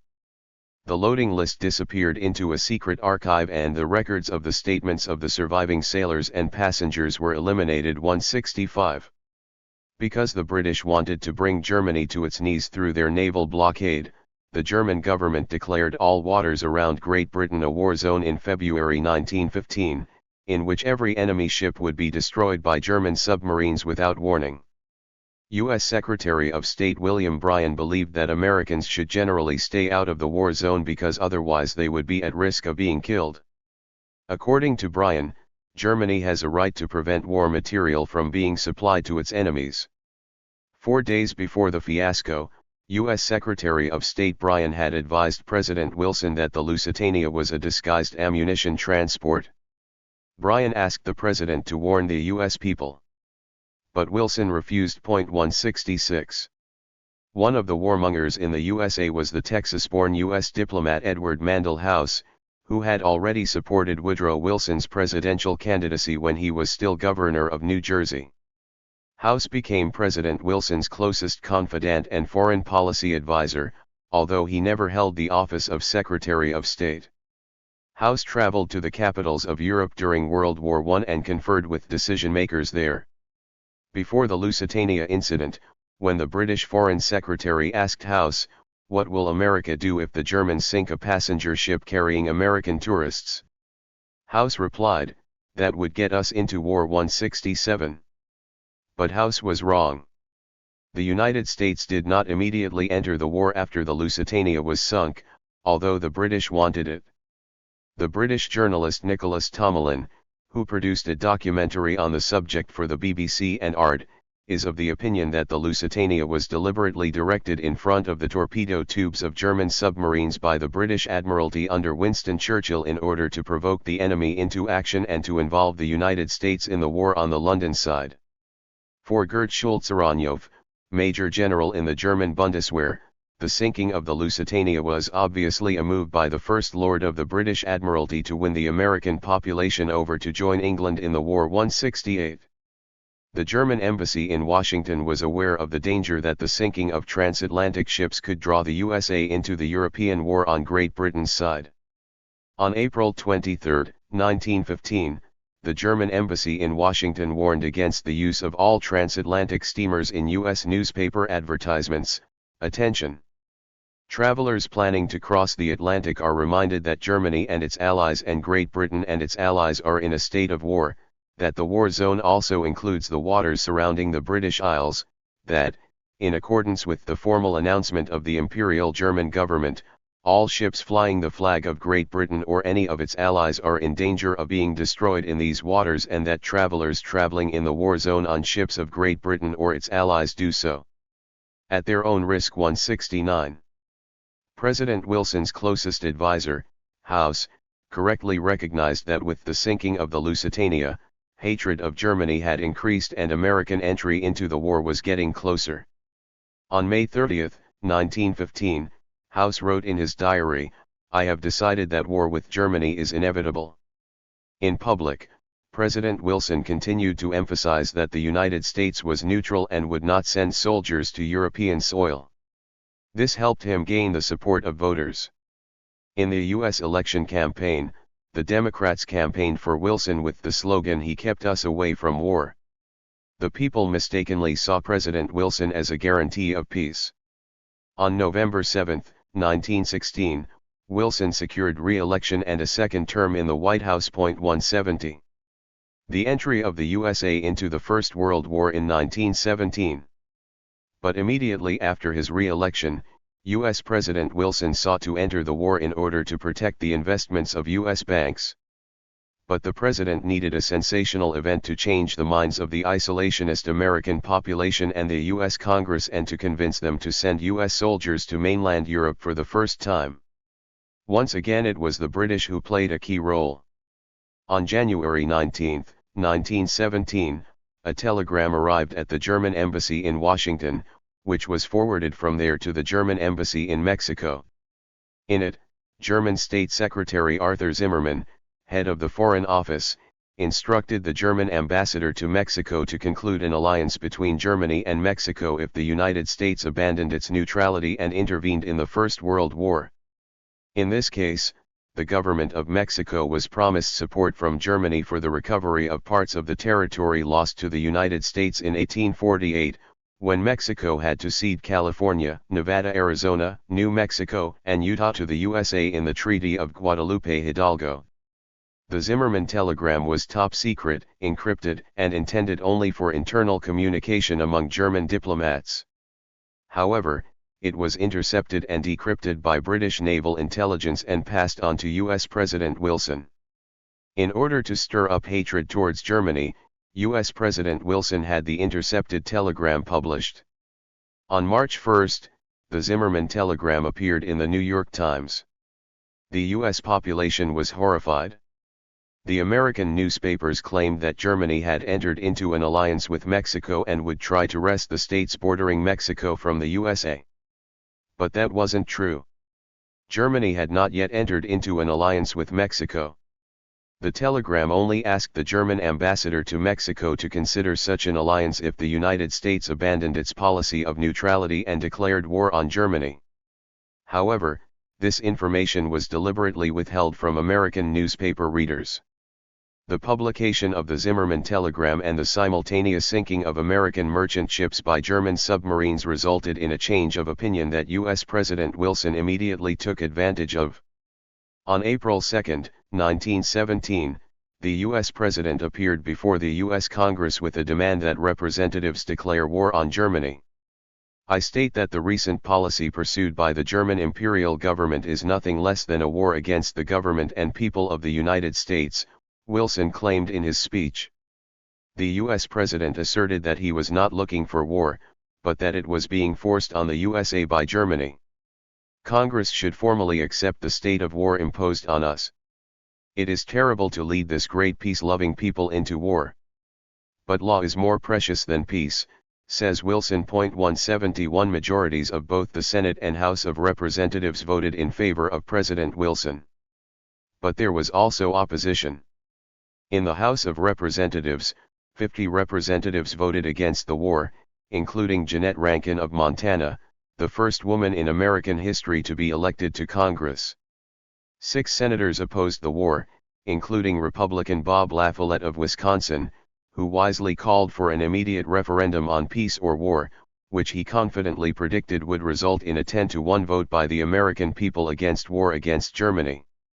LaFollette explained in the Senate that he had received 15,000 letters and telegrams from 44 U.S. states, more than 90% of which did not want to take part in the war in Europe. The U.S. media then defamed Senator LaFollette as a recipient of orders from the German emperor. The referendum he demanded was not carried out because in the USA the people are never allowed to vote on the start of a war. 172. On April 6, 1917, the USA declared war on Germany. In December the US declared war on Austria-Hungary. In the same year, compulsory military service was introduced for all men between the ages of 18 and 30 in the USA. In July 1917, 14,000 US soldiers landed in France. This was the first time in its history that the USA had sent soldiers to European soil. By the end of the war there were to be 2 million US soldiers. The French Parliament was pleased that the USA entered the war on the side of the Entente and praised the decision as the greatest act since the abolition of slavery. British Prime Minister Lloyd George also praised the USA's decision to go to war against Germany, saying that this country was the bloodiest enemy that has ever threatened freedom. 173. The British and Americans knew exactly how to use war propaganda to direct the feelings and thoughts of their own people and to stir up hatred against the enemy.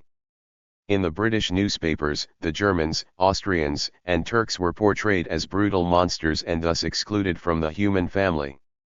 On August 27, 1914, the Times of London quoted an eyewitness who claimed to have seen German soldiers chopping off the arms of a baby who was holding onto its mother's skirt. 5 days later the Times claimed, "They are cutting off the little boy's hands so that France will have no more soldiers." 174. U.S. war propaganda against Germany. Germany was also systematically defamed in the USA. On April 14, 1917, just 8 days after entering the war, U.S. President Wilson approved an annual budget of $5 million for the Committee on Public Information, which was responsible for U.S. propaganda during the First World War. Led by journalist George Creel, the CPI funded hundreds of thousands of public speakers and short speeches, as well as writers, cartoonists, and journalists, all drumming up support for the war. German soldiers were drawn with Satan's heads and horns and defamed as brutal and blood-drenched Huns and Vandals. Brutal CPI posters shocked the public, including a picture of a helpless mother from whose arms German soldiers snatched a baby. The German emperor was portrayed as a criminal. And the Prussian spiked helmet became the symbol of the barbaric and dangerous German. A CPI poster showed Germany as a wild gorilla with huge fangs and a spiked helmet kidnapping a defenseless virgin, with the call, "Destroy this crazy libertine." Combined with a request to enlist in the U.S. military. 175. For the first time, moving images were used in propaganda during the First World War, which were even more popular with the public than caricatures. The CPI worked closely with the fledgling Hollywood industry. Films like The Emperor, The Beast of Berlin were played millions of times in US cinemas.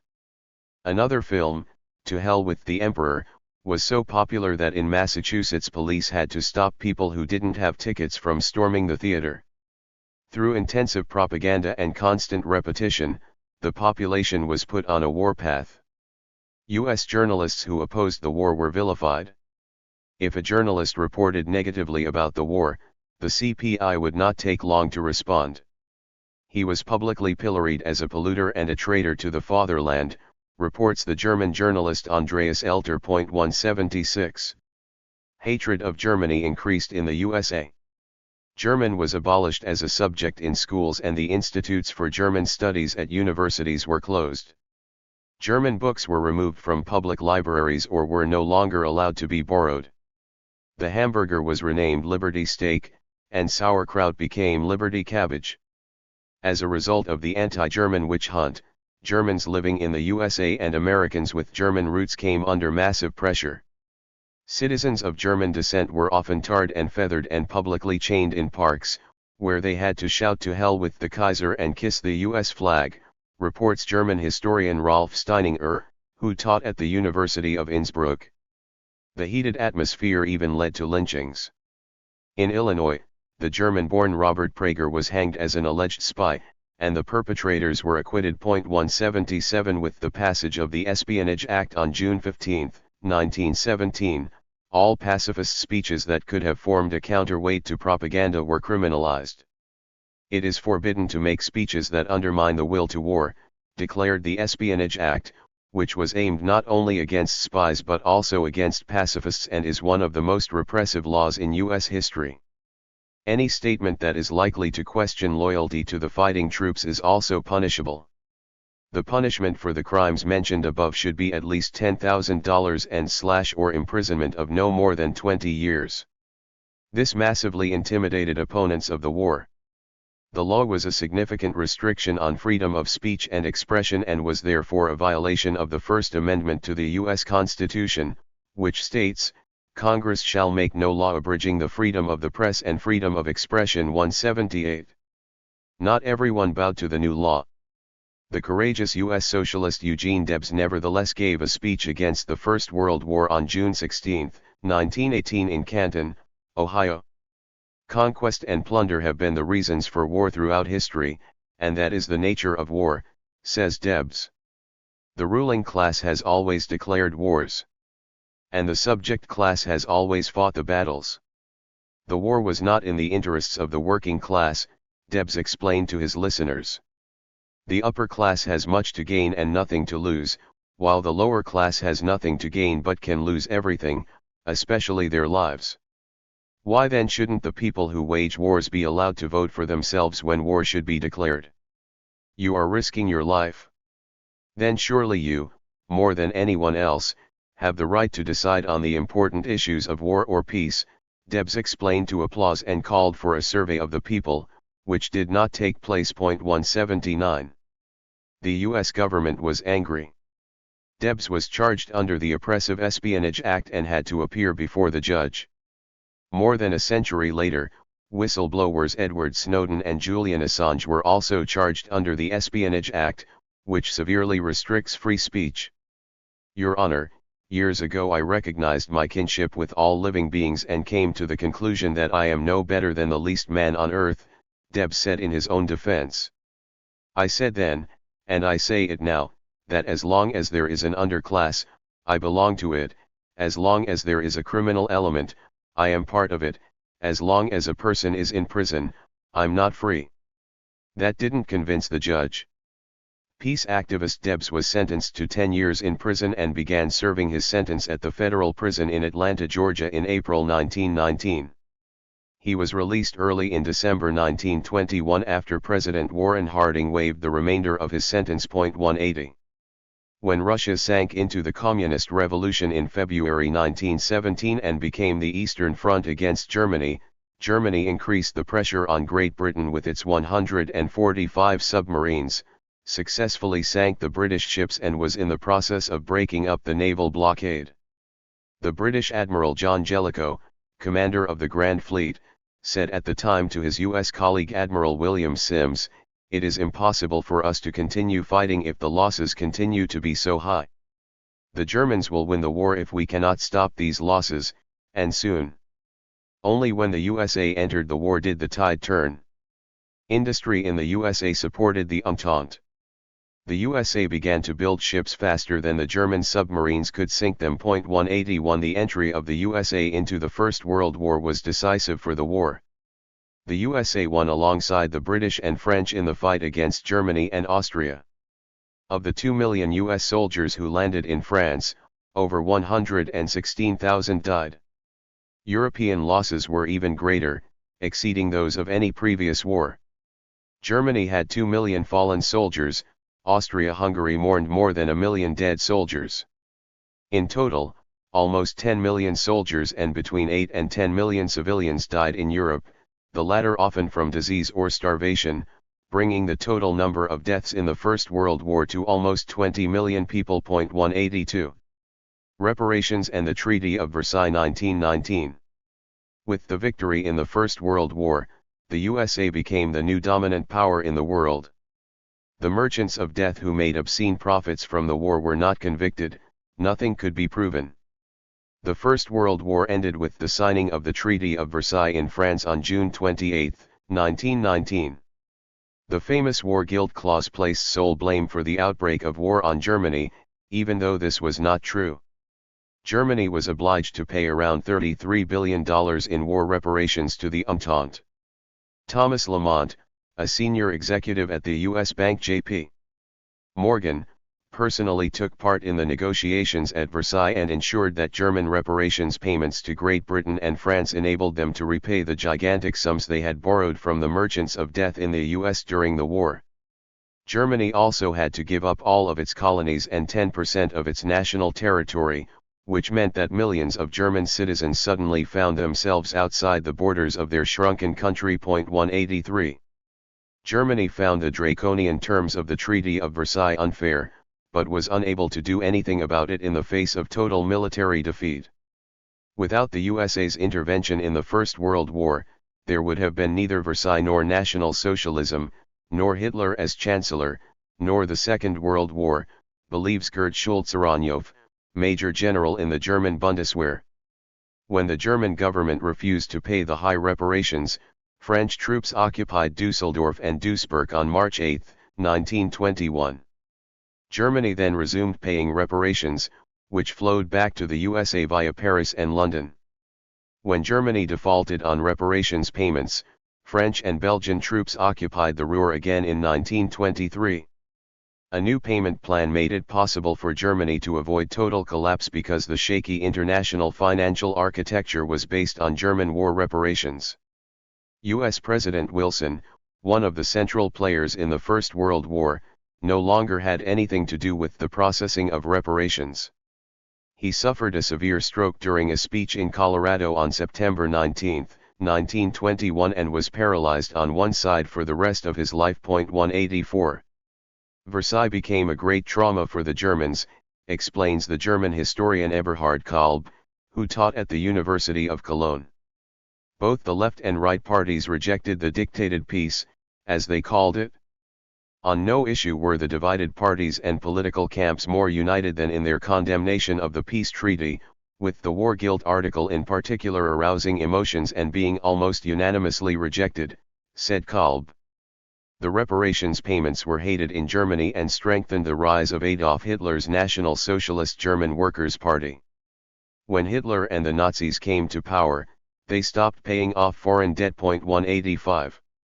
Only after Germany was defeated again by the USA in World War II did Berlin resume paying reparations. In 2010, Germany paid the last installment of its war debt, reported Die Zeit. The last €200 million were transferred on the day of German unity. This meant that all reparation payments were completed.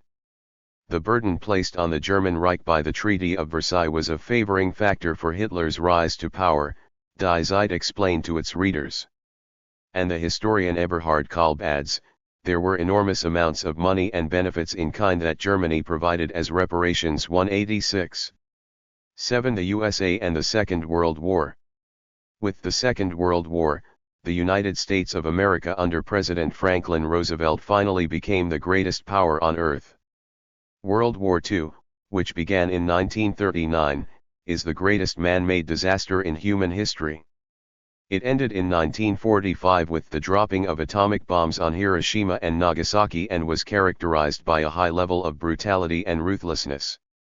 In the end, around 60 million people died, the majority of them civilians, and an unknown number of seriously injured and traumatized people.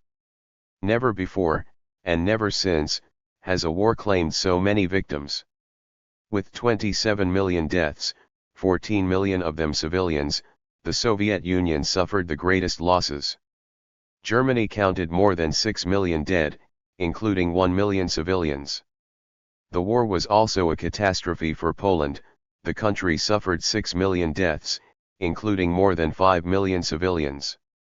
Japan lost around 4 million people, including almost 2 million civilians. The US counted 400,000 dead soldiers, but virtually no dead civilians because the war was not fought in North America.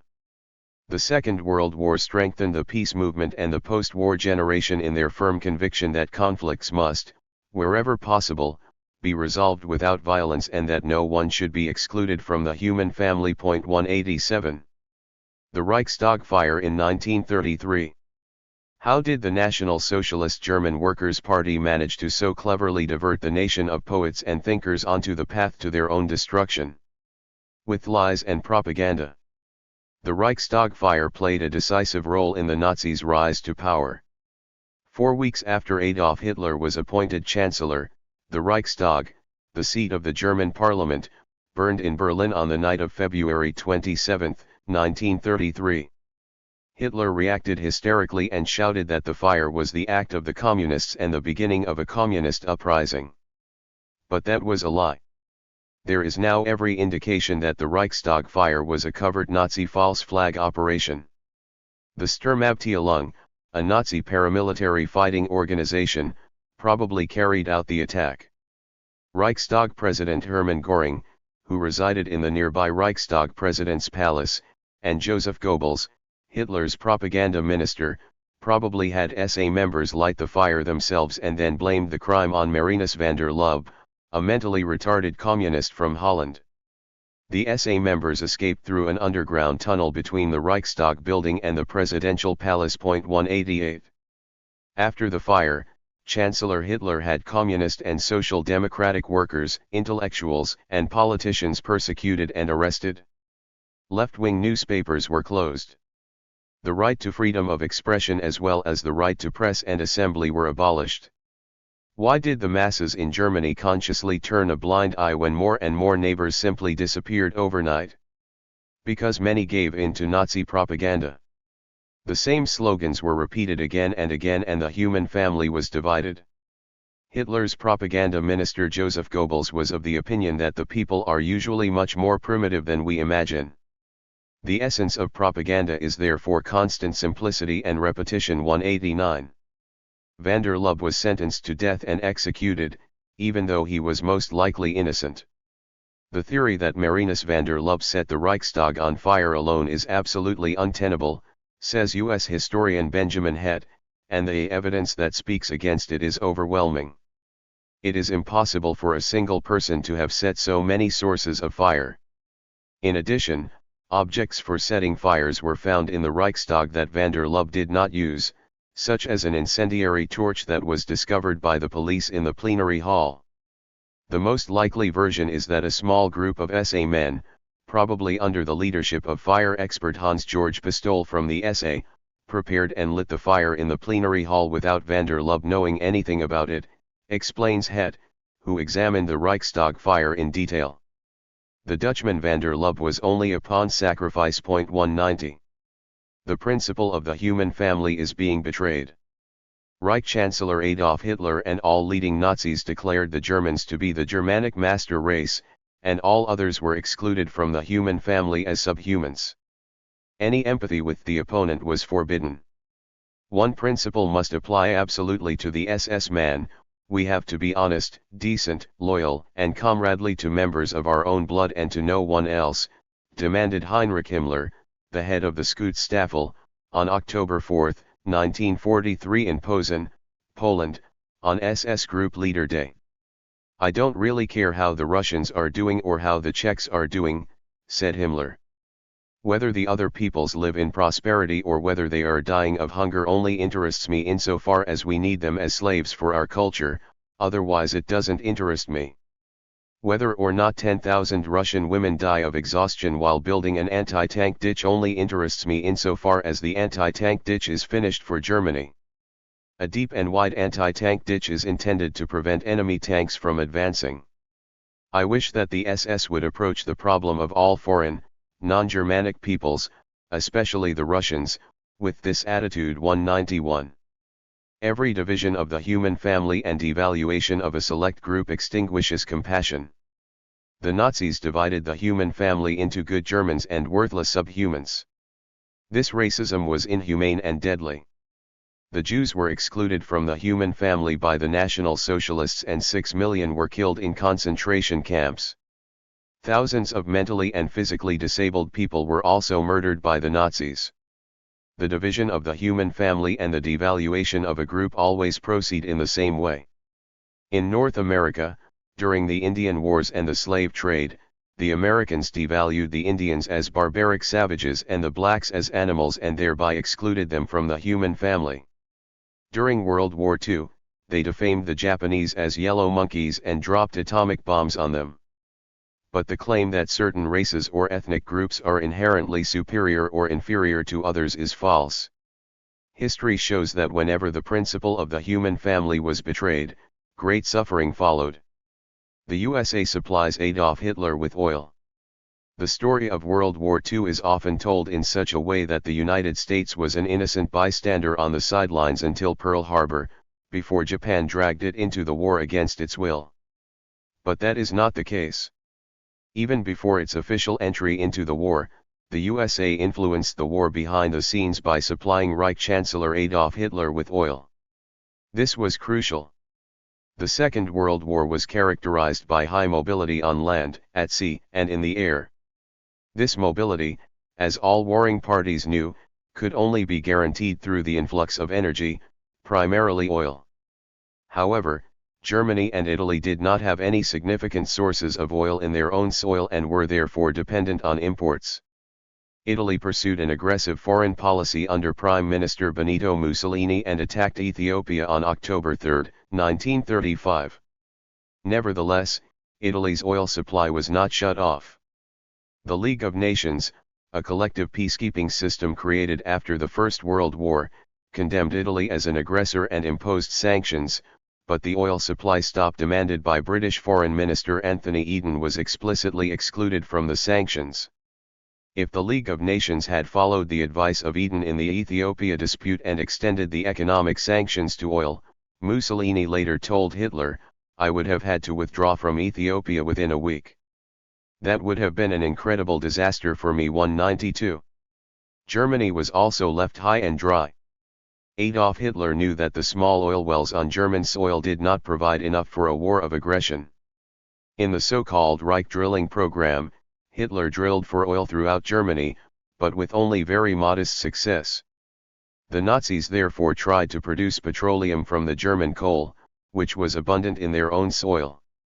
The chemical company IG Farben, headquartered in Frankfurt am Main, was the leading manufacturer of substitute petroleum from coal and produced in Leuna, among other places, which is why the fuel made from coal was known as substitute or Leuna gasoline. But the conversion process was complex. Around 5 tons of hard coal were needed to produce 1 ton of gasoline.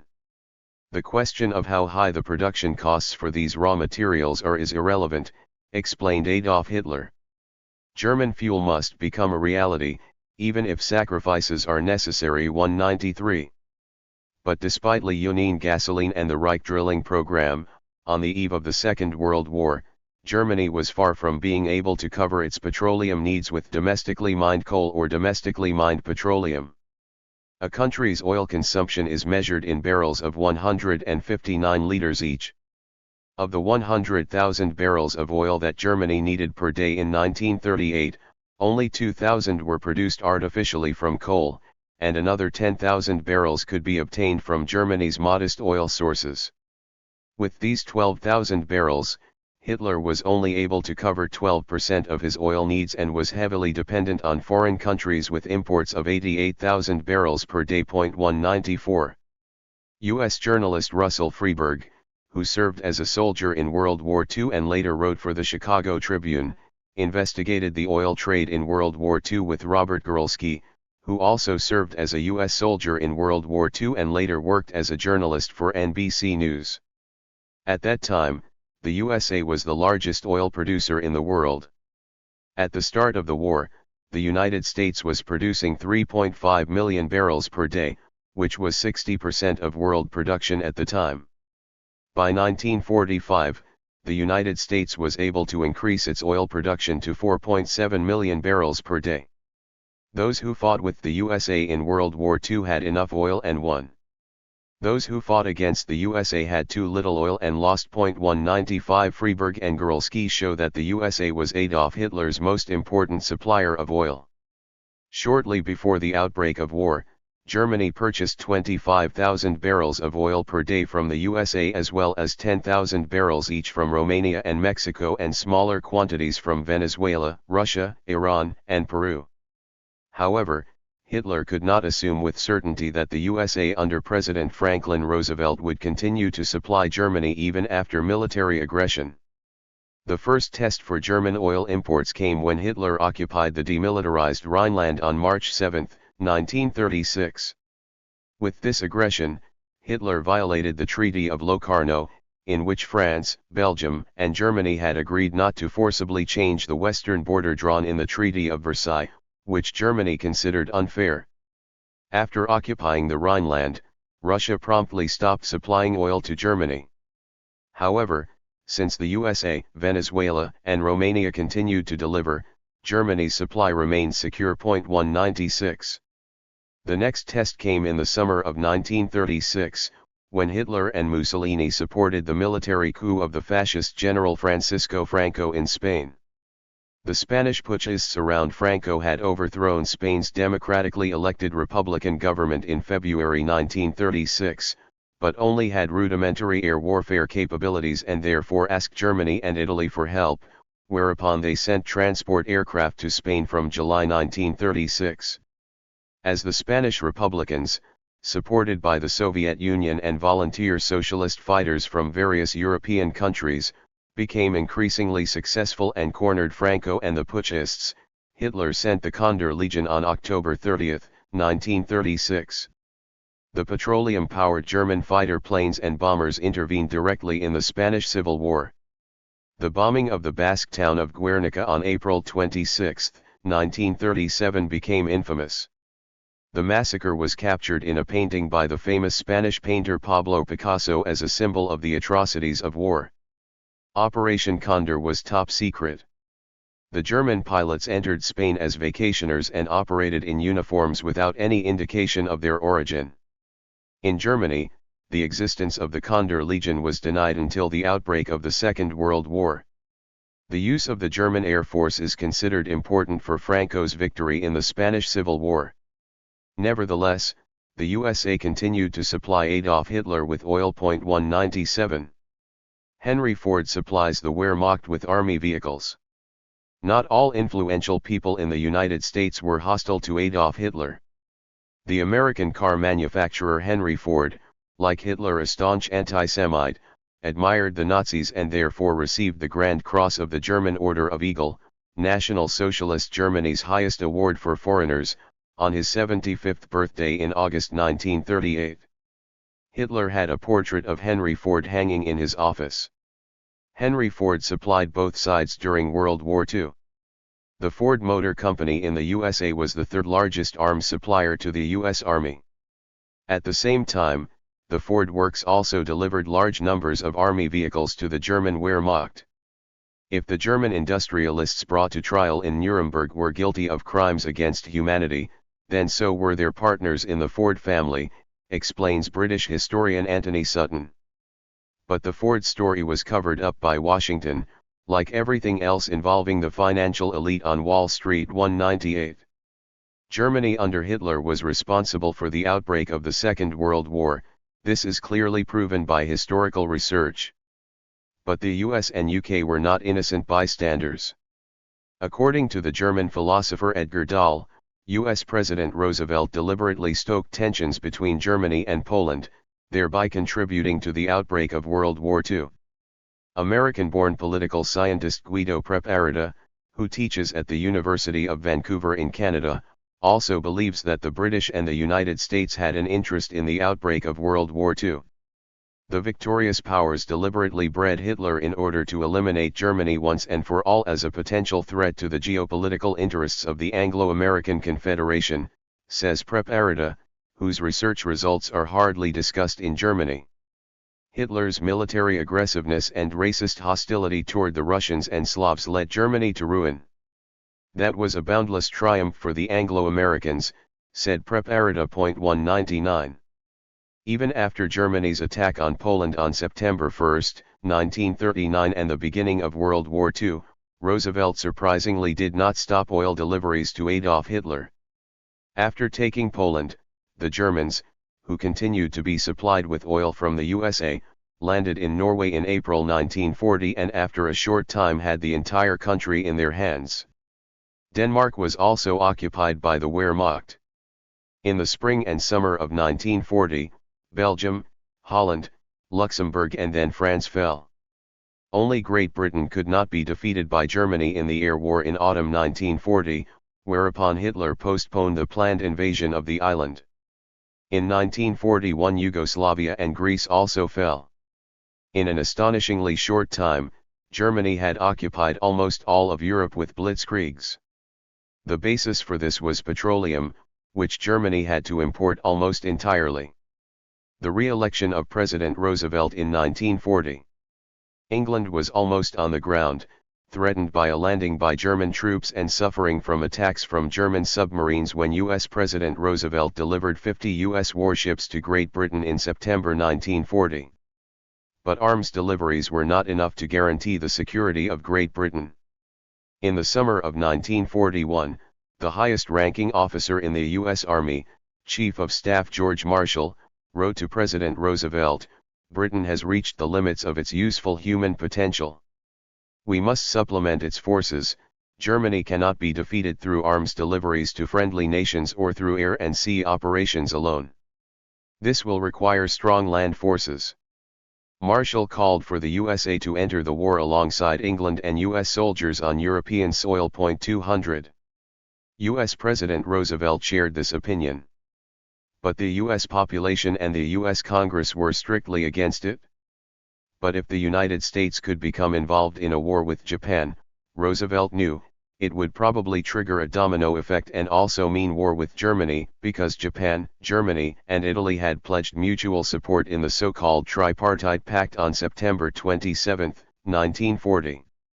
First and foremost, Roosevelt wanted to wage war against Germany, explains U.S. journalist George Morgenstern from the Chicago Tribune, the leading isolationist newspaper in the U.S. at the time. But when Hitler refused to give him an excuse to declare war, he turned to the Pacific and Japan to enter the war in Europe through the back door. The Tripartite Pact ultimately ensured that if he started a war with one, he would get a war with all three partners. 201. U.S. President Roosevelt was seen by the public as a friend of the little man and a representative of peace. But this impression was deceptive. British historian Anthony Sutton revealed that Roosevelt's rise was made possible by the super-rich.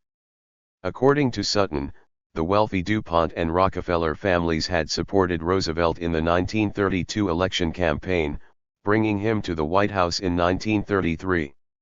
Sutton's research concluded that nearly 80% of the money Roosevelt used for his campaign came from Wall Street. Roosevelt himself was well aware of his dependence on the super-rich and also knew that they had been controlling politics from the background since U.S. President Andrew Jackson. The real truth is, and you know this as well as I do, that since the days of Andrew Jackson, certain parts of the major financial centers have dominated the government, wrote U.S. President Roosevelt in a confidential letter to U.S. diplomat Edward Mandell House in 1933. Of course, This statement was not made public. 202 While World War II was raging in Europe and Asia, President Roosevelt had to stand for re-election on November 5, 1940. Since he had already served 2 four-year terms since 1933, it was unclear whether he would run again. Never before had a president served more than 2 terms in office, and after the Second World War this was even explicitly forbidden. The president also suffered from polio. He was largely paralyzed from the waist down and therefore used a wheelchair. Many Americans mistakenly believed that Roosevelt was the right man to keep the country out of the war. Because Roosevelt had always told the population that he would not lead the USA into war. Shortly before Election Day, Roosevelt promised in a speech in Boston on October 30, 1940, "I have said it before, and I will say it again and again, your sons will not be sent to any foreign wars." The population believed him and elected the Democrat to a third term with 54% of the vote. But Roosevelt had deceived the people. He was not a man of peace. 203. The USA cuts off oil supplies to Japan in 1941. In the online encyclopedia Wikipedia, which is widely used not only by students but also by teachers and journalists, the German article Attack on Pearl Harbor states that this surprise attack was completely unexpected for the USA. But that's not true. President Roosevelt and his closest aides not only knew about the coming attack, but had even deliberately provoked it by turning off the oil supply to Japan. This was a conspiracy, a collusion between 2 or more people. There are always conspiracies in history. But on Wikipedia, in the entry on Pearl Harbor, this real conspiracy is dismissed as a conspiracy theory that is supposedly rejected by the majority of historians for lack of serious evidence. Of course, historians have different opinions on Pearl Harbor. Some, including Manfred Berg, who teaches at Heidelberg University, actually classify this event as a surprise attack. But others don't. There is no vote among historians in every country in the world, including in German-speaking countries, that would show what the majority thinks about Pearl Harbor. Wikipedia's claim is baseless. The Neue Zürcher Zeitung also misleads its readers. The surprise was total. The attack caught the Americans unprepared, claims the Neue Zürcher Zeitung. But that is not correct. Only the people and Congress were surprised, the president and the conspirators were not. President Roosevelt and his closest advisors had done everything to ensure that Japan fired the first shot at the USA. 204. A surprising amount of effort goes into deceiving the masses about Pearl Harbor. The feature film Pearl Harbor, produced for $130 million and starring well-known actors Ben Affleck and Kate Beckinsale, which was released in the United States in 2001, portrays the Japanese attack as a complete surprise and was seen by millions of people. The readers of the newspaper Rubicon are better informed, which correctly writes, President Roosevelt knew about Japan's impending attack on Pearl Harbor, but hid his knowledge from those affected, according to a Rubicon article from 2018. Roosevelt then used the outrage over the slaughter to get the hesitant population to agree to U.S. participation in World War II. 205. The facts clearly show that Roosevelt intentionally escalated tensions with Japan immediately after his re-election.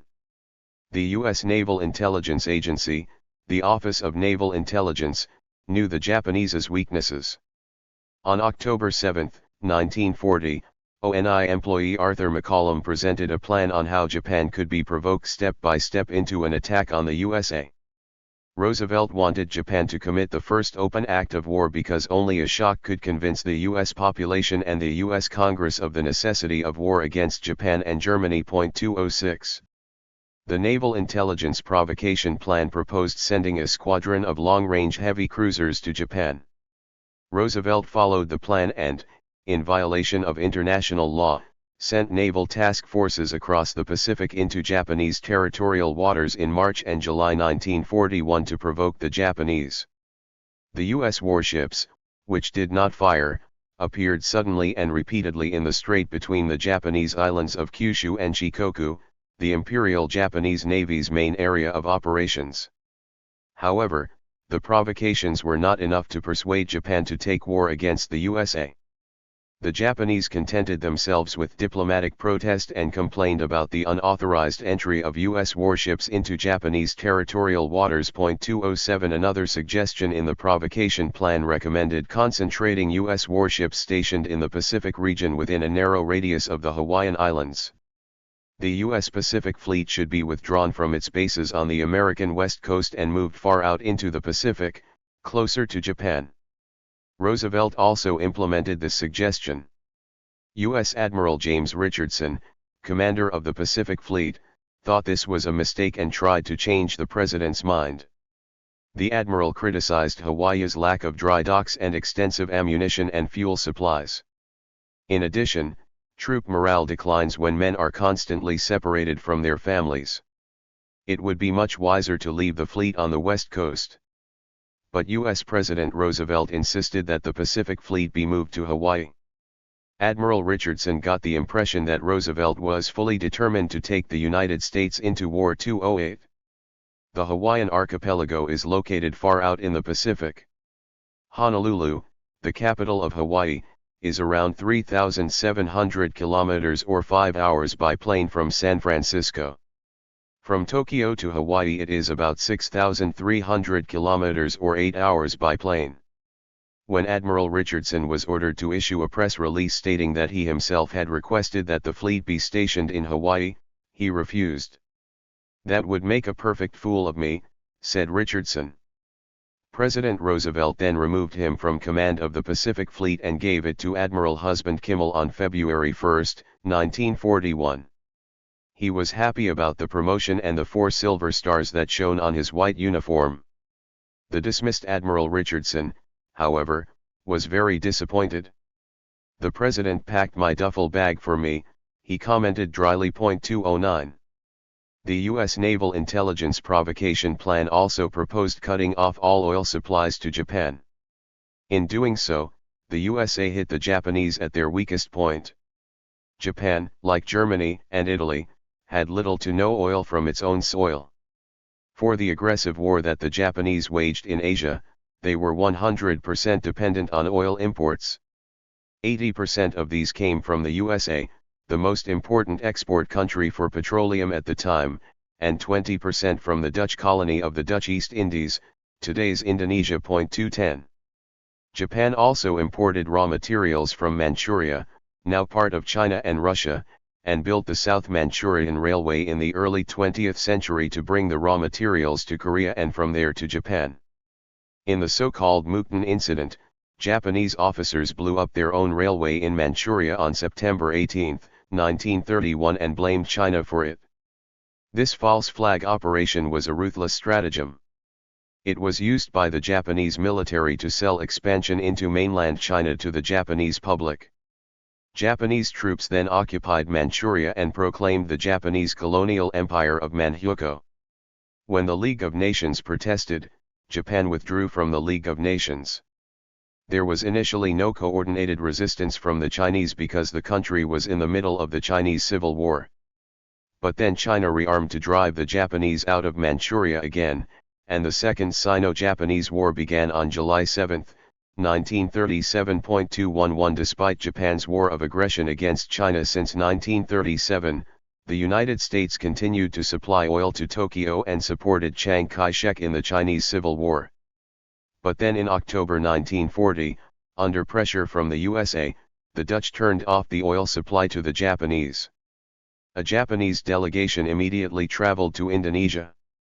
The angry Japanese accused the Dutch of being mere puppets of Washington and demanded assurances of further oil deliveries. But the Dutch refused and ensured that Japan no longer received oil from Indonesia. 212. Soon after, the United States also reduced its oil exports to Japan, which caused the Japanese to panic.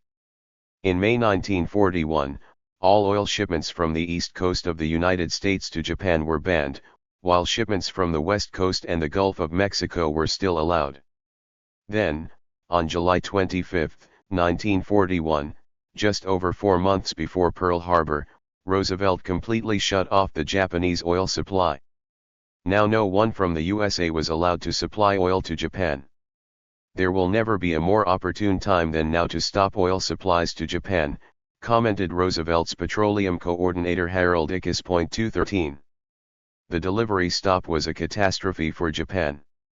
In August 1941, 2 Japanese oil tankers were still empty in the port of Los Angeles, waiting for oil that was contractually promised but never delivered. It wasn't until November that the 2 Japanese tankers lifted their anchors and sailed back across the Pacific without any cargo.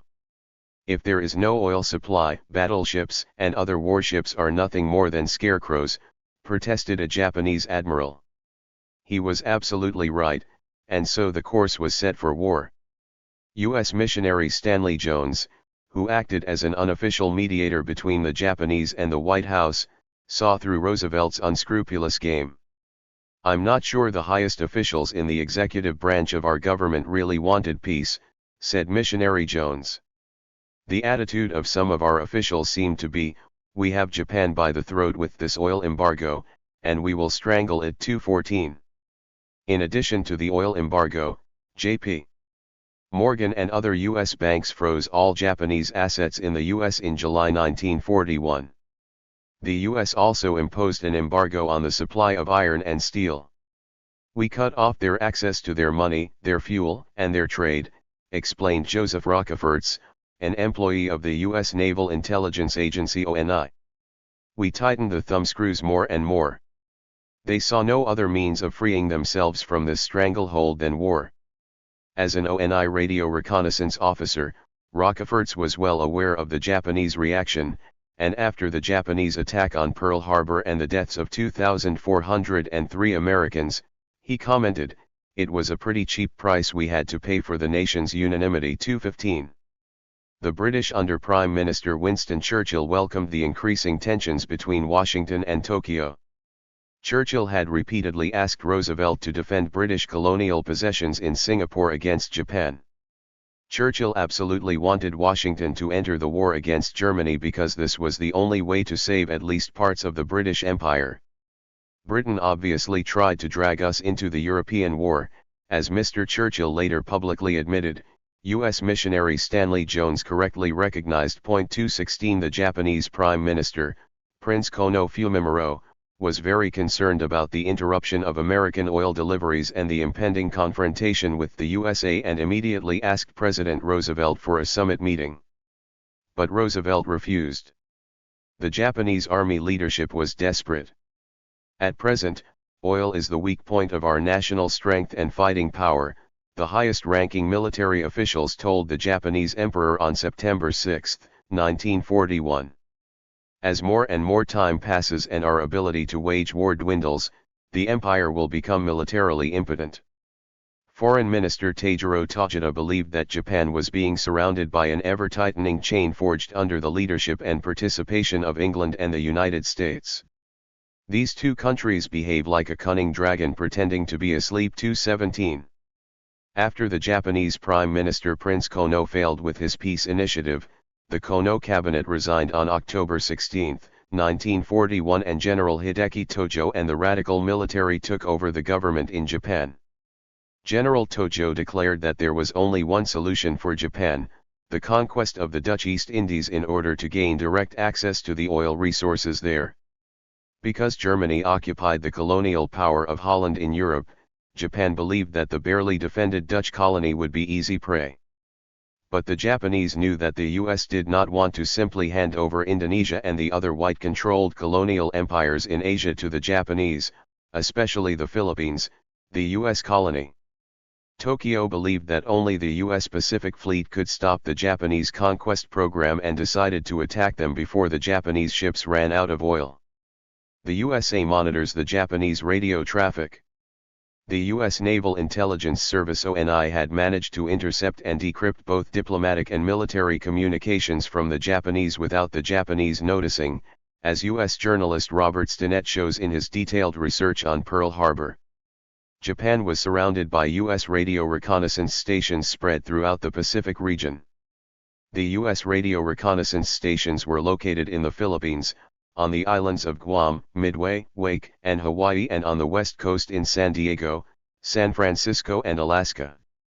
This comprehensive surveillance system was supplemented by active exchanges with the British reconnaissance stations in Singapore, Hong Kong, and Vancouver Island in British Columbia, as well as the Dutch radio surveillance in Batavia. 218. The intercepted data was very valuable and was referred to as magic within naval intelligence. Only the President and his closest aides had access to the magic material. The raw texts of the radio analysis were placed in a leather bag at the Navy Department in Washington and brought to Roosevelt in the White House every day by an ONI officer. The President monitored the Japanese and shared this information only with his closest aides. "We know what they know, but they don't know that we know it," said Chief of Staff George Marshall aptly. 219. Only about 35 men and 1 woman in Washington had access to the magic data. Only these conspirators knew about the imminent Japanese attack on the United States, but did not share their knowledge with the U.S. people or Congress. They were all convinced that the U.S. entry into the war was right and important. In addition to Roosevelt, this narrow circle of power included his cabinet, which consisted of men whom Roosevelt had chosen himself: Secretary of War Henry Stimson, Secretary of the Navy Frank Knox, Secretary of State Cordell Hull, Chief of Staff George Marshall, the Director of Naval Intelligence ONI Theodore Wilkinson and his closest colleagues, and the Director of Military Intelligence General Sherman Miles, as well as the only woman, Agnes Meyer Driscoll, the highest-ranking civilian cryptologist in the U.S. Navy. Washington. 220. It was only after the war that it was confirmed that the Japanese secret code had been cracked many months before Pearl Harbor, and that the men in Washington who read the intercepted code messages were almost as well informed about Japanese plans and intentions as if they had sat on the War Council in Tokyo, according to U.S. journalist George Morgenstern. In order to hide their secret for as long as possible, the U.S. Navy swore to silence all radio operators and cryptologists who had been involved in the interception and analysis of Japanese communications. Any member of the Navy who would divulge anything about the successful work of U.S. radio reconnaissance would be punished with prison time and loss of pension. This threat worked. Most of those involved took their secret to the grave. 221. The Japanese attack on Pearl Harbor in 1941. In 1941, Japan had a powerful naval force with 10 aircraft carriers, while the U.S. naval force was significantly weaker with 7 aircraft carriers. 2 aircraft carriers, the USS Lexington and the USS Enterprise, were at Pearl Harbor under the command of Admiral Kimmel. His superior Admiral Harold Stark, who had access to the valuable magic data as the U.S. Navy's Chief of Operations in Washington, wanted to protect these 2 aircraft carriers and gave Admiral Kimmel the order to use the 2 aircraft carriers to transport Army fighter planes to the islands of Wake and Midway. The USS Enterprise departed Pearl Harbor on November 28, 1941, escorted by 11 of the Pacific Fleet's newest warships. The USS Lexington sailed from Pearl Harbor on December 5, 1941, accompanied by 8 modern warships. After that, there were no more aircraft carriers in Pearl Harbor, only old warships left over from World War I. 222. On November 25, 1941, Isoroku Yamamoto, Commander-in-Chief of the Imperial Japanese Navy, ordered his ships to leave the ports of Japan, advance across the North Pacific to Hawaii and attack the American fleet there. The U.S. Naval Intelligence Agency ONI managed to intercept and decrypt Yamamoto's encrypted order. Japan must advance into Hawaiian waters with the utmost secrecy of its movements and full vigilance against submarines and aircraft and, immediately after the start of hostilities, attack the main force of the U.S. fleet in Hawaii and deal it a fatal blow, according to the Japanese Admiral's Order. 223. On December 7, 1941, Japan attacked the Philippines and occupied the U.S. colony. On the same day, Japan attacked the American Pacific Fleet at Pearl Harbor with a huge armada consisting of 6 aircraft carriers and an escort of battleships, cruisers, and destroyers. The 27 Japanese warships were accompanied by a fuel train consisting of 7 tankers and 30 submarines. Shortly before Hawaii, 351 Japanese military aircraft took off from the Japanese aircraft carriers and bombed the U.S. base. Because the American warships were close together on the shore and most of the US planes had not yet taken off, they were easy to hit. The Japanese killed 2,403 Americans, destroyed 164 aircraft, and sank 18 older American ships. Before Pearl Harbor, a clear majority of the US population was against entering the war. But the Japanese attack completely changed the mood and created anger and sadness in the USA, as no other country had ever bombed the USA before. As soon as the news of the Japanese attack spread, young Americans volunteered en masse to the army recruiting officers to defend their country. The population was shocked, Parliament was angry and the newspapers were drumming up support for war. When the first news came that Japan had attacked us, my first feeling was one of relief. U.S. Secretary of War Henry Stimson, who had access to the magic data, wrote in his diary. The indecision was over, and the crisis had come in a way that would unite our entire people. Secretary of War Stimson wanted to go to war like President Roosevelt. The attack was no surprise to either of them. 224. The U.S. Congress declares war on Japan and Germany. The day after the Japanese attack, Roosevelt angrily addressed Congress. The approval of the parliamentarians was important because the U.S. Constitution only grants Congress the power to declare war and states in Article 1, Section 8, Congress has the right to declare war. Roosevelt could have spoken about the Japanese invasion of the Philippine colony and its occupation by Japan, since it was ongoing. But he didn't do that because that would have been a reminder that the USA had also invaded foreign countries and kept them as colonies. Instead, the president focused his speech on Hawaii and declared that the date of December 7, 1941, would live as a day of infamy. Congress was convinced and both houses passed a declaration of war on Japan by large majorities. There was no dissenting vote in the Senate with its 100 members. In the 435-seat House of Representatives, 388 of those present voted for war and 41 abstained. Only women's rights and peace activist Jeannette Rankin, a Republican from Montana, voted against the war. Supported by the majority of the House, President Roosevelt signed the Declaration of War on Japan on December 8, 1941. Germany and Italy then declared war on the USA on December 11, 1941.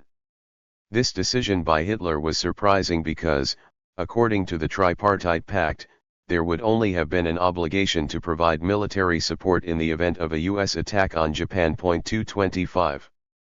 Congresswoman Jeannette Rankin had already voted against the war against Germany in 1917. Even after Pearl Harbor, she refused to vote for war, declaring, "Although I, like the other parliamentarians, believe that the news we heard on the radio is probably true, I believe that such an important decision about war and peace must be based on more reliable evidence than the radio reports we now have at hand. Of course, it is right and important to defend the United States. But sending our soldiers and our Navy thousands of miles across the sea to fight and die certainly can't be considered protecting our own shores," Rankin said. "It is my belief that all facts must be made available to the American Congress and the American people." But that is exactly what did not happen. The fact that the U.S. government had intercepted and deciphered the Japanese radio messages was not disclosed to Congress. Had Rankin and other MPs been aware of this, the vote would probably have been different. 226. After her courageous vote, Jeannette Rankin was vilified and ridiculed on the radio and in the newspapers. Some called her a whore, others described her as Hitler's assistant or an old woman, as well as a disgrace to the nation and a traitor. But friends came to her apartment and supported her during this difficult time. "I have nothing left but my integrity," Rankin told them. Some sent her letters saying they admired her courage. Probably 100 men in Congress wanted to do what she did. But no one had the courage to do it, declared the Kansas Gazette. Her supporters knew that Jeannette Rankin's commitment was always to peace and civil rights policy and to the principle of the human family. In India she met with the well-known peace activist Mahatma Gandhi. But her votes against the war ended her political career in the USA. Before Christmas 1942, When her term ended, she addressed Congress again, arguing that Roosevelt had deliberately left Japan no alternative to attack and was strangling Tokyo economically through the oil blockade. Roosevelt wanted war, but Congress was always against it until Pearl Harbor caused a complete change of opinion and Roosevelt received his declaration of war. How lucky the president was, remarked Jeanette Rankin, adding, "Was it really just luck?" 227. Admiral Kimmel and Lieutenant General Short are fired. Admiral Husband Kimmel, Commander-in-Chief of the Hawaii-based Pacific Fleet, and Lt. Gen. Walter Short, Commander of Hawaii-based U.S. Army units, were chosen as scapegoats by President Roosevelt.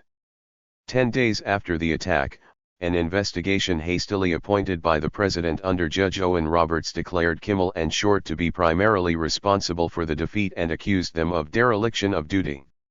Roosevelt relieved both of them of their commands and retired them, which was a humiliation. Only later did Admiral Kimmel realize that he had been intentionally not provided with relevant information about the impending Japanese attack on Hawaii by his own superiors at the Navy Department in Washington. It had something of a deliberate deception about it, Admiral Kimmel told the Congressional Committee that investigated Pearl Harbor after the war. "I asked for all important information. I was assured that I would get it. My current assessment of the situation was based on this basis. In fact, by far the most important Japanese radio messages were not sent to me." Navy Secretary Frank Knox had access to the magic data, but did not pass it on to Admiral Kimmel. "This omission not only kept important facts from me," Admiral Kimmel recognized. "I was misled." 228. Lieutenant General Short was also dismayed to realize that his superiors in Washington had deliberately not passed on crucial information to him. The War Department under Chief of Staff George Marshall in Washington knew that Japanese spies in Hawaii had scouted the location of American warships. Marshall, who had access to the magic data, should have informed Short, but he didn't. "The War Department certainly should have informed me that the Japanese were receiving reports of the exact location of the ships at Pearl Harbor," Short protested. "The intercepted Japanese documents were, when critically analyzed, actually a bombing plan for Pearl Harbor," said Short. "The War Department was aware of the fact that I did not have this information and had already decided that I should not have it." 229. The Roosevelt conspirators had not shared the magic data with the highest U.S. officers in Hawaii, and certainly not with the U.S. soldiers. "All of this information was withheld from Lieutenant General Short and me," Admiral Kimmel protested. "If we had received this information just 2 or 3 hours before the attack, which could easily have been done, much could have been done by us." The admiral said he would have sent the fleet into the open sea. Instead, she lay in the cramped harbor, at the mercy of Japanese bomber and torpedo planes and submarines. Lieutenant General Short explained that he had gotten a good portion of his planes into the air with 2 hours warning to intercept the attacking Japanese. But most of the planes were destroyed on the ground before they could take off. "I still cannot understand to this day, I have never understood and perhaps never will understand, why the information that was available in Washington at the Navy Department, was withheld from me," said Admiral Kimmel disappointedly. 230 It was only after their deaths that the U.S. Senate rehabilitated the two commanders and passed a resolution on May 25, 1999 in which it finally admitted that important information available in Washington had been withheld from Kimmel and Short. The information obtained from intercepted and decoded Japanese radio messages at the end of 1941 was not passed on to the commanders in Hawaii, the New York Times succinctly admitted, without mentioning that the entire history of the U.S. entry into the war would therefore have to be rewritten. Senator William Roth, Republican of Delaware, expressed regret that the two U.S. officers were deprived of important information that had been available in Washington. 231. The ongoing debate over Pearl Harbor. To this day, many Americans, and many Europeans, do not know that Roosevelt was not surprised by the Japanese attack on Pearl Harbor and had even provoked it with the oil embargo. "As a veteran of the war in the Pacific, I was initially outraged to discover the secrets that had been kept from us Americans for over 50 years, said Robert Stinnett, who served in the U.S. Navy during World War II and worked as a journalist for the Oakland Tribune in California after the war. After many years of research, Stinnett published his detailed study of Pearl Harbor in 2000. In it he argues convincingly that for President Franklin Delano Roosevelt and many of his military and political leaders and advisors, this attack was not a surprise attack. 232. The U.S. journalist George Morgenstern, co-editor of the Chicago Tribune, came to the same conclusion in 1947 after evaluating the Pearl Harbor investigation by the U.S. Congressional Committee, which met from November 1945 to May 1946 and interviewed many relevant witnesses. After the Japanese attack, the fairy tale was carefully cultivated for years that the Japanese attack was a treacherous surprise, staged when there was not the slightest reason to expect it, said Morgenstern. The American people did not know that U.S. naval intelligence had been decoding Japanese communications and relaying them daily to President Roosevelt. For many people, it is completely unthinkable that a government would allow its own citizens to be killed by a political opponent in order to prepare the country for war. But in the case of the Japanese attack on the Pacific base at Pearl Harbor, this is exactly what happened. They calculated with cold indifference the risk of driving an enemy into firing the first shot, and they forced 3,000 unsuspecting men to take that risk at Pearl Harbor, said U.S. journalist George Morgenstern. 233. Whenever there is a conspiracy, and that was the case at Pearl Harbor because Roosevelt and his closest aides intentionally did not share the magic data, over the years an insider is expected to break his silence. And that's what happened. Among the few people informed before the Japanese attack was Don Smith, Director of War Services at the Red Cross in Washington. Don Smith died in 1990 at the ripe old age of 98. His daughter Helen Hammond explained in 1995 that her father had been secretly informed by Roosevelt of the coming Japanese attack.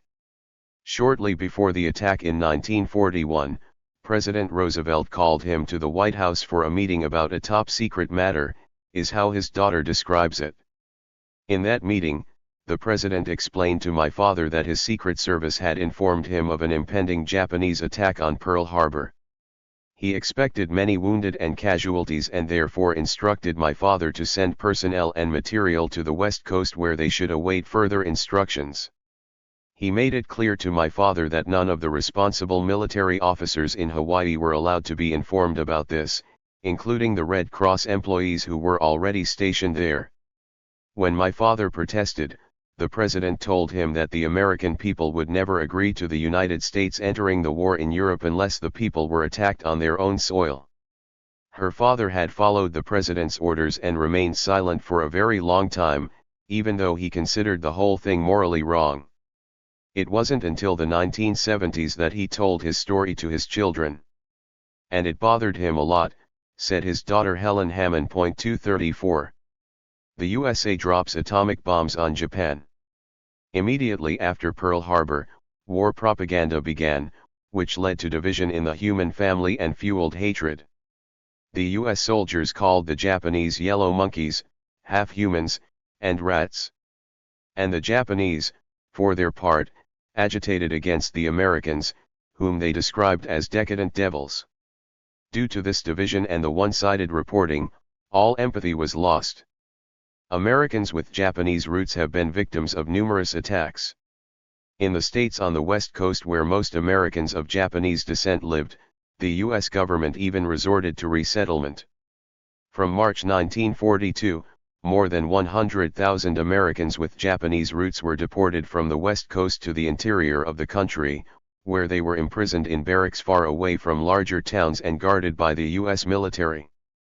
It was only in the 1980s that Congress admitted that the internment of Japanese Americans was wrong and that grave injustice was being done to the internees through racial prejudice, war hysteria, and failure of political leadership. 235. The Japanese were crushed by the USA. Over 1 million Japanese fell victim to the brutal air war that the USA led against Japan under General Curtis LeMay. The US dropped napalm on Tokyo and other cities. Many Japanese civilians died in the flames. The largest terrorist attack in human history occurred on March 9 and 10, 1945, when we burned Tokyo down and killed between 80,000 and 120,000 people in one night, explains U.S. peace activist Daniel Ellsberg, who has repeatedly spoken out courageously against the US illegal wars. The dropping of atomic bombs on Hiroshima and Nagasaki was the second and third largest terrorist attacks, said Ellsberg. In war it is forbidden to kill civilians, it is a war crime. Soldiers are only allowed to shoot at soldiers. But this distinction was ignored in the carnage of World War II in every theater. Curtis LeMay said we would all have been tried as war criminals if we had lost the war. I think he was right, said Robert McNamara, who served in the U.S. Air Force during World War II and later became U.S. Secretary of Defense, ruefully. He behaved like a war criminal, just like me. 236.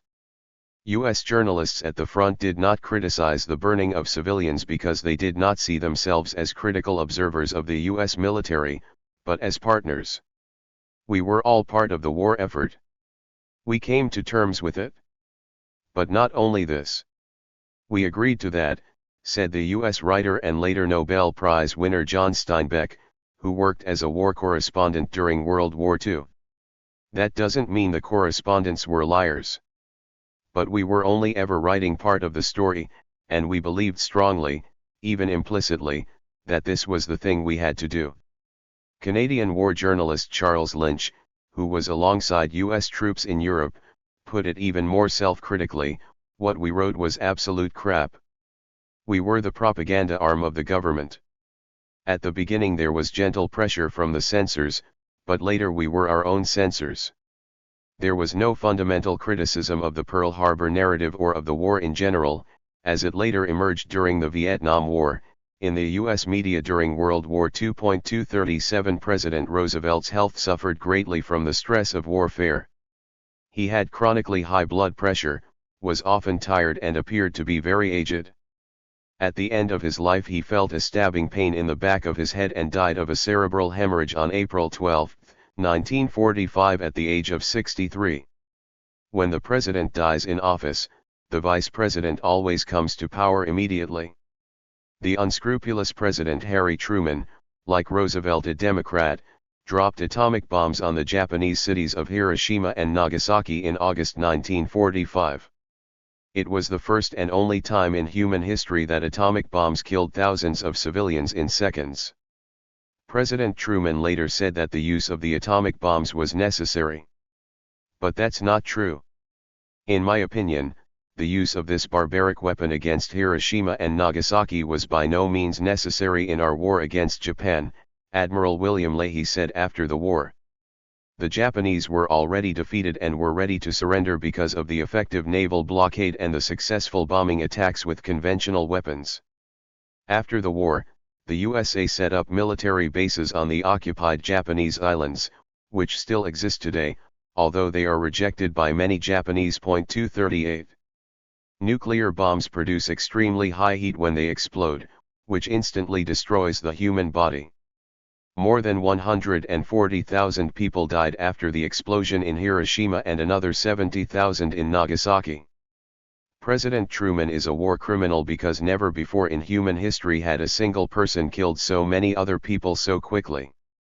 The survivors suffered great torment. The Japanese Setsuko Thurlow survived the explosion of the atomic bomb in Hiroshima as a 13-year-old girl. When I think of Hiroshima, I always think of my 4-year-old nephew Eiji, how his little body was twisted into an unrecognizable lump of flesh. With his weak voice he pleaded with me for water until death released him from his torment. The Japanese peace activist Thurlow has since campaigned for the global abolition of atomic bombs and, together with her colleagues from the International Campaign to Abolish Nuclear Weapons, received the Nobel Peace Prize in 2017. 239. The USA did not open the Second Front until 1944. In terms of the number of deaths, the battle between Germany and Russia claimed the most lives in World War II. After the occupation of Europe, the German Wehrmacht attacked the Soviet Union with 3 million soldiers as part of Operation Barbarossa on June 22, 1941, before the Japanese attack on Pearl Harbor, and reached the outskirts of Moscow in late autumn. Adolf Hitler declared that Germany had to conquer living space in the East. The elites in the USA and Great Britain were pleased that Hitler was taking action against the communists in Russia. If Germany wins, we should help Russia. But if Russia wins, we should help Germany, wrote Senator Harry Truman of Missouri, who later became president, in the New York Times immediately after Operation Barbarossa began on June 24, 1941. Let them exterminate each other as much as possible, although I definitely don't want Hitler to win in the end. 240. The German and Soviet soldiers fought bitter battles on the Eastern Front. After the USA entered the war, the Soviet Union under General Secretary Joseph Stalin repeatedly demanded that US President Roosevelt and British Prime Minister Churchill land in Western Europe and set up a second front in France in order to force Adolf Hitler to withdraw part of his forces from the Eastern Front and relieve the pressure on the Soviet Union. Soviet Foreign Minister Vyacheslav Molotov traveled to London and Washington in May 1942 and personally presented the Soviets' urgent requests. Roosevelt and Churchill assured him of the establishment of the Second Front. Molotov emphasized that it was important to establish the Second Front in France as soon as possible because then Hitler could be defeated as early as 1942. Roosevelt asserted that the American government hopes and strives to establish the Second Front in 1942. But Churchill was against it. The whole year of 1942 passed like this and the promised Second Front never came. 241. However, the British under Lieutenant General Bernard Montgomery stopped the German advance across North Africa under General Field Marshal Erwin Rommel on the border between Libya and Egypt in July 1942 by stopping all supplies of oil. Rommel's tanks stood idle after the British sank the German oil ships in the Mediterranean. With the supply of gasoline, says Rommel, the British hit a part of our mechanism on whose functioning everything else depended. Without oil, Germany was defeated in North Africa. The bravest man is of no use without a cannon, the best cannon is of no use without a lot of ammunition, and the cannon and ammunition are of little use in mobile warfare if they cannot be moved by vehicles with enough gasoline. Rommel wrote to his wife, "Gasoline shortage. It makes you cry." 242. Roosevelt and Churchill could have stopped the supply of oil to the Eastern Front by bombing the German oil infrastructure, but they did not. Roosevelt also knew that Stalin felt betrayed because the British and US had promised but not opened the Second Front in France in 1942. The fact that the Soviet Union is bearing the brunt of the fighting and losses in 1942 is well recognized by the United States, Roosevelt wrote to Stalin on August 19, 1942, and I may state that we greatly admire the outstanding resilience displayed by your country. We will come to their aid as quickly and as effectively as possible, and I hope you believe me when I say that. 243. The Soviet Union could not understand why the British and the USA did not open the Second Front in France, because then the Second World War could have ended much more quickly. Today, as before, I see the main task in the fastest establishment of the Second Front in France, emphasized Stalin on March 16, 1943. A landing in Sicily or North Africa would not be a replacement for the Second Front in France, because only this would force Hitler to withdraw a significant part of his troops from the Eastern Front. According to Stalin, he hoped that the Second Front would be opened in France at least in 1943, but the vague statements of the Western powers filled him with serious concern. 244. But the year 1943 passed and the USA and Great Britain did not open a second front in France. The Soviet soldiers saw this as a serious breach of loyalty and realized that they had to defeat the Germans alone or perish. The fighting was extremely brutal.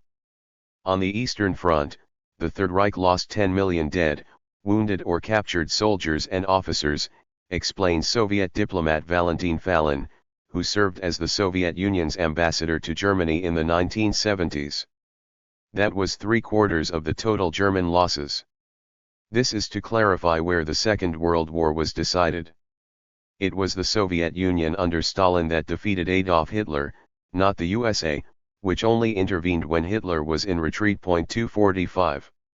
If the USA had opened a second front in France in 1942 or 1943 and also completely turned off the oil supply to Adolf Hitler, as they had done with Japan in 1941, the Second World War would have ended earlier. But the American Standard Oil, founded by John D. Rockefeller, supplied Germany through its Spanish channels even during the attack on the Soviet Union. The Germans received little oil from the USA, but that was enough to keep at least part of the Wehrmacht mobile. According to Valentin Fallon, as late as 1944, Germany received an average of 12,000 barrels of American gasoline and other petroleum products every day, delivered via Spain. So it happened, Fallon sums up, that during almost the entire war, a seventh to a tenth of all German submarines, aircraft, and tanks that were used against the USSR and then also against the USA used fuel that came from Western gas pumps 246. The turning point came when the German soldiers in Stalingrad surrendered in February 1943. Now Moscow began the counter-offensive and the Soviet soldiers pushed the Germans back. Both Churchill and Roosevelt realized that the Soviets could potentially occupy all of Germany on their own. Germany would then have come under the control of Moscow. But Churchill and Roosevelt definitely didn't want that. Therefore, on June 6, 1944, as part of Operation Overlord, they finally opened the Second Front and landed in Normandy, France. At the same time, the British and the USA began using their bombers to eliminate synthetic oil production in Germany, which dealt the death blow to the Third Reich. Germany could do nothing to counter this superior power. Adolf Hitler committed suicide in the Führer bunker in Berlin on April 30, 1945. Germany then surrendered unconditionally on May 8, 1945 and, like Austria, was occupied with troops by the Allied victorious powers USA, Great Britain, the Soviet Union and France. The four victorious powers took over sovereignty over the German Reich and divided its territory among themselves into occupation zones. The former imperial capital Berlin, located in the middle of the Soviet zone, was also divided into four sectors in which the commanders-in-chief of the four occupying powers were based. The increasing tensions between the USA and the Soviet Union led to the split of Germany. From 1949 there was the Federal Republic of Germany in the west, under the influence of Washington, and in the east, the German Democratic Republic, which was under the influence of Moscow. Only after the fall of the Berlin Wall and the end of the Cold War was this division in the country overcome with German reunification in 1990. With the defeat in the Second World War, Germany, Italy, and Japan left the circle of major military powers. The Western European states of France, the Netherlands, and Great Britain were also so weakened by the World War that they had to give up their colonial empires in the decades following the end of the war. The USA, on the other hand, rose to become the most powerful nation in the world and has been the empire since 1945. After Japan surrendered on September 2, 1945, American troops occupied the main Japanese islands and established large military bases. The USA also built large military bases in Germany and Italy, which still exist today, although they are rejected by part of the population. Graphic 11, 1945, the USA sets up military bases in Germany, Italy, and Japan.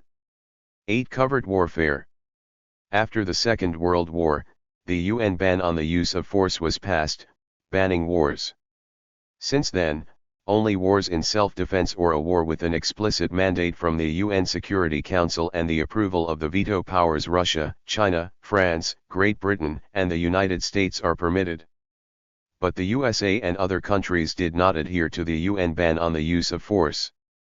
To hide its wars from the public, the United States relied on covert warfare. This includes acts of war against sovereign states in which the attacker does not appear openly. For example, a foreign government is overthrown by U.S. Secret Services or U.S. Special Forces in collaboration with locally recruited mercenaries, without a declaration of war passed by the U.S. Congress. At the same time, the U.S. President and his senior ministers who lead the covert operations deny any involvement to the public. This has created a culture of lies that characterizes Washington. In American politics today, the ability to lie convincingly is seen as a fundamental prerequisite for qualifying for high office, the U.S. historian Eric Alterman aptly explains. Point 247. The USA founded the National Security Council in 1947. The most important political, legal, and moral result of the Second World War was not the surrender of Germany, Italy or Japan, but rather the founding of the United Nations at the San Francisco Conference on June 26, 1945, and the ban on force adopted there. For the first time in human history, war was banned as a means of international politics, with the exception of self-defense or war with a Security Council mandate. In their international relations, all members shall refrain from any threat or use of force that is directed against the territorial integrity or political independence of a state or is otherwise incompatible with the objectives of the United Nations, explains the prohibition of force enshrined in Article 2, Paragraph 4 of the Union Charter clearly and clearly. The UN prohibition of the use of force forms the core of international law in force today. Even though it has often been violated, it is one of the most important principles of the peace movement, along with the principles of the human family and mindfulness. Shortly afterwards, on December 10, 1948, the UN General Assembly adopted the Universal Declaration of Human Rights, which is based on the principle of the human family and states in Article 1, all human beings are born free and equal in dignity and rights. They are endowed with reason and conscience and should treat each other in a spirit of brotherhood. U.S. President Harry Truman and his successor Dwight Eisenhower never dreamed of respecting the ban on violence. With its victory in the Second World War, the USA had achieved global imperial supremacy, which it now wanted to secure and expand. With 50% of the world's wealth, but only 6.3% of its population, we are inevitably the object of envy and resentment, declared the U.S. historian George Kennan in a sober analysis in 1948. Our real task is to develop a pattern of international relations that allows us to maintain this position of inequality, Kennan advised. To do this, we must say goodbye to all sentimentality and daydreams. We must stop talking about vague and unrealistic goals such as human rights, increasing living standards and democratization. We must proceed with open concepts of power. The less idealistic slogans hinder us, the better. 248. On July 26, 1947, the U.S. Congress passed the far-reaching National Security Act, which placed U.S. foreign policy on completely new foundations and continues to shape it today. The War Department was renamed the Department of Defense, merged with the Navy Department and housed in the newly built Pentagon in Arlington, Virginia, on the border with Washington. The same law also created the powerful Foreign Secret Service Central Intelligence Agency and endowed it with extensive powers for covert warfare. The CIA was tasked with performing such functions and duties as may be incident to intelligence related to national security, as the National Security Council may from time to time direct. This vague wording feigned a solid legal basis while at the same time avoiding explicitly violating the U.S. Constitution and the UN prohibition of the use of force. Clark Clifford, White House counsel, explained that covert warfare was not mentioned by name because we felt it would be detrimental to our national interests if we made known the fact that we were engaging in such actions. 249.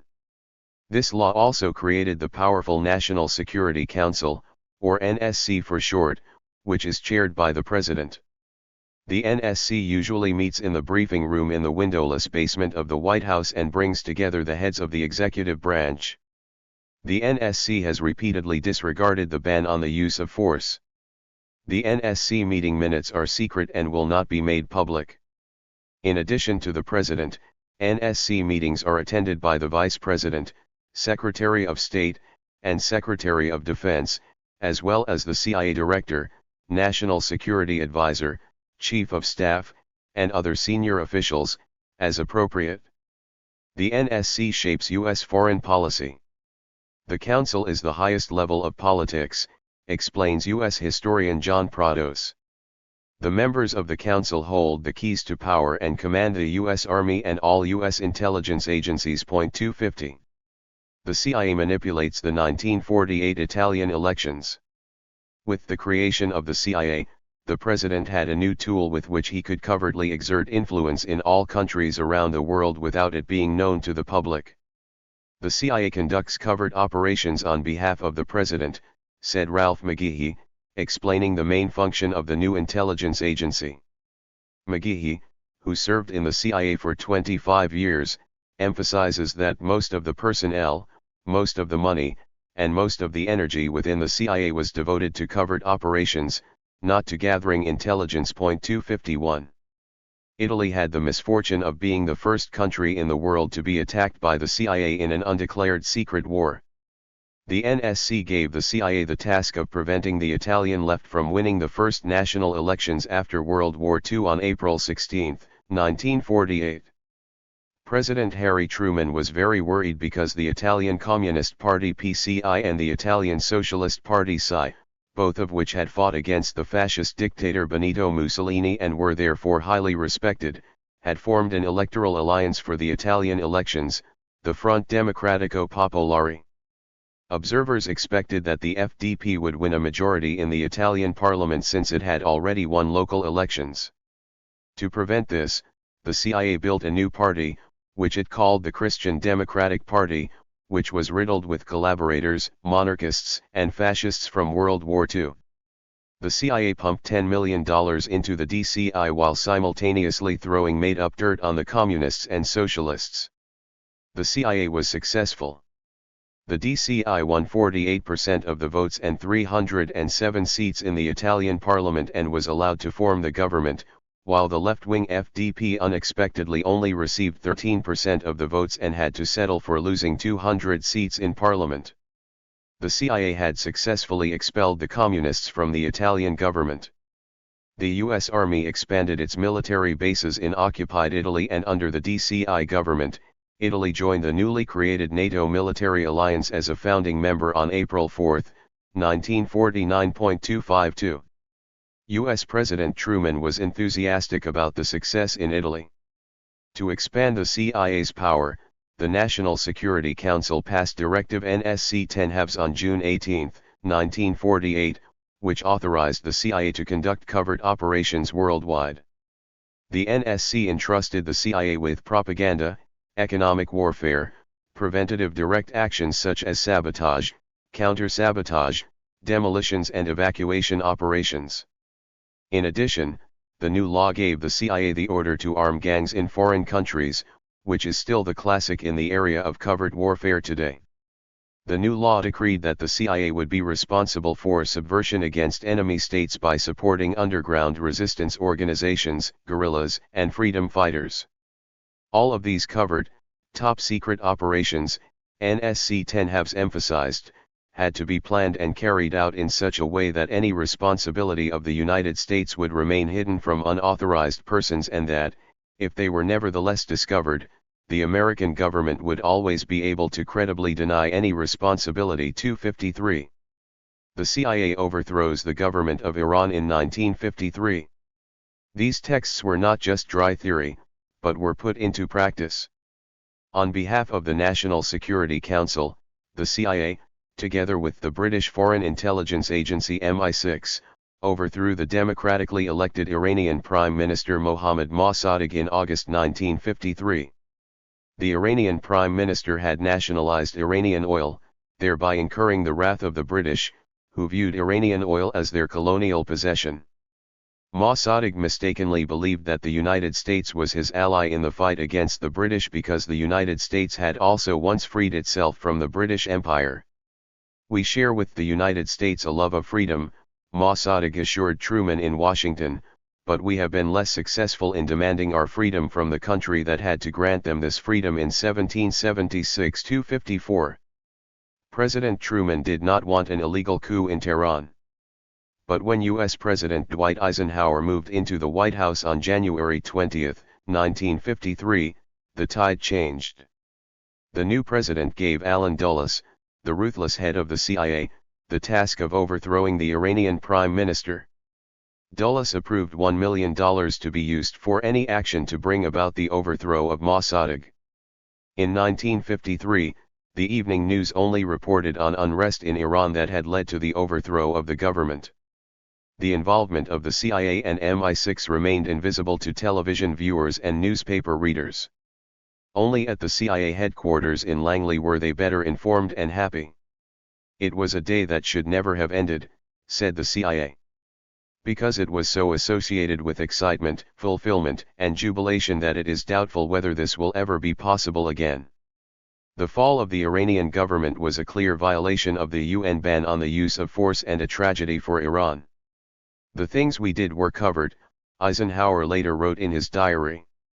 "If they were made public, not only would we be embarrassed, but our chances of doing anything similar in the future would almost completely evaporate." 255.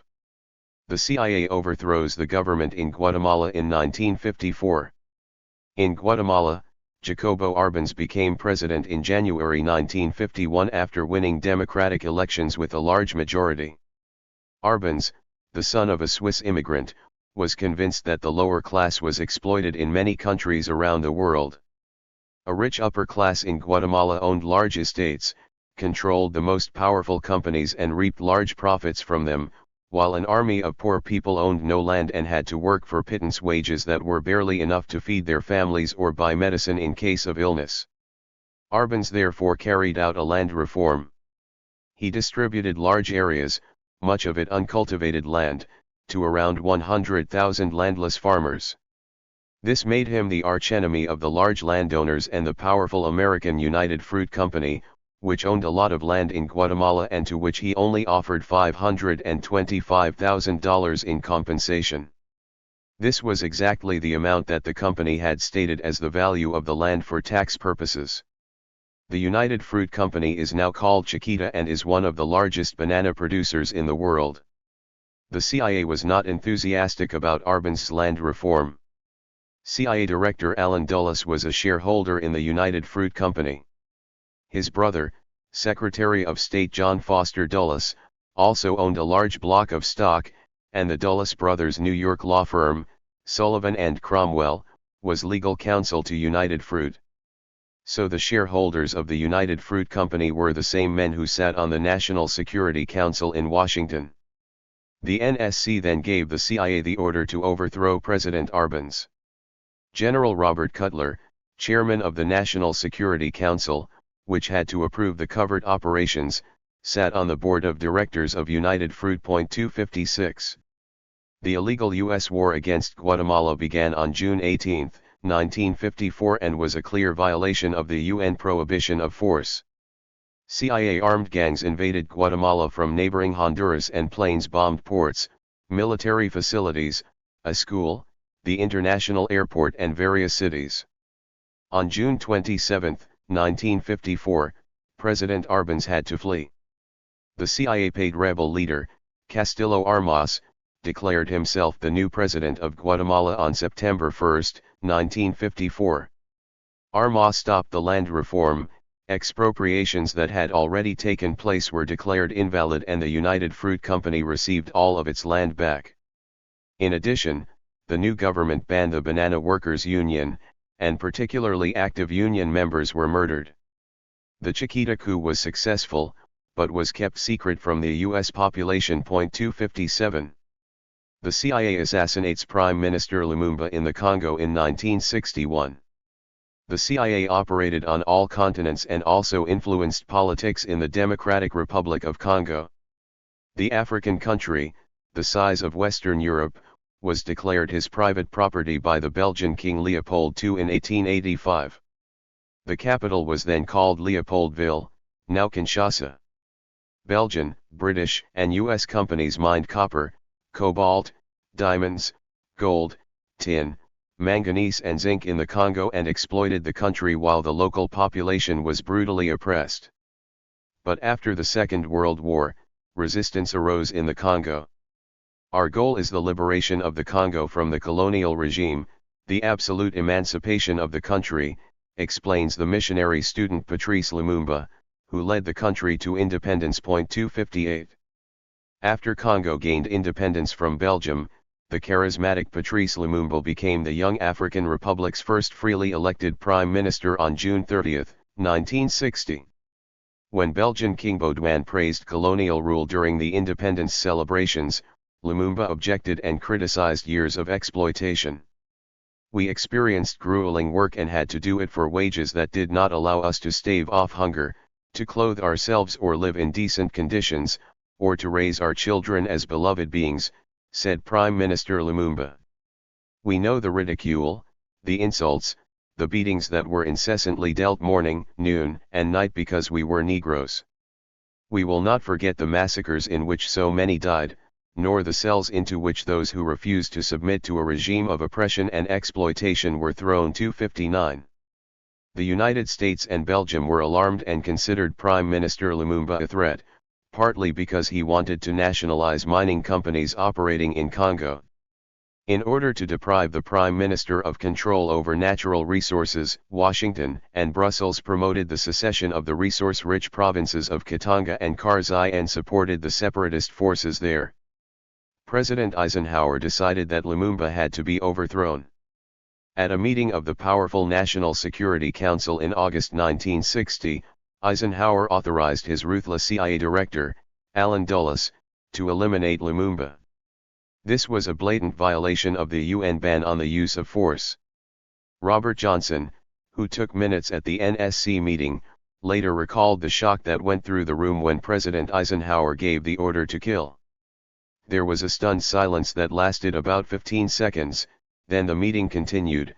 Johnson said, "I was amazed that I ever heard a president say something like that in my presence or in the presence of a group of people. I was dismayed." 260.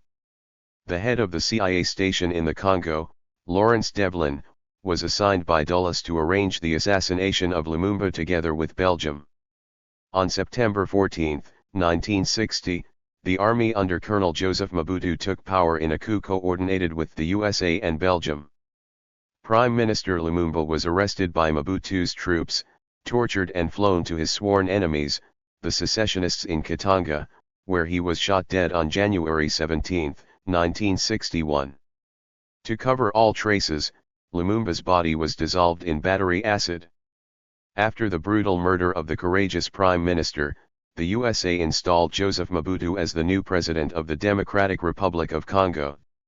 Mobutu ruled the country under the name Zaire for more than 30 years as a brutal dictator, guaranteed European and American corporations advantageous conditions for extracting raw materials and hid his money in bank accounts in Switzerland. 261.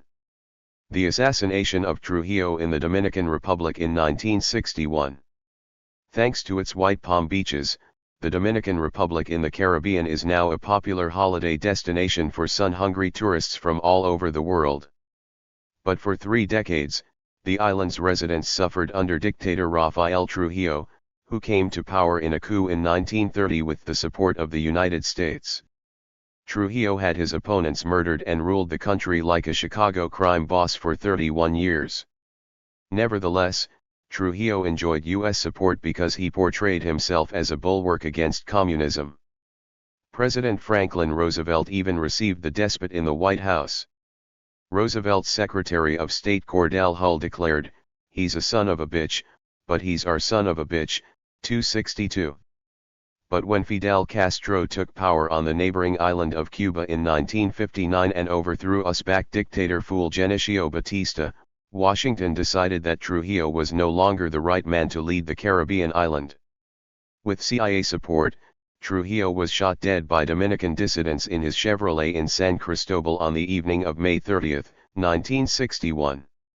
His killers, according to a U.S. Senate investigation, were trained and supplied with weapons by the CIA.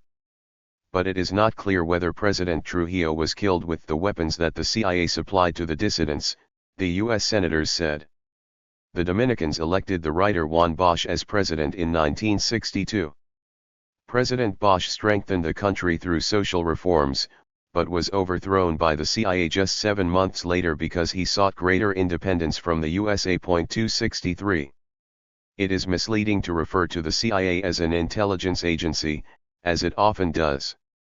Because then the media consumer gets the impression that the CIA is primarily concerned with collecting and evaluating news and that the CIA does the same thing as journalists in a newspaper editorial office or students in a history seminar, Read a lot and write a lot.